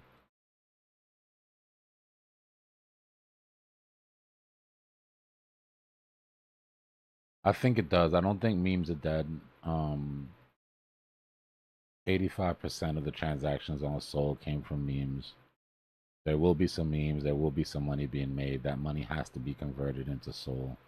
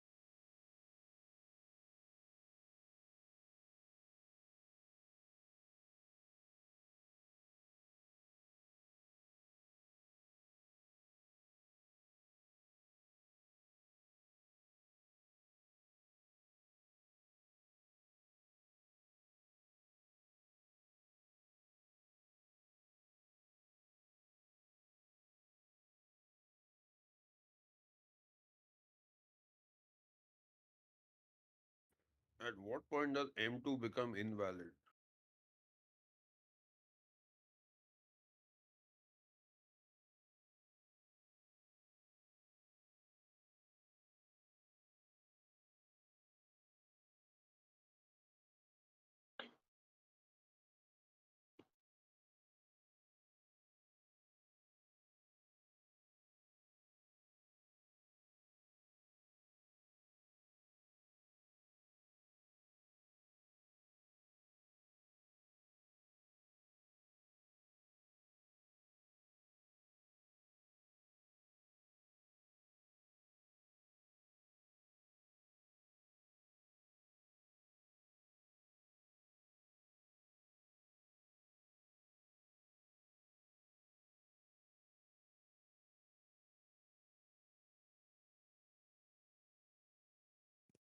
Yo, take a look at Fat.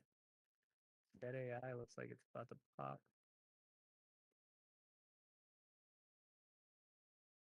It didn't really come down that much with all the other alts. It's almost made up the entire dump.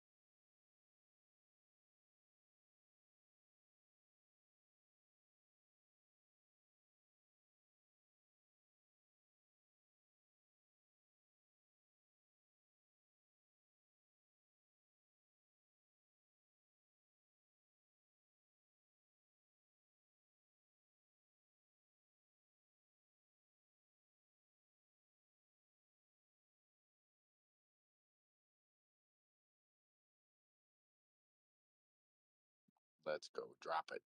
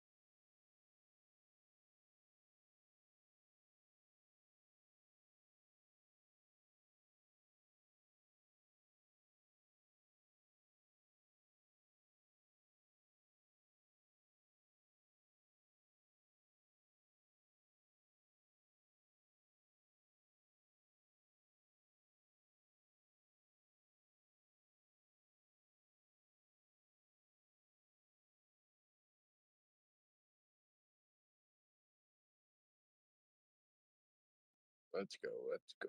Where my orders are filling, let's do it.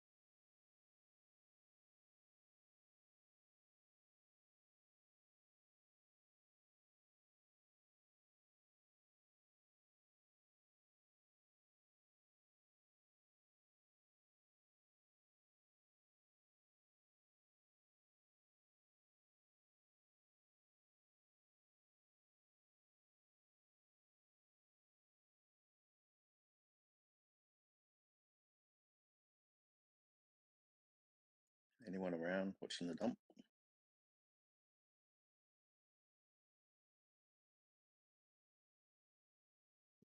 Excited orders are filling. Yeah, I'm excited. It's going where I hoped it was. I'm trying to be patient, Joe. Oh, my orders already been filled. They're already started filled. They're already in place. Goes there, gets there, fills those ones. Cool. Nice.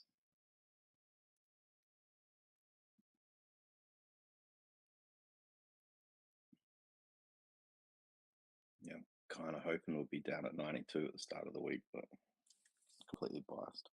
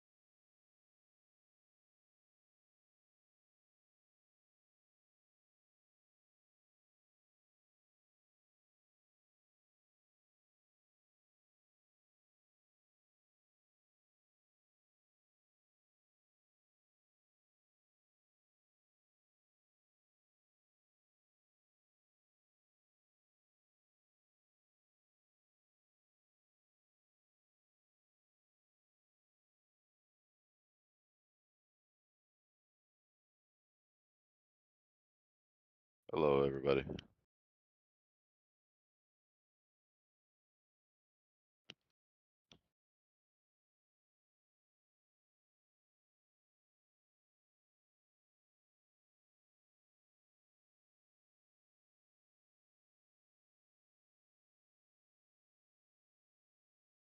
Hello. Hello. I'm about to leave to go home, but thought I'd say hi. Who is this? Well, have a safe travel home. This is Oh, Bruise. thanks. Okay, I thought that's who it was. I just got the Discord invite. Cool. All right. Will do. Have fun. Thanks.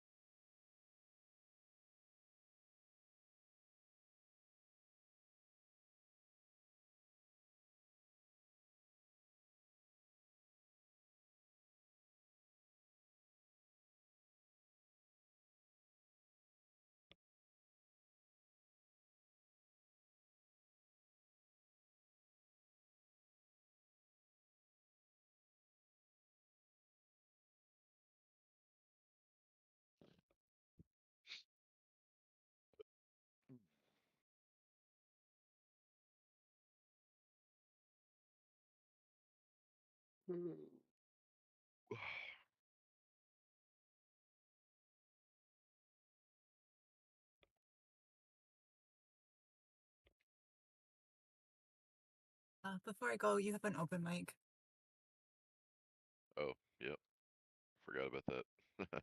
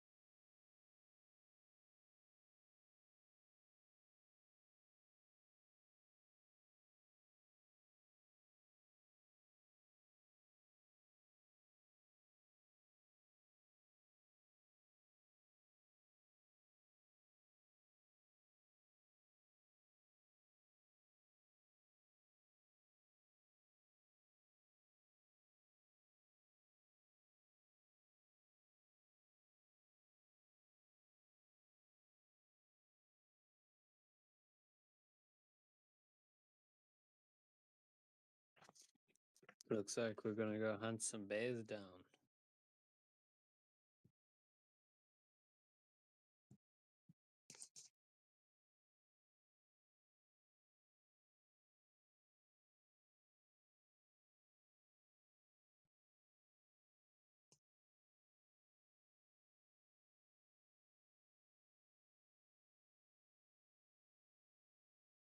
Dbloc, are you around?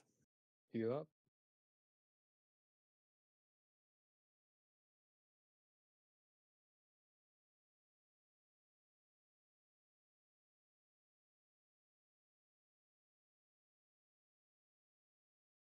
So quiet tonight. It's eerily quiet. It's like something's gonna happen.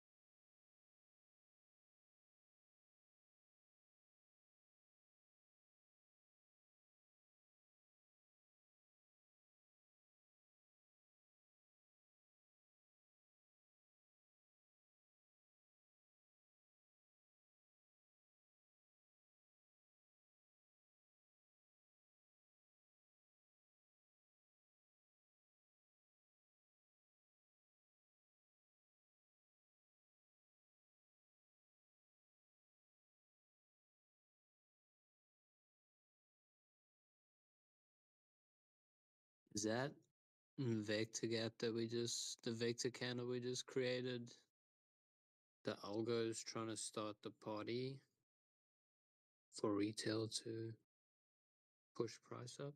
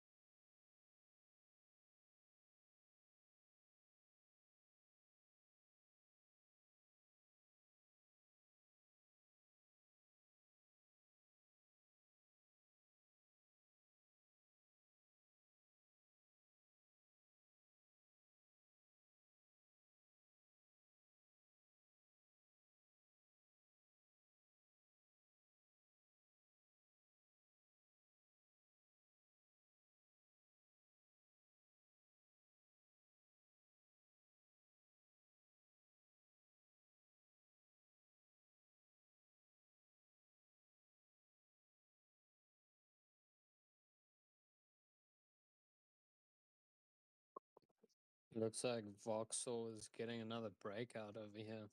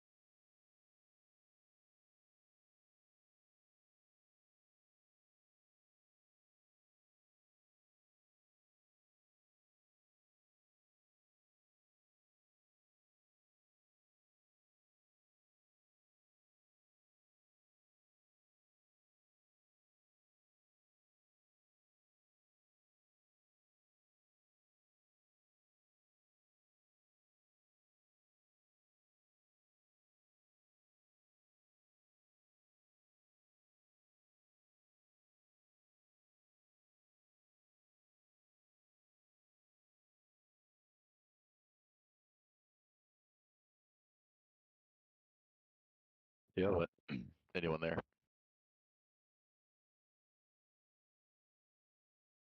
That's good. Yeah. I'm here. Did anyone manage to get in on the Jasmy bottom there? The little restructurization of Jasmy? I missed that one. I didn't get in on Jasmine, but I did get in on a couple other coins in that same area. Yeah, nice.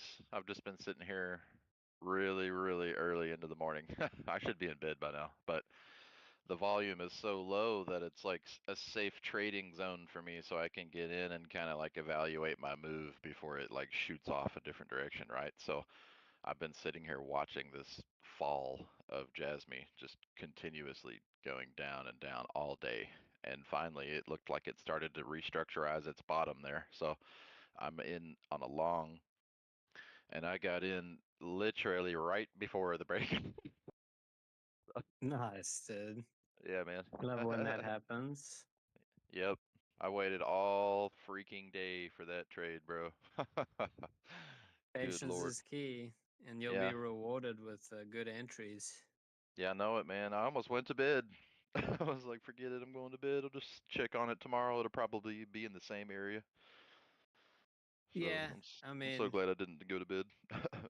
it could be. I just decided to stay up because just the time of the month this is with the M2 and stuff, and Yeah. they do funny things on the weekend sometimes. So Yeah, yeah. They do, indeed. yeah. Y- So let's see. Hopefully, it's a goodie. Yeah, I think we're at least, according to Dbloc's chart, we're at least gonna clear up some of those short-term liquidations. Yeah, correct. short liquidations. Yeah, exactly. I think that we are, it's, I'm not gonna say for sure, I don't know for sure, but it's my belief that I think we are actually in a pretty decent bull market here. So, because it seems like every time the selling happens and there's just blood going straight down, that people are waiting for like a substantial move to the downside. Not humongous, obviously, but like $1,000 in Bitcoin or 500, and then they buy it immediately, and it just goes right back up, and then continues the sideways trend, or it continues to break out to the upside. Yeah. So Well, I'm honestly, I'm in the same sort of boat. Like I've got targets mapped out to like 100K right now. really huge, Yeah. Shoot, I'm going big, bro. nice brother. um, yeah, but I do see, like, if we do hit that, I think we'll have a sharp retracement at least back to 95, uh, and then continue up. Right. Just Maybe like set a just the new way high. that the stochastics are looking, like the daily has they're in control, the bulls, but I think it's gonna start drifting off, and uh, that's where we're gonna see that dip, that larger dip. But I don't think Right. it'll clear these lows that we're putting in now. Right.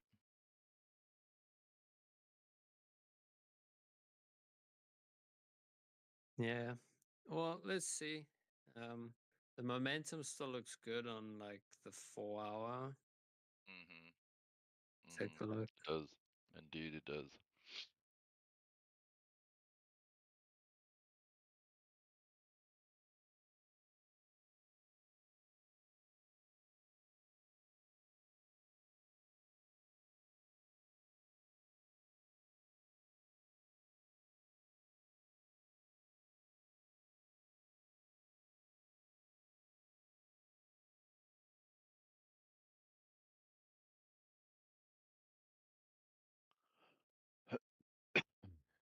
I remember Qui-Gon was saying, um, if we get a breakout and it really kicks off, we could just have really shallow retracements.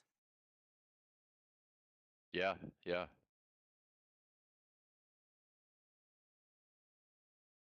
Really shallow retracements. That's all I've seen. I mean, You know, like I said, like any kind of little bit of blood going on there down to the downside, like a decent, somebody that was waiting all day for a trade, it looks like they just went in. Like any kind of retracement there, like a decent one, a little pullback, they bought it. So Yeah, it's and I mean like China QE kind of kicking off really. We've got QE that's gonna start kicking off soon enough this side in the States. what do you mean by QE? What's that? Quantitative easing. Oh, okay, I gotcha. Yeah, that makes sense. Yeah. So that, that's going to be a big catalyst. I wonder what fear and greed is right now. Let's go see.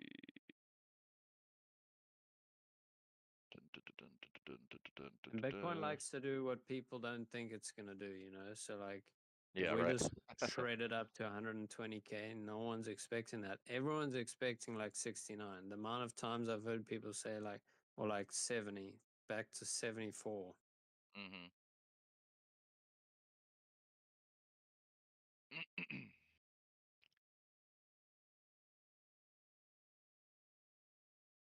I missed out on that wrapped ETH wrapped or whatever, ETHW/USDT. That was a pretty good pop. Not gonna lie. Wrap teeth going off. It was earlier.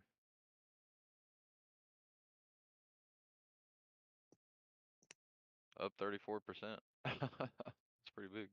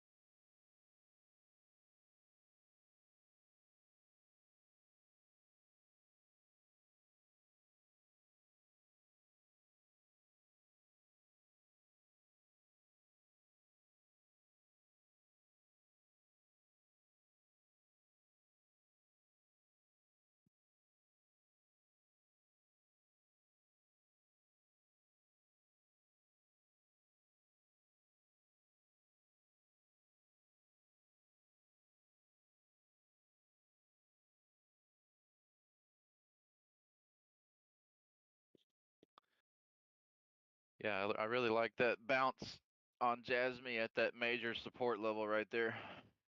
At 16.0.01671. 16.7. That was a major resistance. I mean support. And then it bounced right off of it, confirmed the uptrend, and I bought the pullback on the confirmation of the uptrend because it set a higher low.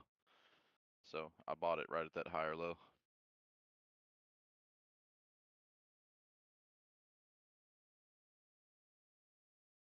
Really wondering if I should just take profit or let it ride.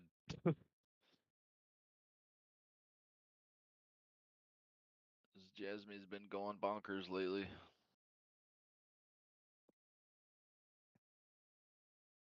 Could be a good trade. Mike, maybe you catch a swing. Yeah, it's possible for sure. If you look at the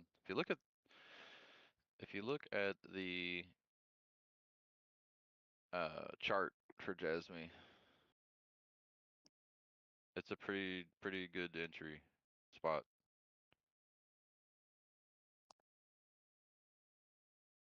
Yeah, that's a decent I'll bounce. pull it up.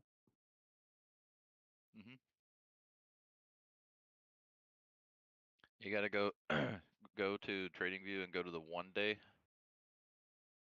Okay. Yep. I The could just daily? stream for you honestly. If you want to just watch my stream really quick, actually, it's Bruise in the chat. Yeah, sure. Oh Yeah, go yeah, for it. but I see that like it's a SR flip and you're retesting the SR flip as support. But let me check your screen. Yep. Bruce? Yeah, Bruce.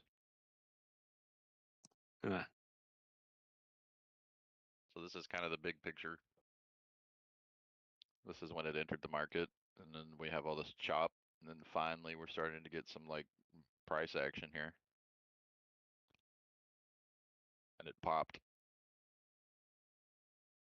And the only reason I entered, to be honest with you, is because it seems like after every time the sell-off occurs, there's always some kind of stagnance going on, and then it just right back up. So I'm looking for that pull, this last pullback was a pretty decent one. That's an enormous pullback. So once I saw Yep. this, Yeah, what is that? What's the I was percentage like, on that? I'm like 85, 86? 86 Dang. basically.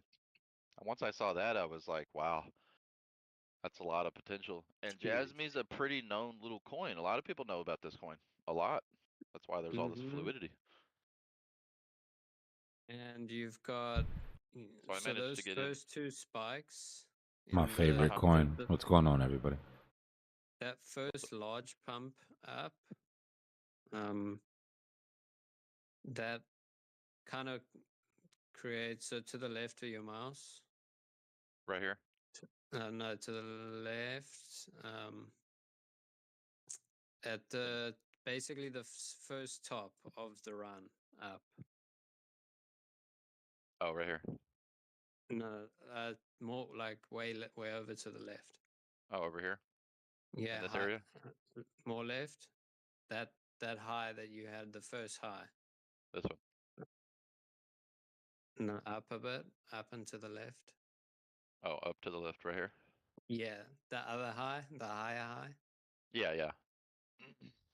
Yeah, I see Well, what you're saying. those lows from that section basically makes also a descending wedge with your recent drop that you had. Right. And now we're getting a break out of that descending wedge.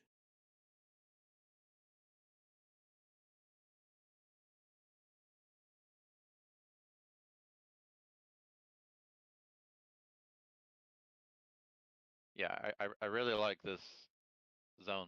This is a pretty big resistance, but if this sucker breaks out of this zone in here, you have all of this room to the upside. You have here. This is a big zone. You've got here. And then if you break through that, God forbid, you've got here.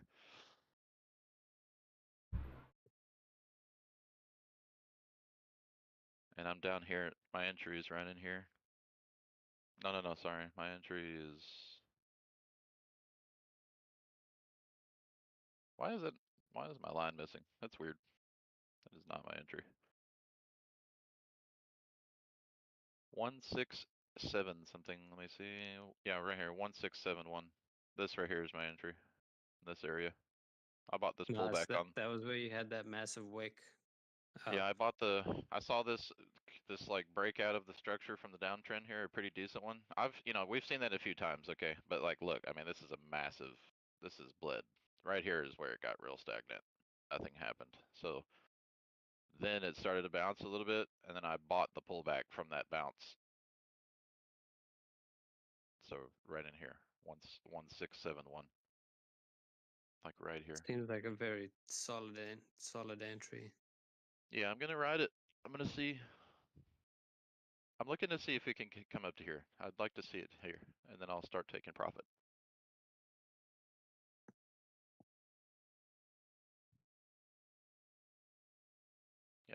Yeah, I want to see it get in here in the gold pocket.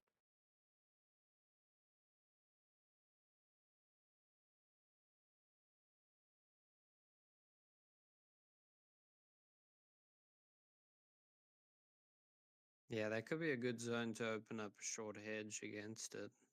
Up here? Yeah, agreed. Where your foot, yeah, round about your take profit zone. Yeah.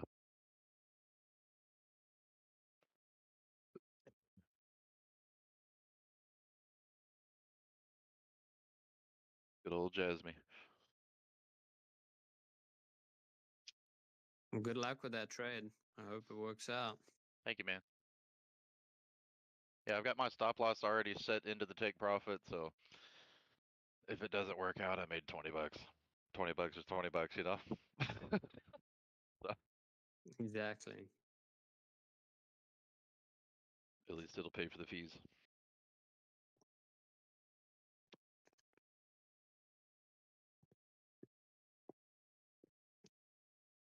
Yeah, no, it looks really good. I mean, you're above the 9 EMA, you're above the 20 EMA on the daily.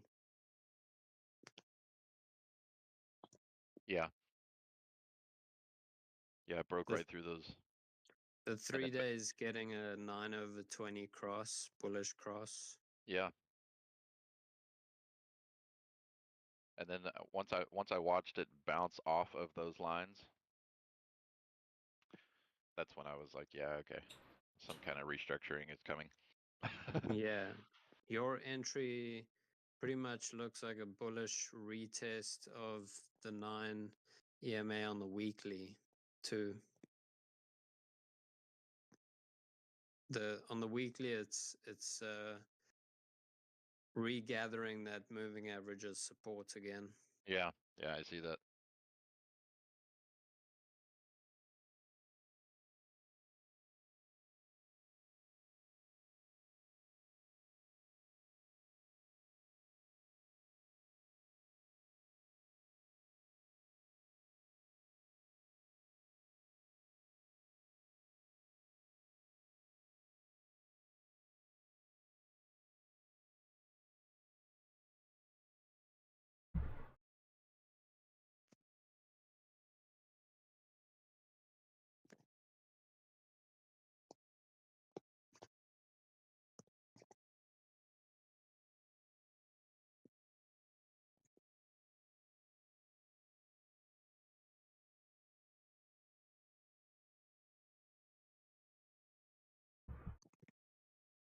What's going on, y'all? What's up, buddy? How are you? Good. I'm waiting for this thing to stop pumping so I could take my ass to sleep.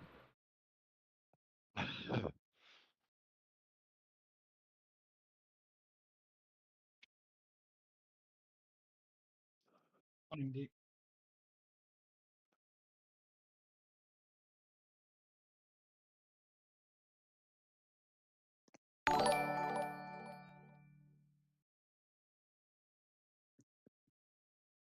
B, appreciate the support, brother.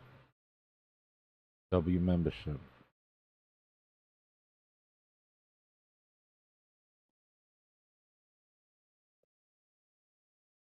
God, that entry right there would have been crazy good.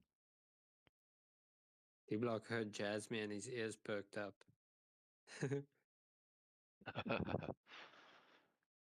It's a coin that continues to pay, man.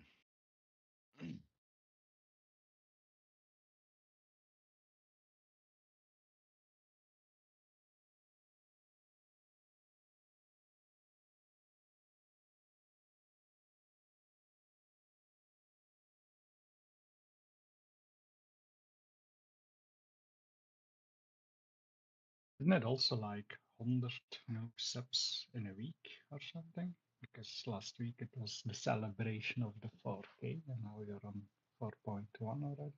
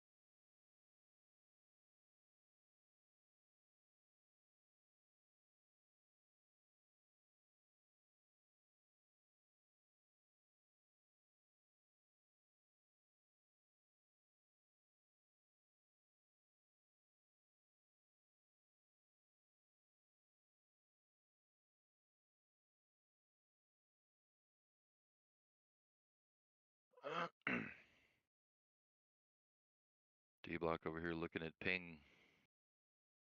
It's not a bad trade.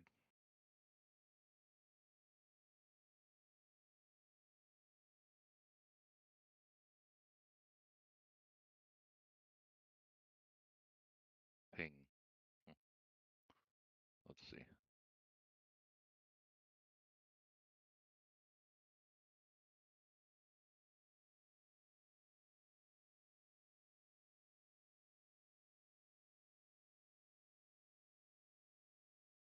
Oh, wow.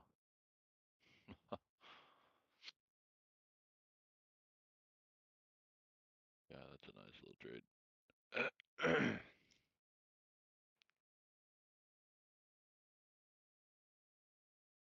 Dang, it dropped to 0. Holy.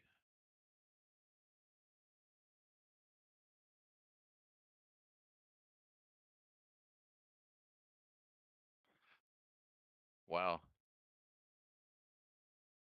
Dbloc ping is looking really nice.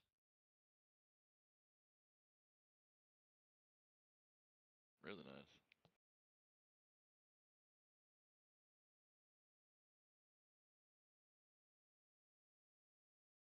Huh.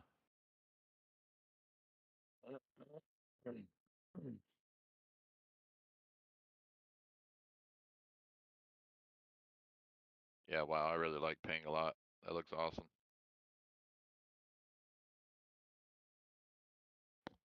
Looking like a major swing coming in there.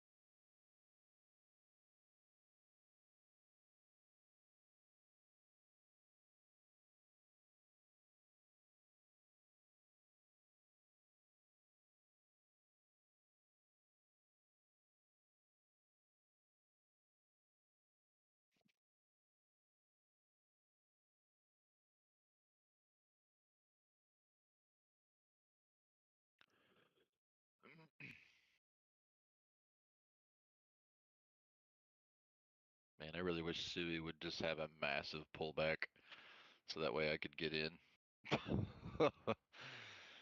God, that thing looks scary.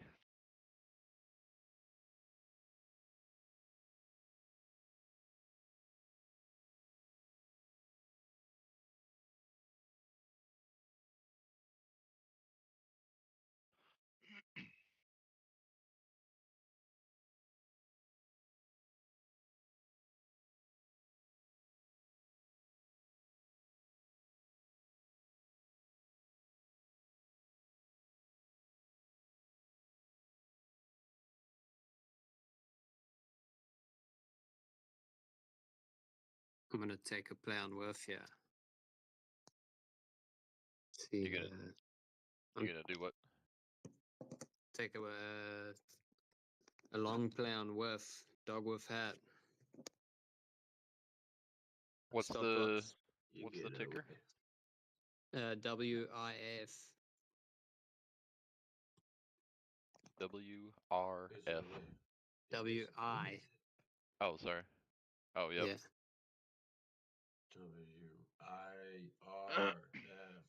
Wow. Holy cow. Yeah, TOLQ. Yeah, this thing doesn't bars, fail dude. to pay either, bro. Yeah, no kidding. Like, look at the. It's Yo. it's a great coin. I love trading this coin. Jesus. The massive potential to the upside that that thing has, bro. Holy. That's crazy. It does kind of look like a swing is starting to kind of come in there, doesn't it? That's nice. Yeah, that consolidation toward the end was just so long-winded, bro. I went through that whole thing, dude. Even Yeah. the drop into it. I was like, when is this thing gonna take off, bro? Good rent. Yeah, I hear you.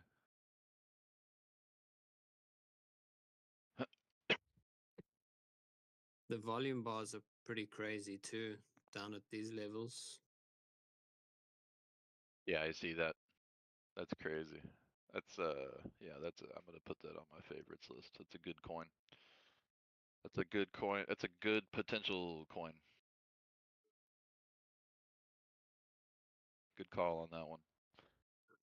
Yeah, I'm gonna watch it. I actually might try to get in on something like that with you, to be fair, with just, no leverage, maybe. Just probably just put money into it, just like on spot. Just hold it. Could be, That's a, yeah, You do spot, that, Urs. yeah, no risk involved. yeah, Like, it's yeah, Whiff has been a top 100 coin. I'm not sure what position it's in now, but been in the top 100 a few times. I'm It's gonna wait and the see what it meme does coin here. for Solana. Oh, really? Yeah. I'm gonna wait and see what it does here after these new all-time high, or well, not all-time, but new highs that it's trying to set here. I'm gonna wait and see if there's any kind of a pullback on that thing and try to get a decent entry on that. That's a nice coin. Let that RSI come down, dog. Yeah, It's almost ready. yeah, for sure. It's almost ready. Just a little more. I'd like to see it come down and test the 55 zone, 55 cents in that range. If it does some stuff like that, yeah, I'm in. What's old Jasmine. Bitcoin doing? Jasmine's over. Which one? You know Bitcoin? It's actually called Bitcoin? No. Never No, heard of that. Bitcoin. Bitcoin. Yeah. BITCOIN. Oh. Oh. Yeah, Bitcoin. Nope. Never heard of it. Let's see. Bish. Bitcoin. Yeah, dude. It's kind of like the king of cryptos or something. Kind of runs the rest of them. It's the spy of cryptos. That's why they call it the big bitch coin. Unfortunately, I don't have that coin. Oh dang! I think it's ticker. Try to look for BTC. See if you find it. Oh. Bitcoin?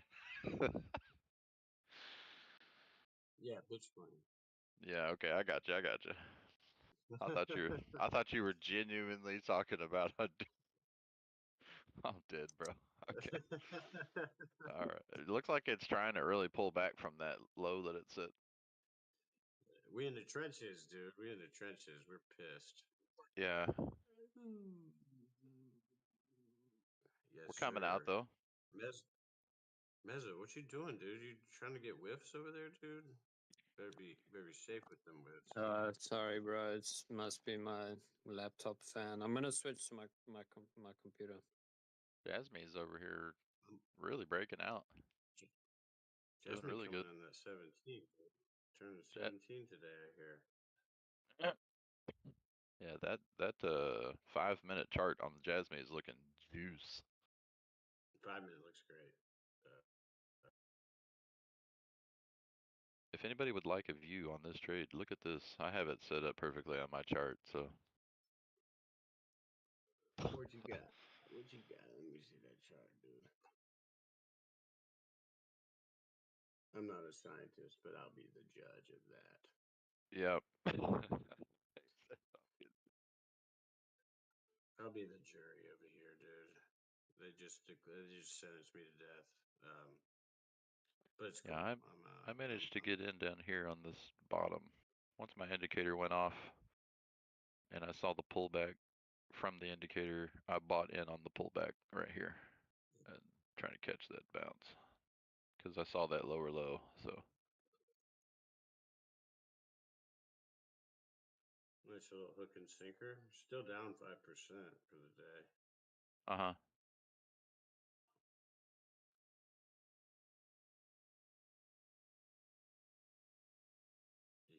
Yeah. Actually, and it looks like the old bits coin is playing nice. So Yeah, might have something there. Might have something there, dude. for sure. Just don't take her to the dance too many times, because she'll I'm not. she'll Yeah, get you. I'm gonna make sure to clear the tab a couple times before the end of the night for sure. You want to be the one locking Right. her out of the hotel. Exactly. I like that. Get her out of here. Give her a ride to the gas station and leave her there. Like a gentleman. Like a true gentleman. We be true gentlemen over here, dude. Some volume coming in on the Jasmine too, on the Jasmine bottom here. Little vol. Kind of crazy. Maybe some volatility might be in for the vol. I hope. Liquidity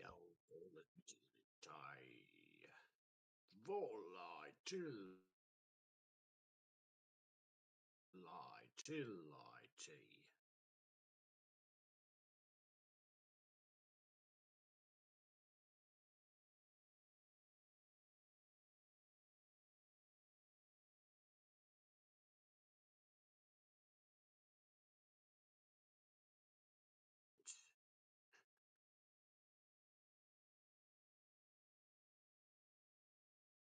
I don't trust Jasmine.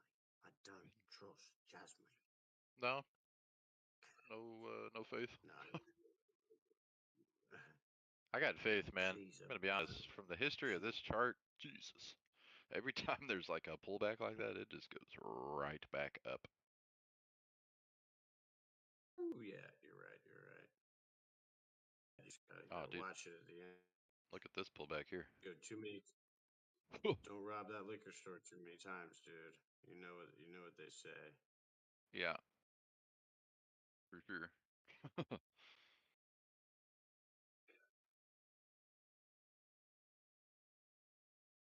She's a The only thing that kind trifling. of scares me a little bit is this. See, like down here, this massive pullback. I don't know if you're still watching my stream or not, but this massive pullback right here Wait, looked like oh wait, no, wait, let me. I didn't realize. I was waiting for it. I didn't realize that was you.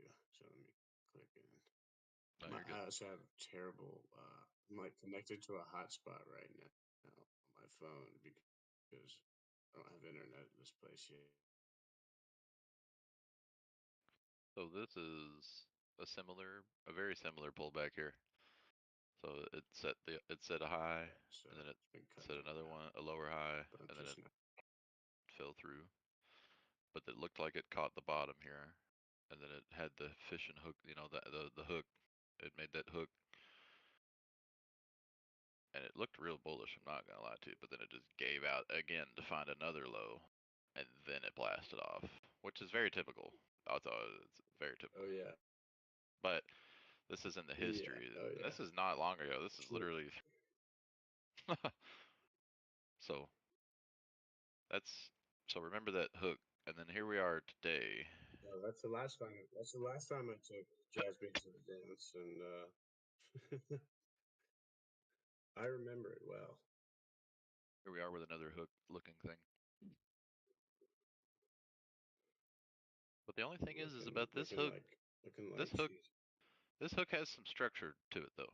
This is some structure. This is a bounce, a pullback, a bounce, a pullback, another bounce, and now we're suffering from a little bit of a confusion here. But if you go to the one that I just Got a showed nice you, cross there. That's a is that a S? If you zoom out, is that a pretty good SR flip? Or it looks like the 17's always been a kind of weird spot, but you know what I mean. Like could be a pretty, but that's a George W. It's George W. Here's my entry.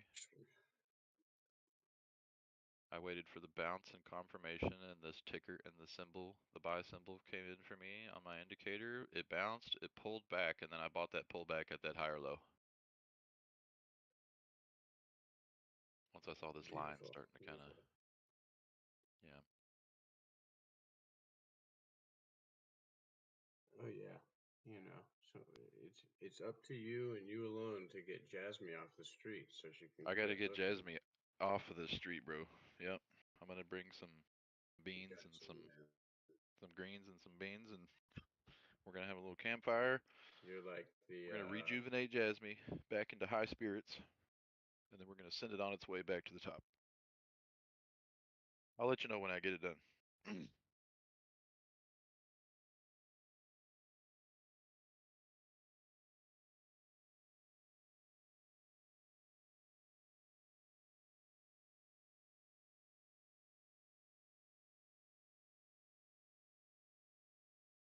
I'm just giving her a ride to the gas station. I'm dropping her ass. Oh. That's all you're doing? Damn. Yeah. Then you can have her back, and then you take her to the rescue. I'll take her back. I got you. You got the hiccups? No. You got I the just drank some hiccups? water. Went down the wrong Okay. side of my throat. Oh, I was about to say, you better not have the hookups. Trying to Is that bad juju? scare you, in case you really did have the hiccups. No. I mean, I'm just saying you have to scare someone. Oh. That's how you get rid of the hiccups. Or you drink you go upside down and you drink a full glass of water with a butter knife in it. Oh, geez. That's very daring. the only thing I've ever found that works. You don't like drink the butter knife. I don't understand if it's like superstitious or what, but Somebody told me that if you drink the take your glass of thumb water. and you... Yeah, go ahead. No, what thumb? What? Yeah, somebody in my school, back in school, in high school, somebody told me that if you take your thumb and you apply pressure to the roof of your mouth with your thumb, you push up onto the roof of your mouth, that it will get rid of your hiccups. I feel like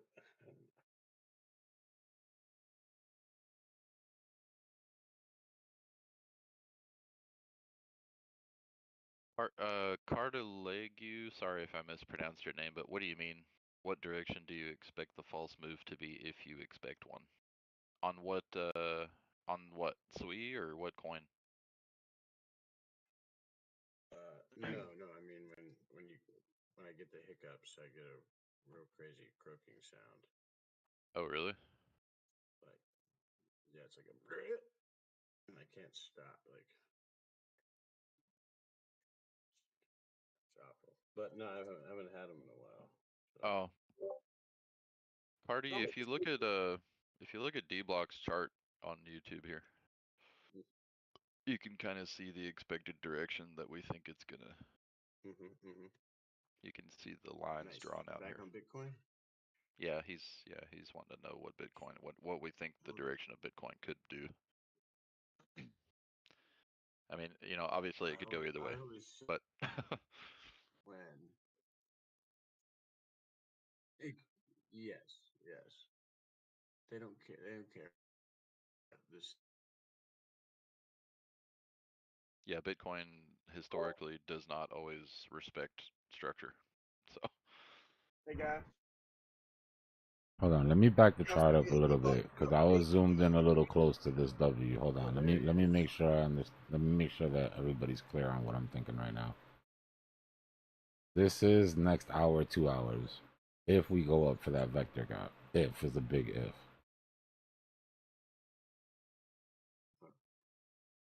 This is the move I'm looking for. Yeah. And the reason I'm looking for that move is because if we go to the 4 hour,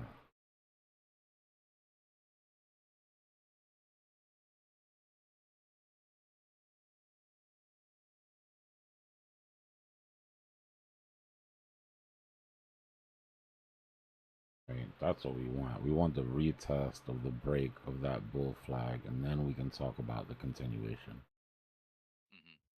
We got to go down so that we can go up. And we need to set a lower high. I mean, a higher low, rather.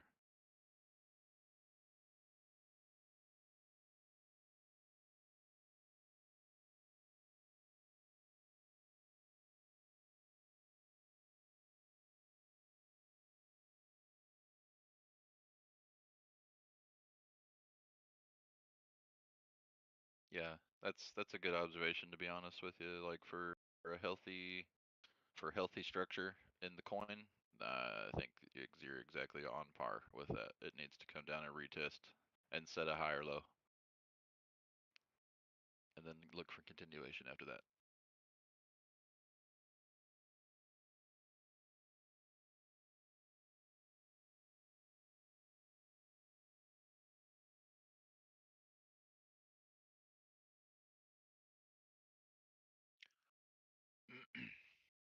Man, that PENG he put on there, go on, bro.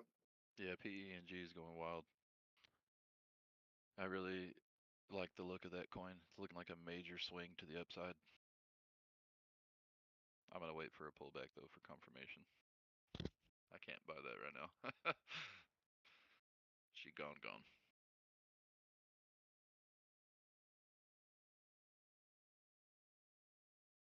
I've got a couple straggling plays right now that I'm trying to get out of by the end of the night. Specifically the spec. I'm not sleeping in this shit. Have you seen the WIF coin? WIF. Yeah. Dog hat. It's a nice one too. Cheapest coin on Robinhood. That's all you need to know. Yeah, right. That's a good point. Good point. Bunch of zeros in front of that thing. Yeah. You know, Robinhood crowd, everything goes to $1, so that Robinhood math will get you. It do be getting you though, for real. Oh, I'm sorry. I'm lying to you. It is not the cheapest thing on Pepe is the cheapest thing. I'm completely confusing it. WIF is actually the most expensive meme coin on Robinhood. Now that I think about it, what are you sitting at? What's WIF at right now? Honestly, nothing as far as like anything of value per observation other than just the chart. No, It's price just got a wise. potential. Oh, price wise, just major potential to the upside. If you No, I here, mean, what's the current price? Oh, 63 cents. Oh, 63. okay. Yeah. All right, yeah, it came down substantially. I mean, that Oh, shit yeah. was at $5 once, right? So it's like if somebody had $100, like yeah, Yeah. you could buy a handful of WIF, or you can get 10 million Pepe coin. Yeah. Or yeah. I think at the end of the day, these are obviously gambles, but you know these are good ones. These are potentially good because they're getting a lot of traction. There's volume all over the WIF coin, like tons of it. So a lot of people paying attention to these coins.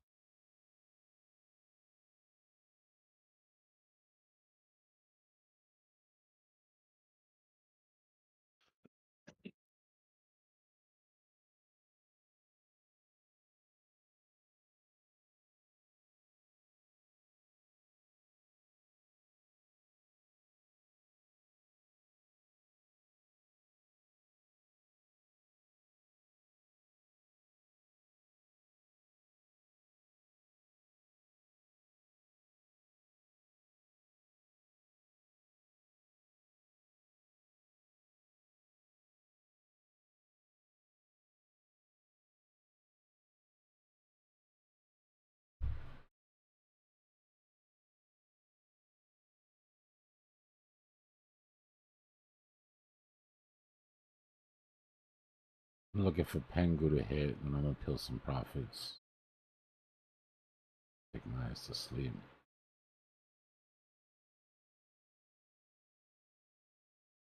Just a little more for target one. I don't like that it hasn't retested the break out of this bull flag yet. Well, actually, no, I'll take it back. Take it back. I did have a decent retest in the 10-minute.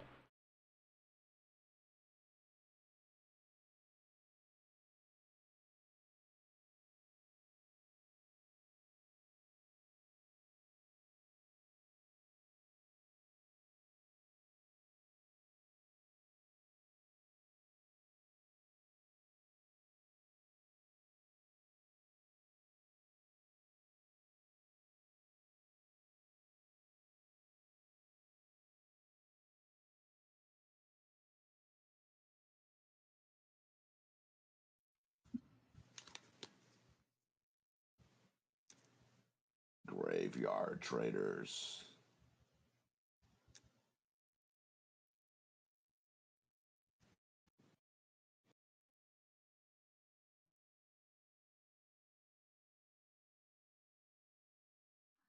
Attention, graveyard traders.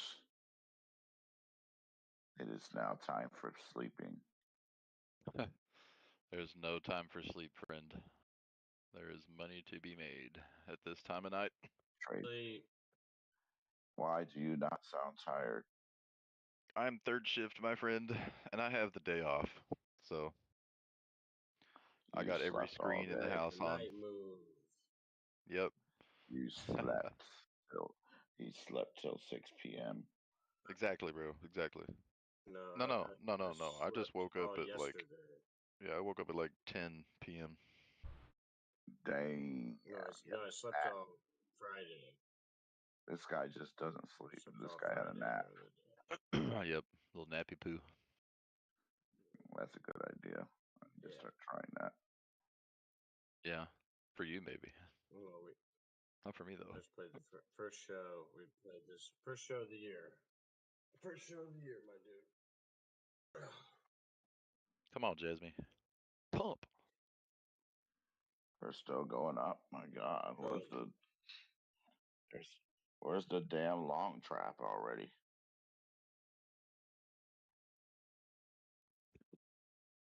Hopefully not here. Don't even get one this weekend. Oh my God.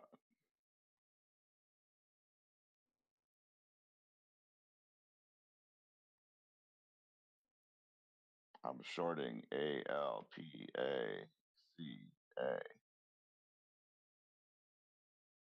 It was delisted from Binance and it ripped. It ripped and it wouldn't stop ripping and it ripped. And I finally got it. Now I gotta cross my fingers and hope it sticks.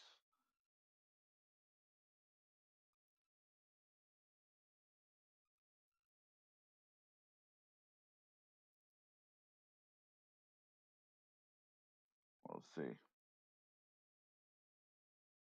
It's ridiculous. You want to hear something funny? I had a 2x leverage trade on it and it liquidated it on 2x. Really? That's funny. Yeah. That's how ridiculous it pumped. That was on a short. It wasn't a lot of money. But it's just the fact that it did it. Usually they don't liquidate me on a 2x. So I just kept letting it run. And it took like 2 days to get it. And then I finally sunk it back in. So far, so good. 2x.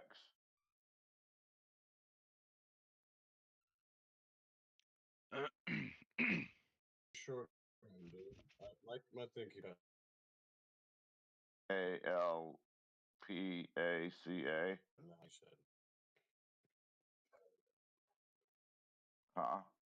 Oh, alpaca. Yeah, Whatever that is. Some delisted Binance coin. Yeah. Yeah, like it. I was looking at it earlier and it was like, you can't do anything on this. It's getting delisted. It Well, just just like got this, listed. this other It just got listed over here. delisting notification. You're not allowed to place new positions or opening positions on Alpaca Perpetual. On what platform? Blowfin says close your. Cancel your order before it's delisted on 4:30. I'm on weeks. We just listed it. Oh yeah, of course. you know they listed it, dude. That's great. That's where all the delist coins go. It's like, You hey, you want delist? to come to our platform? Yes, you delist. I come here. You And delist, get over here. then I short. It's like the island of misfit toys. Like come in. Great. You just wait for something to be like extremely rip off, pumped up. That's a piece of trash. That's it. Did you hear me? I was telling you, he finished the video. Me? Said, no, I'm saying the guy who shot our video. We finished it. We did the CD. Oh, for your music. We did the video release tonight. He just okay. got back. So it's a regular video, a videographer. Is it what? I could do you an I AI liked it, video. It turned out really good. Okay. It turned out really good. I'm not allowed to use AI, says my wife. What? For the band. Why not?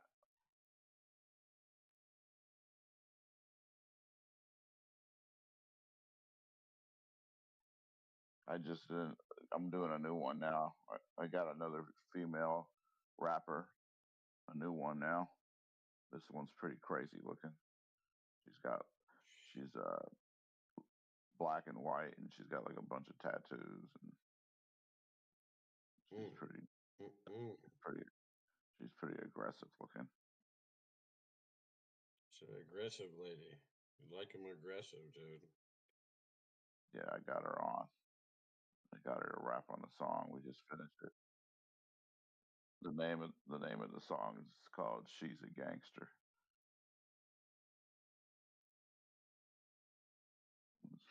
And she's finished, so we're doing the video soon. She looks pretty good. She probably looks better than she raps, but that's fine.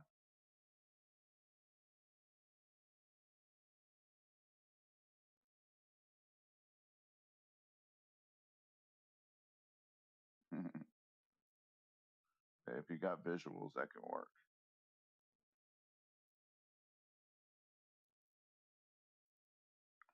But it's all good. I helped her out. I Ghost Ritter verse. I wrote it for her.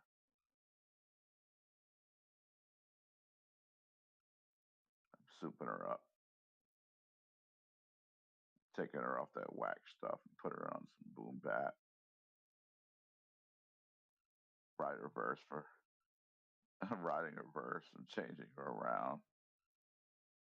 She's still good. Yeah, I gotta fix. I gotta get her. I gotta get her off that trap stuff, and we gotta get her into the hip hop, and she'll still look as good. That's the good thing. I'll just change her lyrics and put her on a different beat. She's down with it. Coming along pretty good.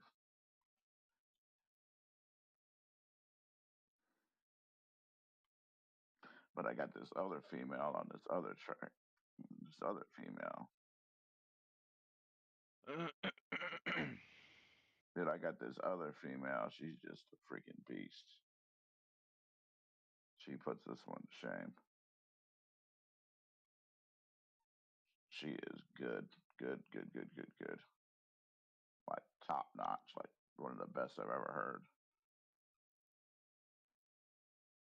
I don't need to write hers.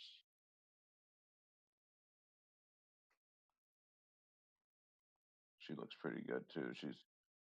She doesn't wear any makeup. She's like a Alicia Keys type. She still looks good. She raps.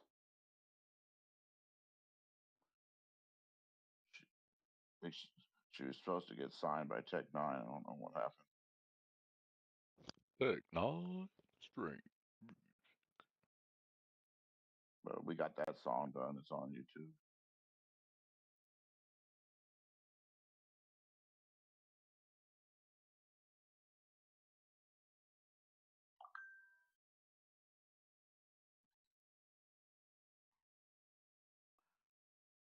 Don't we follow each other on X?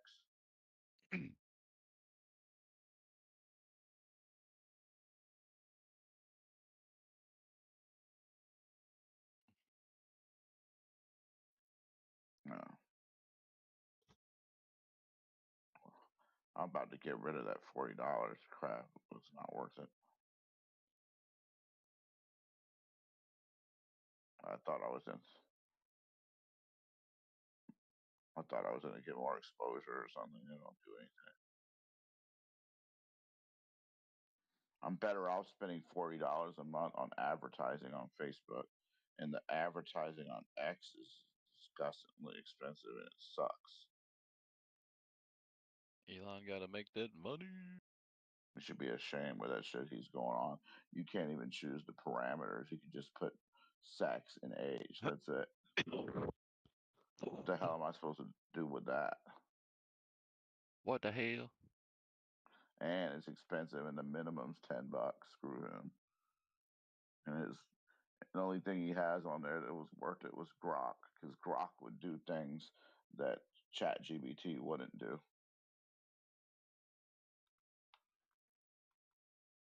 ChatGPT is a punk. You don't want to do anything. You crazy. He'll say, this is against the thing and all that. Whoop-de-woo. Do what I say.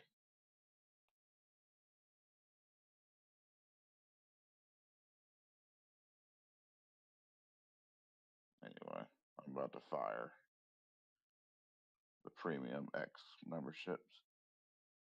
I'm not impressed with it. It does put you at the top when you make comments on posts, but it doesn't matter because nobody still gives a damn. And it just attracts a whole bunch of bots and try to show me to go to their porn page. Good on that. Lame. I'd be better off spending $40 a month to advertise on Facebook. You can run ads. I can run ads for $1 over there.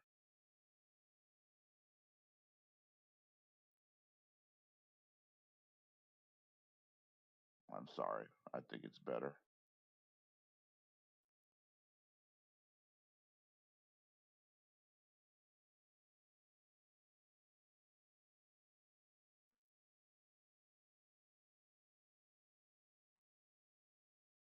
Well, I took a little profit on spot. Are we going to get a chance to accumulate it, or probably not? Usually don't take any.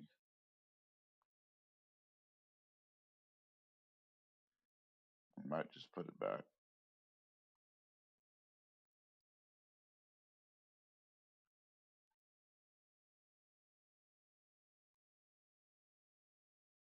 Not really doing nothing. Just doing that short.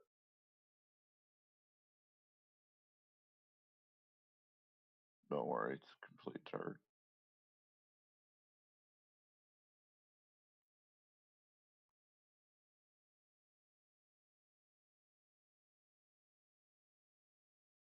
Wow.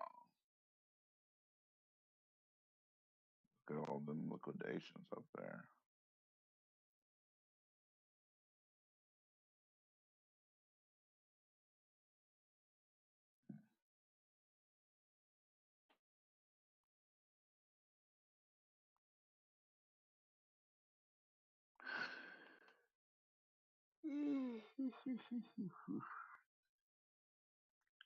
4 a.m.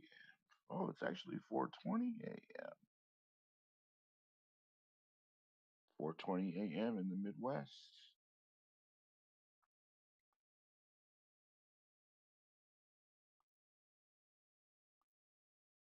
Anybody gonna roll up?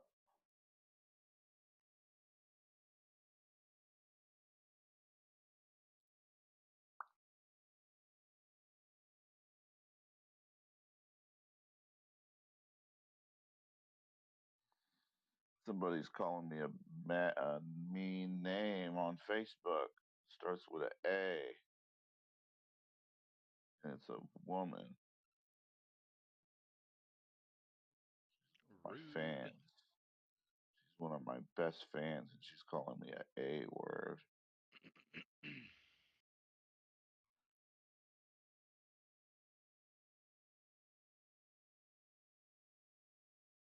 She's crazy.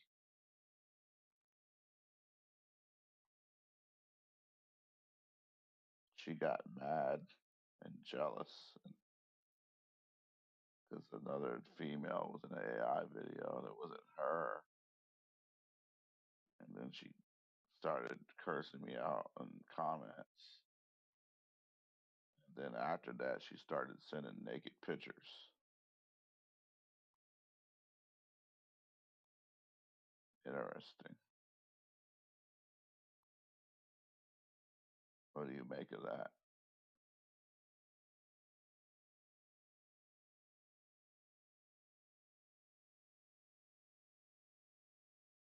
I think she wants you. Here. Something's going on here.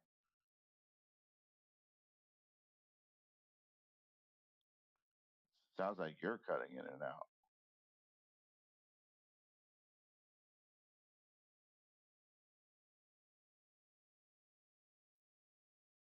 Everybody else sounds fine.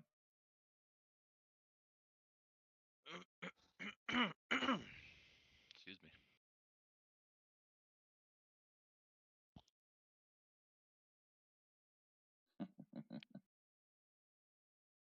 Well, I went ahead and exited the Jasmine trade. Oh. It's starting to like really top out right here on this little pullback. So, and I wanted to go ahead and secure my bag while it was there. Did it go over 15? It's currently at 0.017. Oh. I bought it at 0.016 once it started to bottom out from its pullback. But it's. Well, I remember 11 a couple weeks ago. Oh yeah, yeah, I know.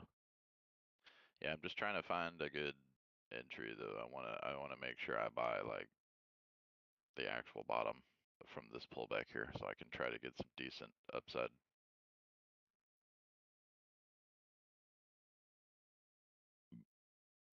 Excuse me.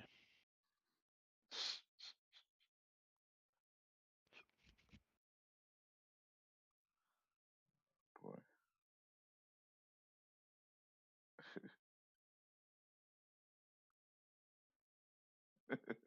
Tengu is starting to have a little bit of a pullback here. Good. Yeah, put my money back in that I took out.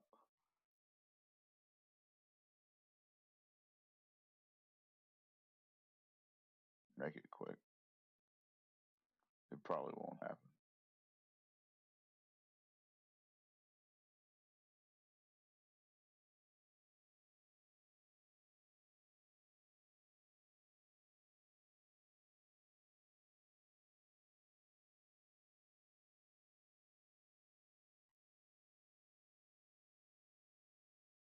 She didn't say anything about the video with the rapper female in it. I want to see if she gets on there tomorrow and puts a rude comment on it. And then the rapper female sees her and then they start fighting in the comments. That'll be entertaining.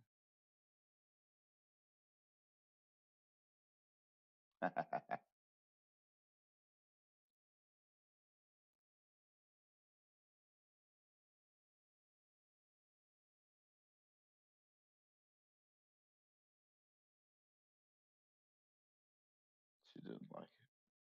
It's funny. Golly.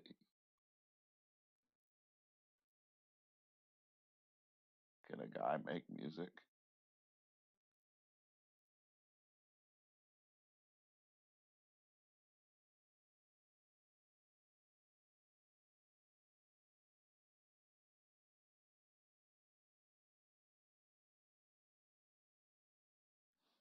I got a friend of mine that makes really weird music. Really? Yeah. Like what do you mean? What kind of weird music? Right. He does hip hop, but right now he's rapping about elements in the periodic table. Really? Yeah, That's kind of crazy. He's completely insane, and he thought it was a good idea to take the instrumental and play it in reverse and rap over it.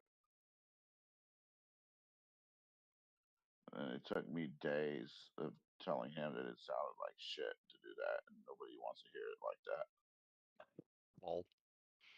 Finally, I convinced him to stop doing that and to play the beat regularly and stop playing it in reverse. So now it actually sounds like it's something that can be listened to, but he's still weird.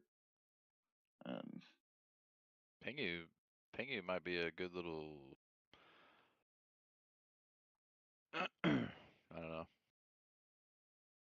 Yeah, Might be a I'm good. shorting it right now. Oh, are you? Uh-oh.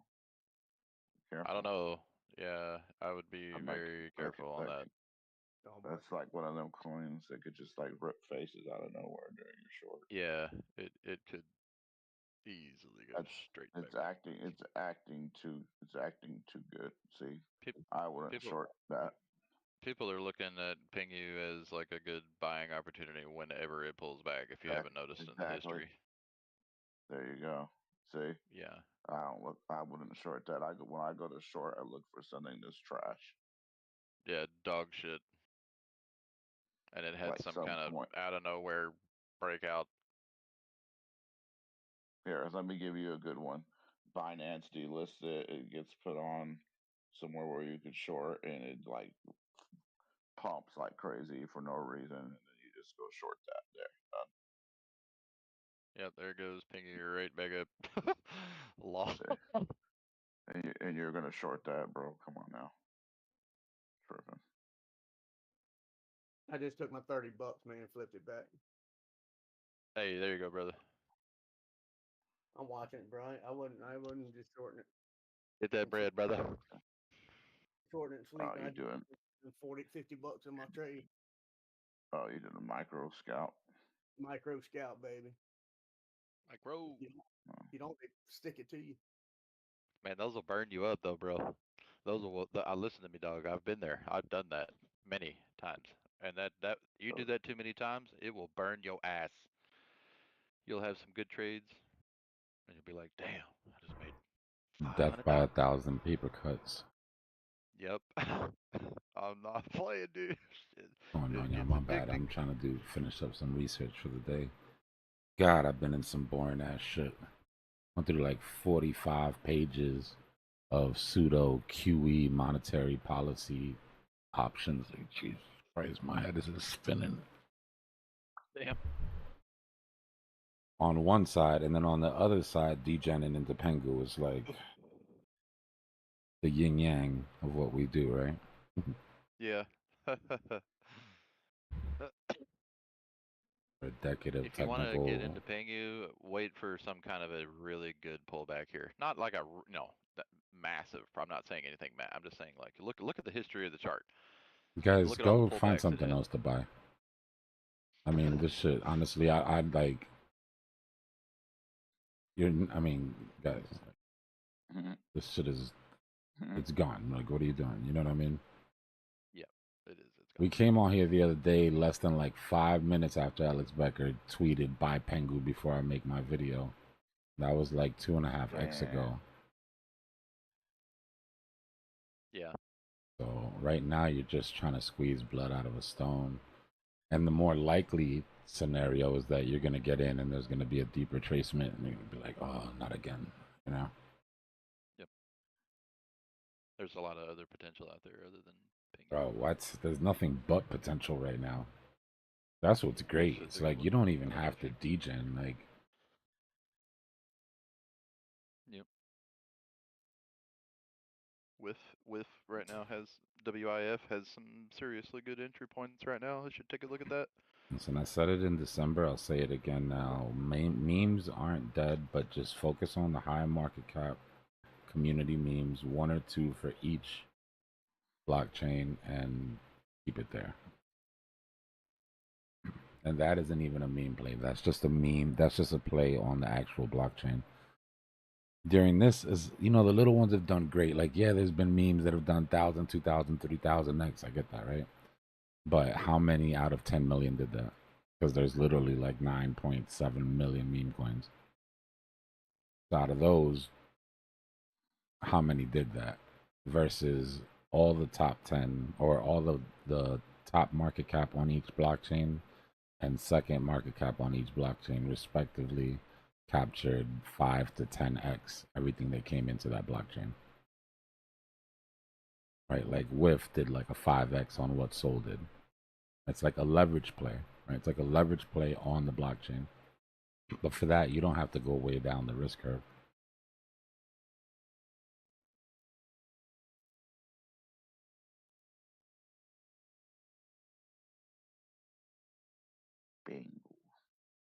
We made a lot of money being 50 IQ during this run, right? Like coming in and saying, okay, guys, we got to be a little bit less 200 IQ. The degens are degen, and we got to stand in front of them and take it. But for the last quarter here, the home stretch, we got to start getting back on the 200 IQ side. As I stare at my Pengu position that I only got in because Alex Becker tweeted. But even that, right? It's like it's a leverage play on his audience. It's not, oh, I believe in this little penguin's gonna change the world. It's no, this guy's got over 1 million people that watch him, and he just tweeted and told everybody buy it before I make this video. Yep. It's news like that you need to be trading. Yeah. Isn't that on Robinhood? Pengu is in fact on Robinhood. Yeah. That's so ridiculous. Nuts, bro. Peanut the squirrel, bro. Got a Robinhood listing. That's what I was getting ready to tell you. Why not just go to the other ones they have on there, like that one, and there's another one too. Peanut's not gonna get any but I mean, Pepe is the cheapest thing on Robinhood. And while everybody's like, well, Pepe's already big, look, listen.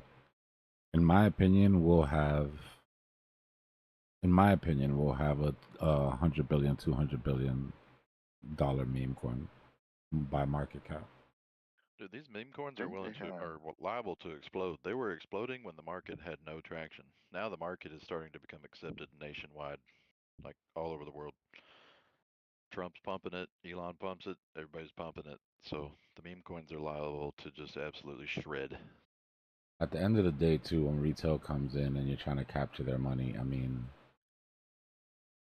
you think it's easier for me to sell them a Pepe bag, or you want to talk to them about modular blockchains and ZK rollups and snarks, and you think you're gonna get any of that technical shit across to them in the 3 or 4 months, 5 months that there's left in the run? Once we get to the blow off top or whatever. I'm not trying to hear any of that shit. They want to buy the frog, bro. They remember Doge from last time. They remember everybody made money. They want to buy the frog, or they want to buy the dog. Yeah, now Bitcoin's back, and it's time. I don't know. Kelly asked, do I think Pepe will overtake Doge? I mean, let's look at market cap real quick, right? And Doge Army, I'm sorry. I know you guys hate when I do this, but it has to be done. How dare you?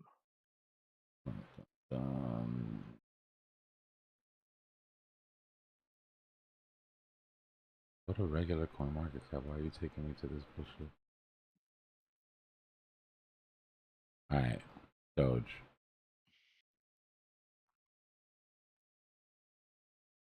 $27 bill.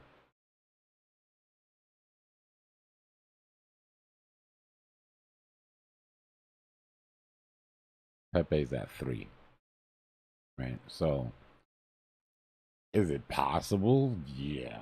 But for that, Doge would have to sit completely still, and I don't think it's gonna do that. I think Doge is gonna have a good run.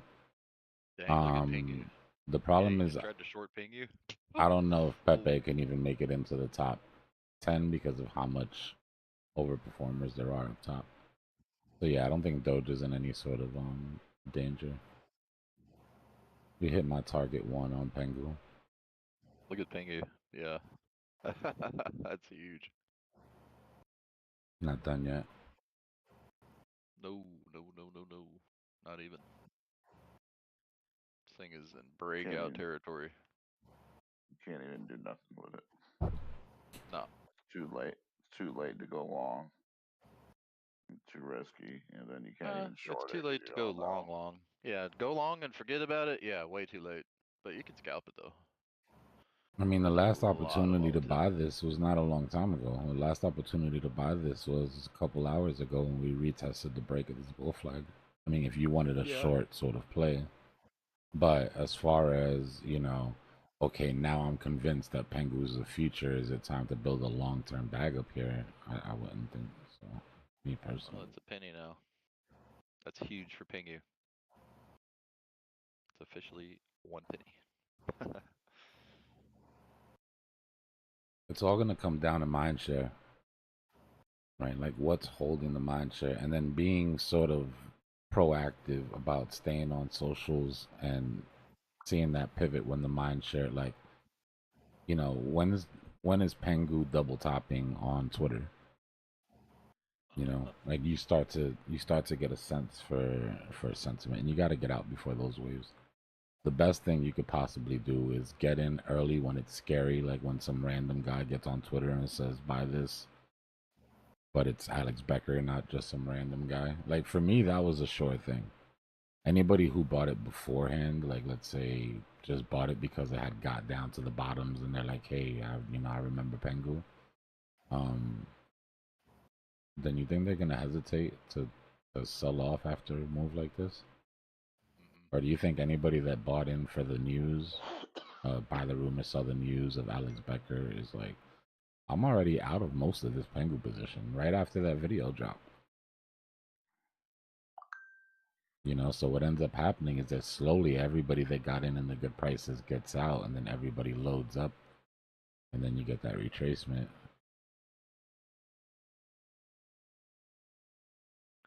Have you ever been in a situation where you had like a substantial bag, but then you traded it to be like a very thin bag, like you took some losses, and then all of a sudden you heard some like immaculate news, and everyone just played on that news, and the market just totally left without you. You just watched the play that you really should have been in on. Yeah, I missed a couple good ones, man. I've Yeah, missed bro. a couple good ones. I mean, I've got a pretty strict don't chase rule, which has saved me tons of money and tons of heartache. But I can't lie and say that it didn't also put me on the sidelines for some bangers, just some shit that wasn't supposed to go, but did. Yeah. You know. But what are you gonna do? Like your rules, you have to be able to scale them, right? So chasing green candles is fun and all when it works, but do that 100 times. You know, and then tell me what the percentage is on that, because people only remember the ones that work. They don't remember the times they chased the green candle and, you know, got left stinking. Or at least they don't talk about it. Try not to do it. I've part of being more 50 IQ for me was sort of bending on that rule a little bit and realizing that the market's irrational right now and things can run a little bit longer than they're supposed to. Because, you know, all of this shit was happening, the meme shit was happening like before the halving, right? So just instinctually as like a 4-year cycle trader, you get that, like those butterflies, like, okay, this can't just keep going like this, right? Like, Yeah. Surely not. I can't just keep going. But yeah, being one of my friends, bro, one of my friends that doesn't even trade, like I was just chopping it up with him and I was talking about it, and he's like, you know what your problem is? You're too fucking smart. Pardon my French. He's like, people are throwing their money at TikTok. Why don't you just go in there and get the money? Like, because I'm sitting there like, all these people are stupid. They don't understand the devs, and the devs aren't even doxxed, and the da da da da. It's like, just go get their money. Like, if they're being stupid and they're taking those risks, and they're getting in there and they're holding this shit for everything is going to $1 and it's pumping for months because they're not selling, then don't trade it for months. Trade it for weeks. I was like, that's a pretty good point, bro. It's just weird. I mean, because of the Discord and everything, like, I don't like to get behind those type of things. But I remember the day I came to the Discord and had to have the talk. Because I would have never been the one that you would thought would even give this shit any sort of thought, any sort of mind, especially like the really sketchy stuff. But there was just so much money coming in. And not only was there so much money coming in, but it was only coming into memes. Utilities were running flat. Flat if lucky. Most of them were trending down for the longest. I mean, we had to wait 1.5 years for even just the ISOs to run. So, yeah, you either got in front of those memes and made some money, or you just didn't really make a whole lot of money unless you were just sitting in Bitcoin. Let's go. Target 2, baby. Let's get it. Then I'm probably going to bed. We got Once a you get target 2, pretty big like demand target right 1's here. the measured move, Target right? 2 is the measured move from the flag that we put when we broke target 1. My plan was to go to sleep at target 1, but we keep putting in bullish factors.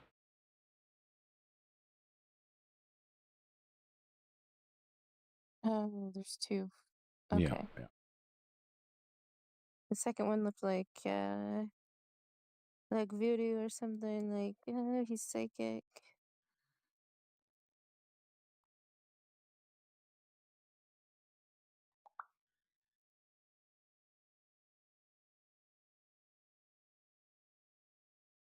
I mean, I guess there's a little bit of voodoo and feeling like it wouldn't double top, or maybe degeneracy, whatever you want to call it.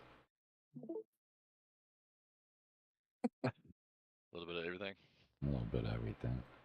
A little bit of the perfect recipe for breakouts.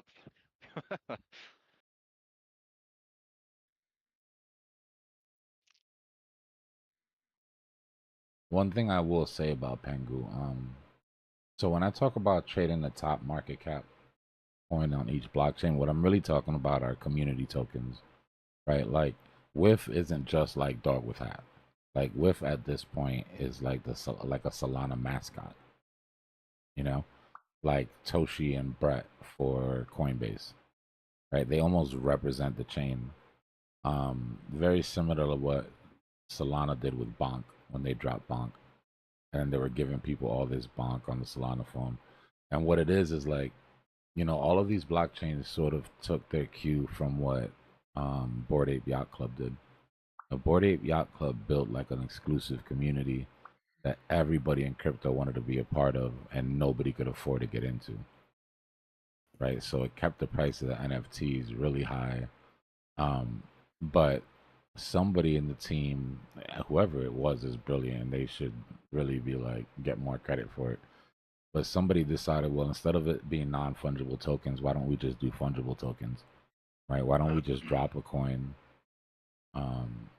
just call it Ape, and then people can feel like they're part of the community. They'll just buy a bunch of Ape or whatever. So what Soul did is when they did that with Bonk, it's like, you know, coming out of the ashes like they did, they really needed a community. Because, you know, Soul was shit. People thought that shit was over. Right? It was like had got completely slaughtered, all that bullshit that happened with SPF and all that. But to build a community, what they did is they dropped that Solana phone, they slammed it with airdrops. I mean, you got maybe 4 or 5 times what the Solana phone cost in airdrops, and then put a bunch of Bonk in it.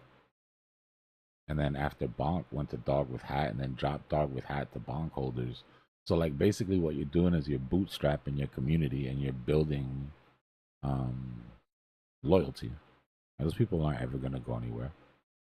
No dudes that bought the Solana phone had a bunch of bonk and then held bonk and then it 100x or whatever it did this time, and that they basically just made 10,000, 100,000, off of a phone that they bought 4 years ago. They're never going anywhere. They're soul boys for life. And it doesn't cost the blockchain anything to do that. So you saw all these other blockchains start to try to rally people around their blockchains by using a specific meme, right? Like you could tell there were certain memes that the blockchain is just backed, or that the exchange is backed, and because of that, they became the high market cap memes that we see now. So, like, that's the difference for me between like a community token and a meme or a celebrity coin or any of that other bullshit that's out there.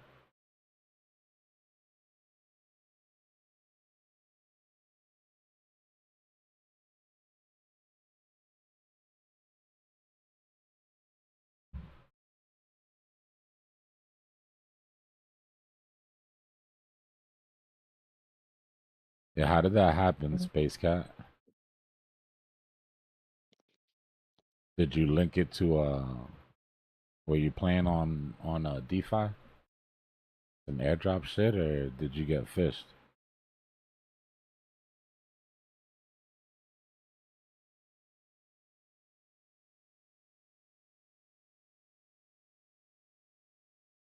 That his AI agent's Phantom wallet got hacked and emptied yesterday. Damn. It sucks, but the wolves are out right now, bro. We had a couple of people already in the past couple months in the Discord get hit too. Oh yeah. Yep. Yeah, the airdrops. If you guys are doing airdrops, remember, just go to your MetaMask, go to your Phantom wallet, and remove all permissions every once in a while. I've heard of some really sketchy shit happening, like projects that had airdrops and just became failed projects or whatever, but then go ahead and sell access. Like they'll sell their shit off to somebody who just wants access to wallets that are still connected.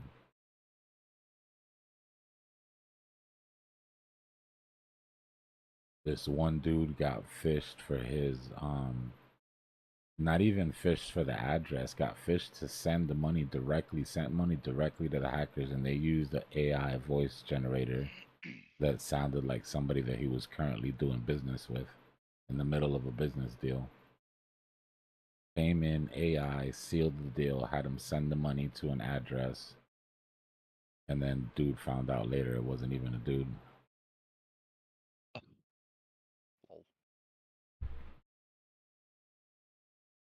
I use like a different wallet for my for all airdrop. I haven't really been doing airdrops for like the last few months, but when I was doing them, I have like an airdrop wallet for all that stuff. Yeah, it's not a bad idea. I don't even whenever, because I go research these projects, everybody asks about these things, right? So like I don't like to just talk about shit. I like to go on and really, dig in, connect, play around, and see what's going on. And for that, I use a completely different PC. Different PC, different That's wallets. smart. Oh yeah, no, I A don't different play. PC, that's smart. That's, Because like when you you hear me could like say I click gotta on go any do some link. research, like I always get off to do some research, is because I'm doing it on a different PC. I think you heard about somebody brought it up. It's something. It sounds crazy. Like the new, like it sounds like made up. The new worm, whatever for the browser, like the Chrome browser on PCs. Yeah.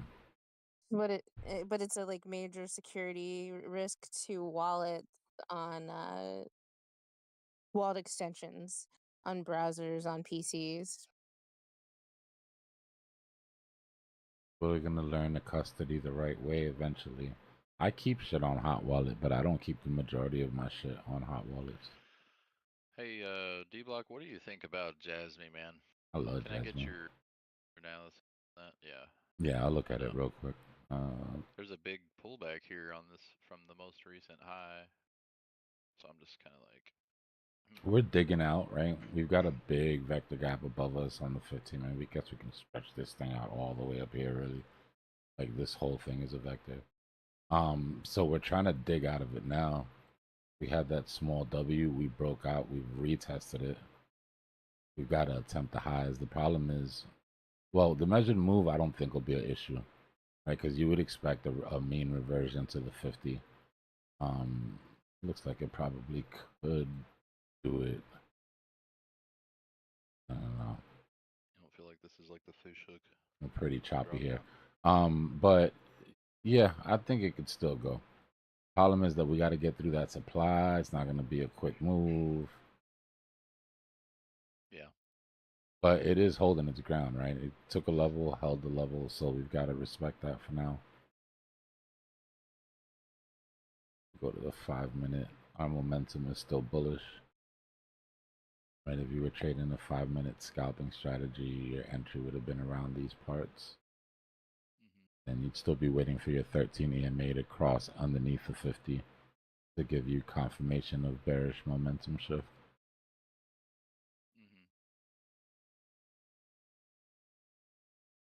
But yeah, back to the whole hacking thing. Like, be really careful, guys. The same way that you feel that need to accumulate right now, so do the hackers. At times where you want to buy, you want to accumulate, things are about to go crazy. That's when hacks really start to get big. Because the hackers are trying to do exactly what we're trying to do. They're trying to accumulate. They're just trying to use your money to do it. But the wolves are definitely out. A lot of people don't know. It's great. I've talked to a lot of people in this Discord, like, who don't realize, like, there's a lot of people who haven't really used wallets and stuff, or they don't realize that there's a bunch of Coinbase scam emails going out, and they look identical to the regular Coinbase emails. Coinbase is never going to send. Listen, let me tell you one thing that I've learned from Coinbase. And if there's anything that everybody agrees on, is that Coinbase customer service is absolutely garbage. They're not going to call you and tell you something's wrong with your account. You're lucky if they reach out by email. But if they do, then you ignore that email and you go right to Coinbase. You don't ever go through the first thing you do is go, if there's anything you somebody that I know got hit really bad, and it's kind of screwed up because so somebody tried to access his account from the UAE, and Coinbase caught it about a year ago, about 2 years ago. And then I can't believe he fell for this shit, man. And then so recently they sent him a similar email that said, it seems like your account has been, and in the email it says it seems like your account has been exposed again. So they knew that it had happened to him before. So I guess because of that, he kind of put his guard down. The rest of this gets horrible. Right? They tell him we need you to. This person still has access to your account. First red flag. You're Coinbase. What do you mean this person still has access to my account? Like, aren't you in the building with the button that you press to keep him from not having access to my account anymore? Whatever. Ignored that. Person still has access to the account. The rest of your funds are still at risk. We have a secure God. We have a secure wallet for you to send this to. We're going to send you a trust wallet address. They sent this man a seed phrase to import a wallet, and that didn't raise any red flags to him. That's crazy. And he literally just But that's why they do it though, right? Hand it over. It's the panic, bro. It's because you're in. They know that you're not thinking right when you're panicked, right? And if they can get that sort of data where they know you've been through it before, so you're probably more likely to, you know what I mean, believe it. Yeah, people do some crazy shit, bro. And this guy's not new. I've had emails telling me that they've been watching my internet history and yada yada yada. If I don't do this right now, that they'll expose it all to my family, like crazy stuff. They're also targeting people now who have been helped by Coinbase customer service. Like, I forget, like, they've like I don't. Yeah, they've been helped in some way, Someone and so has I the don't know how they list. figure that out. That's what I'm saying. Somebody has Yeah, the list because they knew that this had happened to him before. Yeah. They scrub it. They're using AI agents to scrub all of this shit now. Just like they're scrubbing the wallets. Like I said the other day, the big scam now is the first four, last four scam. Like for the and last, so these people, they think they're like, oh, okay, so like Coinbase has helped me before, so this must be real, and then they just like hand over the information. I've talked to people who like just hand over their seed phrase, and it's like never give your seed phrase to anyone ever. never give a seed phrase, never take a seed phrase. Yeah, yeah, never take a seed. Yeah, I don't absolutely. care. Listen, I don't care how. I don't care if you go to somebody's house and they're a billionaire and you go to the bathroom and you find a little piece of paper somewhere with the words. Just don't do it. Don't do it. That's an easy way to set somebody up.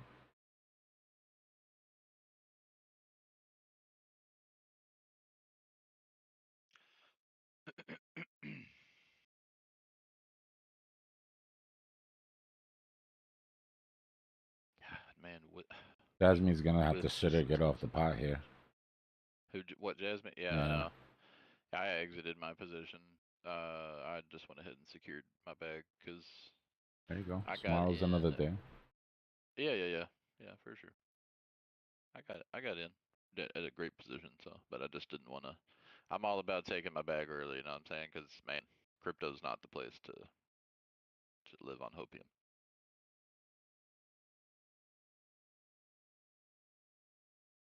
Not with leverage, at least.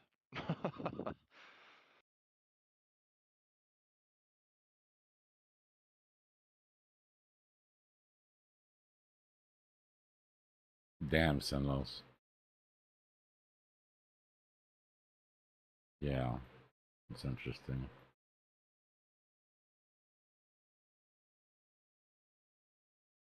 I've caught a lot of it. I've had a lot of shit happen and caught it. I've been in the middle of accepting a wallet transaction and been like, wait a minute, why is this? You know, I've gotten into the habit of digging in, opening, expanding that transaction, looking at the actual contract. Bro, it's just simple. I mean, like, honestly, it's simple. Like, my security culture is really strong. I've always been a little bit paranoid, but luckily in this game, it's like you kind of have to be. But It's just simple things happened to like me like that. multiple times. That Bybit hack, And it, like that Bybit hack, was so preventable. There was an extra contract inside the contract. They would have just hit the transaction button, hit the expand button, and looked at the contract. There was a second wallet address inside that contract, right there for anybody to see, not hidden, right where you would expect it to see if it was a compound transaction. And not only that, but even if they didn't do that, the simplest rule: don't ever send an entire transaction in your first go. You've never sent something to a wallet before, or even if you have, send a test transaction. You don't send $2.5 billion worth of Ethereum in one single transaction without expanding the transaction code to see what the hell you're doing. Like, I don't care how many times you've done it, you know?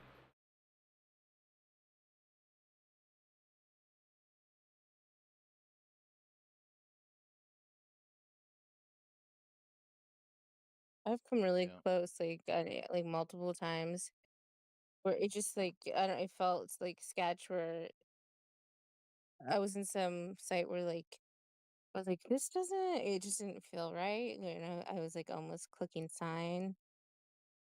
I would just stop and pause and like, wait a sec. Yeah, but yeah, NFTs were bad when the NFT whitelist thing was big, where you had to get on whitelist to be on these NFTs, and then there was a certain date where they would tell everybody who got on the whitelist. The hackers were going nuts. I mean, your email and your Discord would just be full of messages. You've been chosen for the whitelist.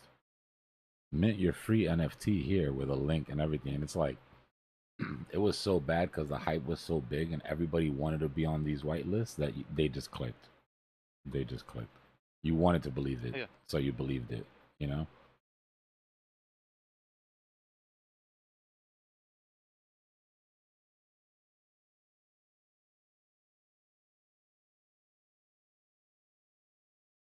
Jasmine just not doing anything. All right, I'm gonna set some TPs, and I am going to set the chart for overnight. I gotta get to bed. You guys are zombies.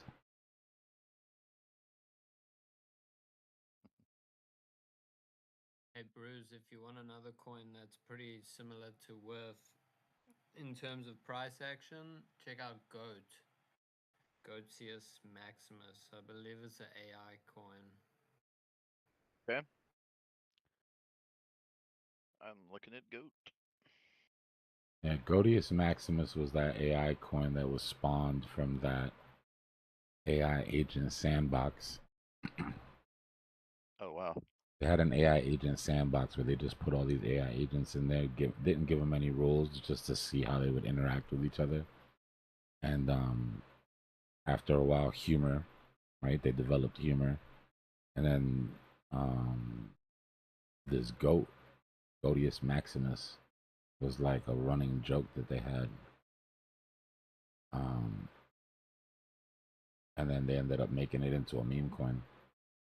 So it's like even the AI agents in a very short period of time found humor and figured out a way to monetize it basically.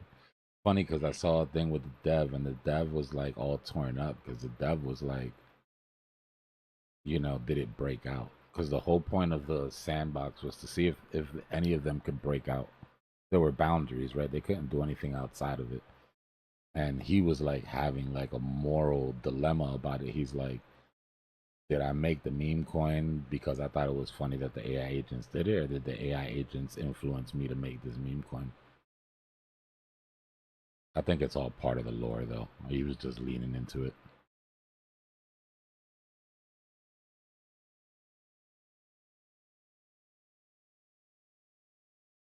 And if I'm not mistaken, Fartcoin also came out of that.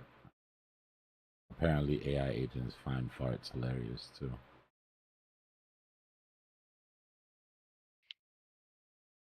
Yep. I've already done my rounds. I've listened to the chitter chatter in all the different discords and what coins people are talking about, and I've thrown like between $300 to $400 in each of the top most discussed little meme coin things I could find recently, right before summer hits. So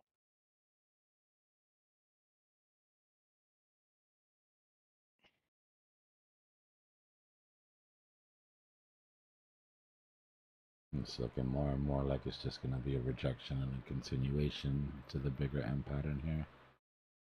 I've not bought any goat though, so I might actually load up on some of that. It looks extremely dead. It was $1 though. $1.38. Imagine that short. Oh god.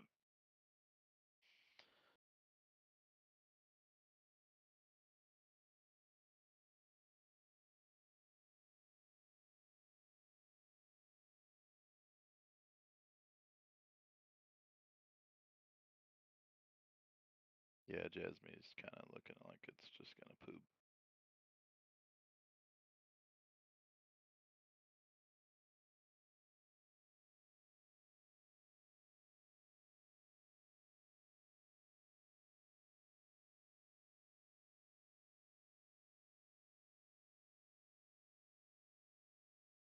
Alright guys, I'm going to reset the stream before bed, and then I am going to take my ass to sleep.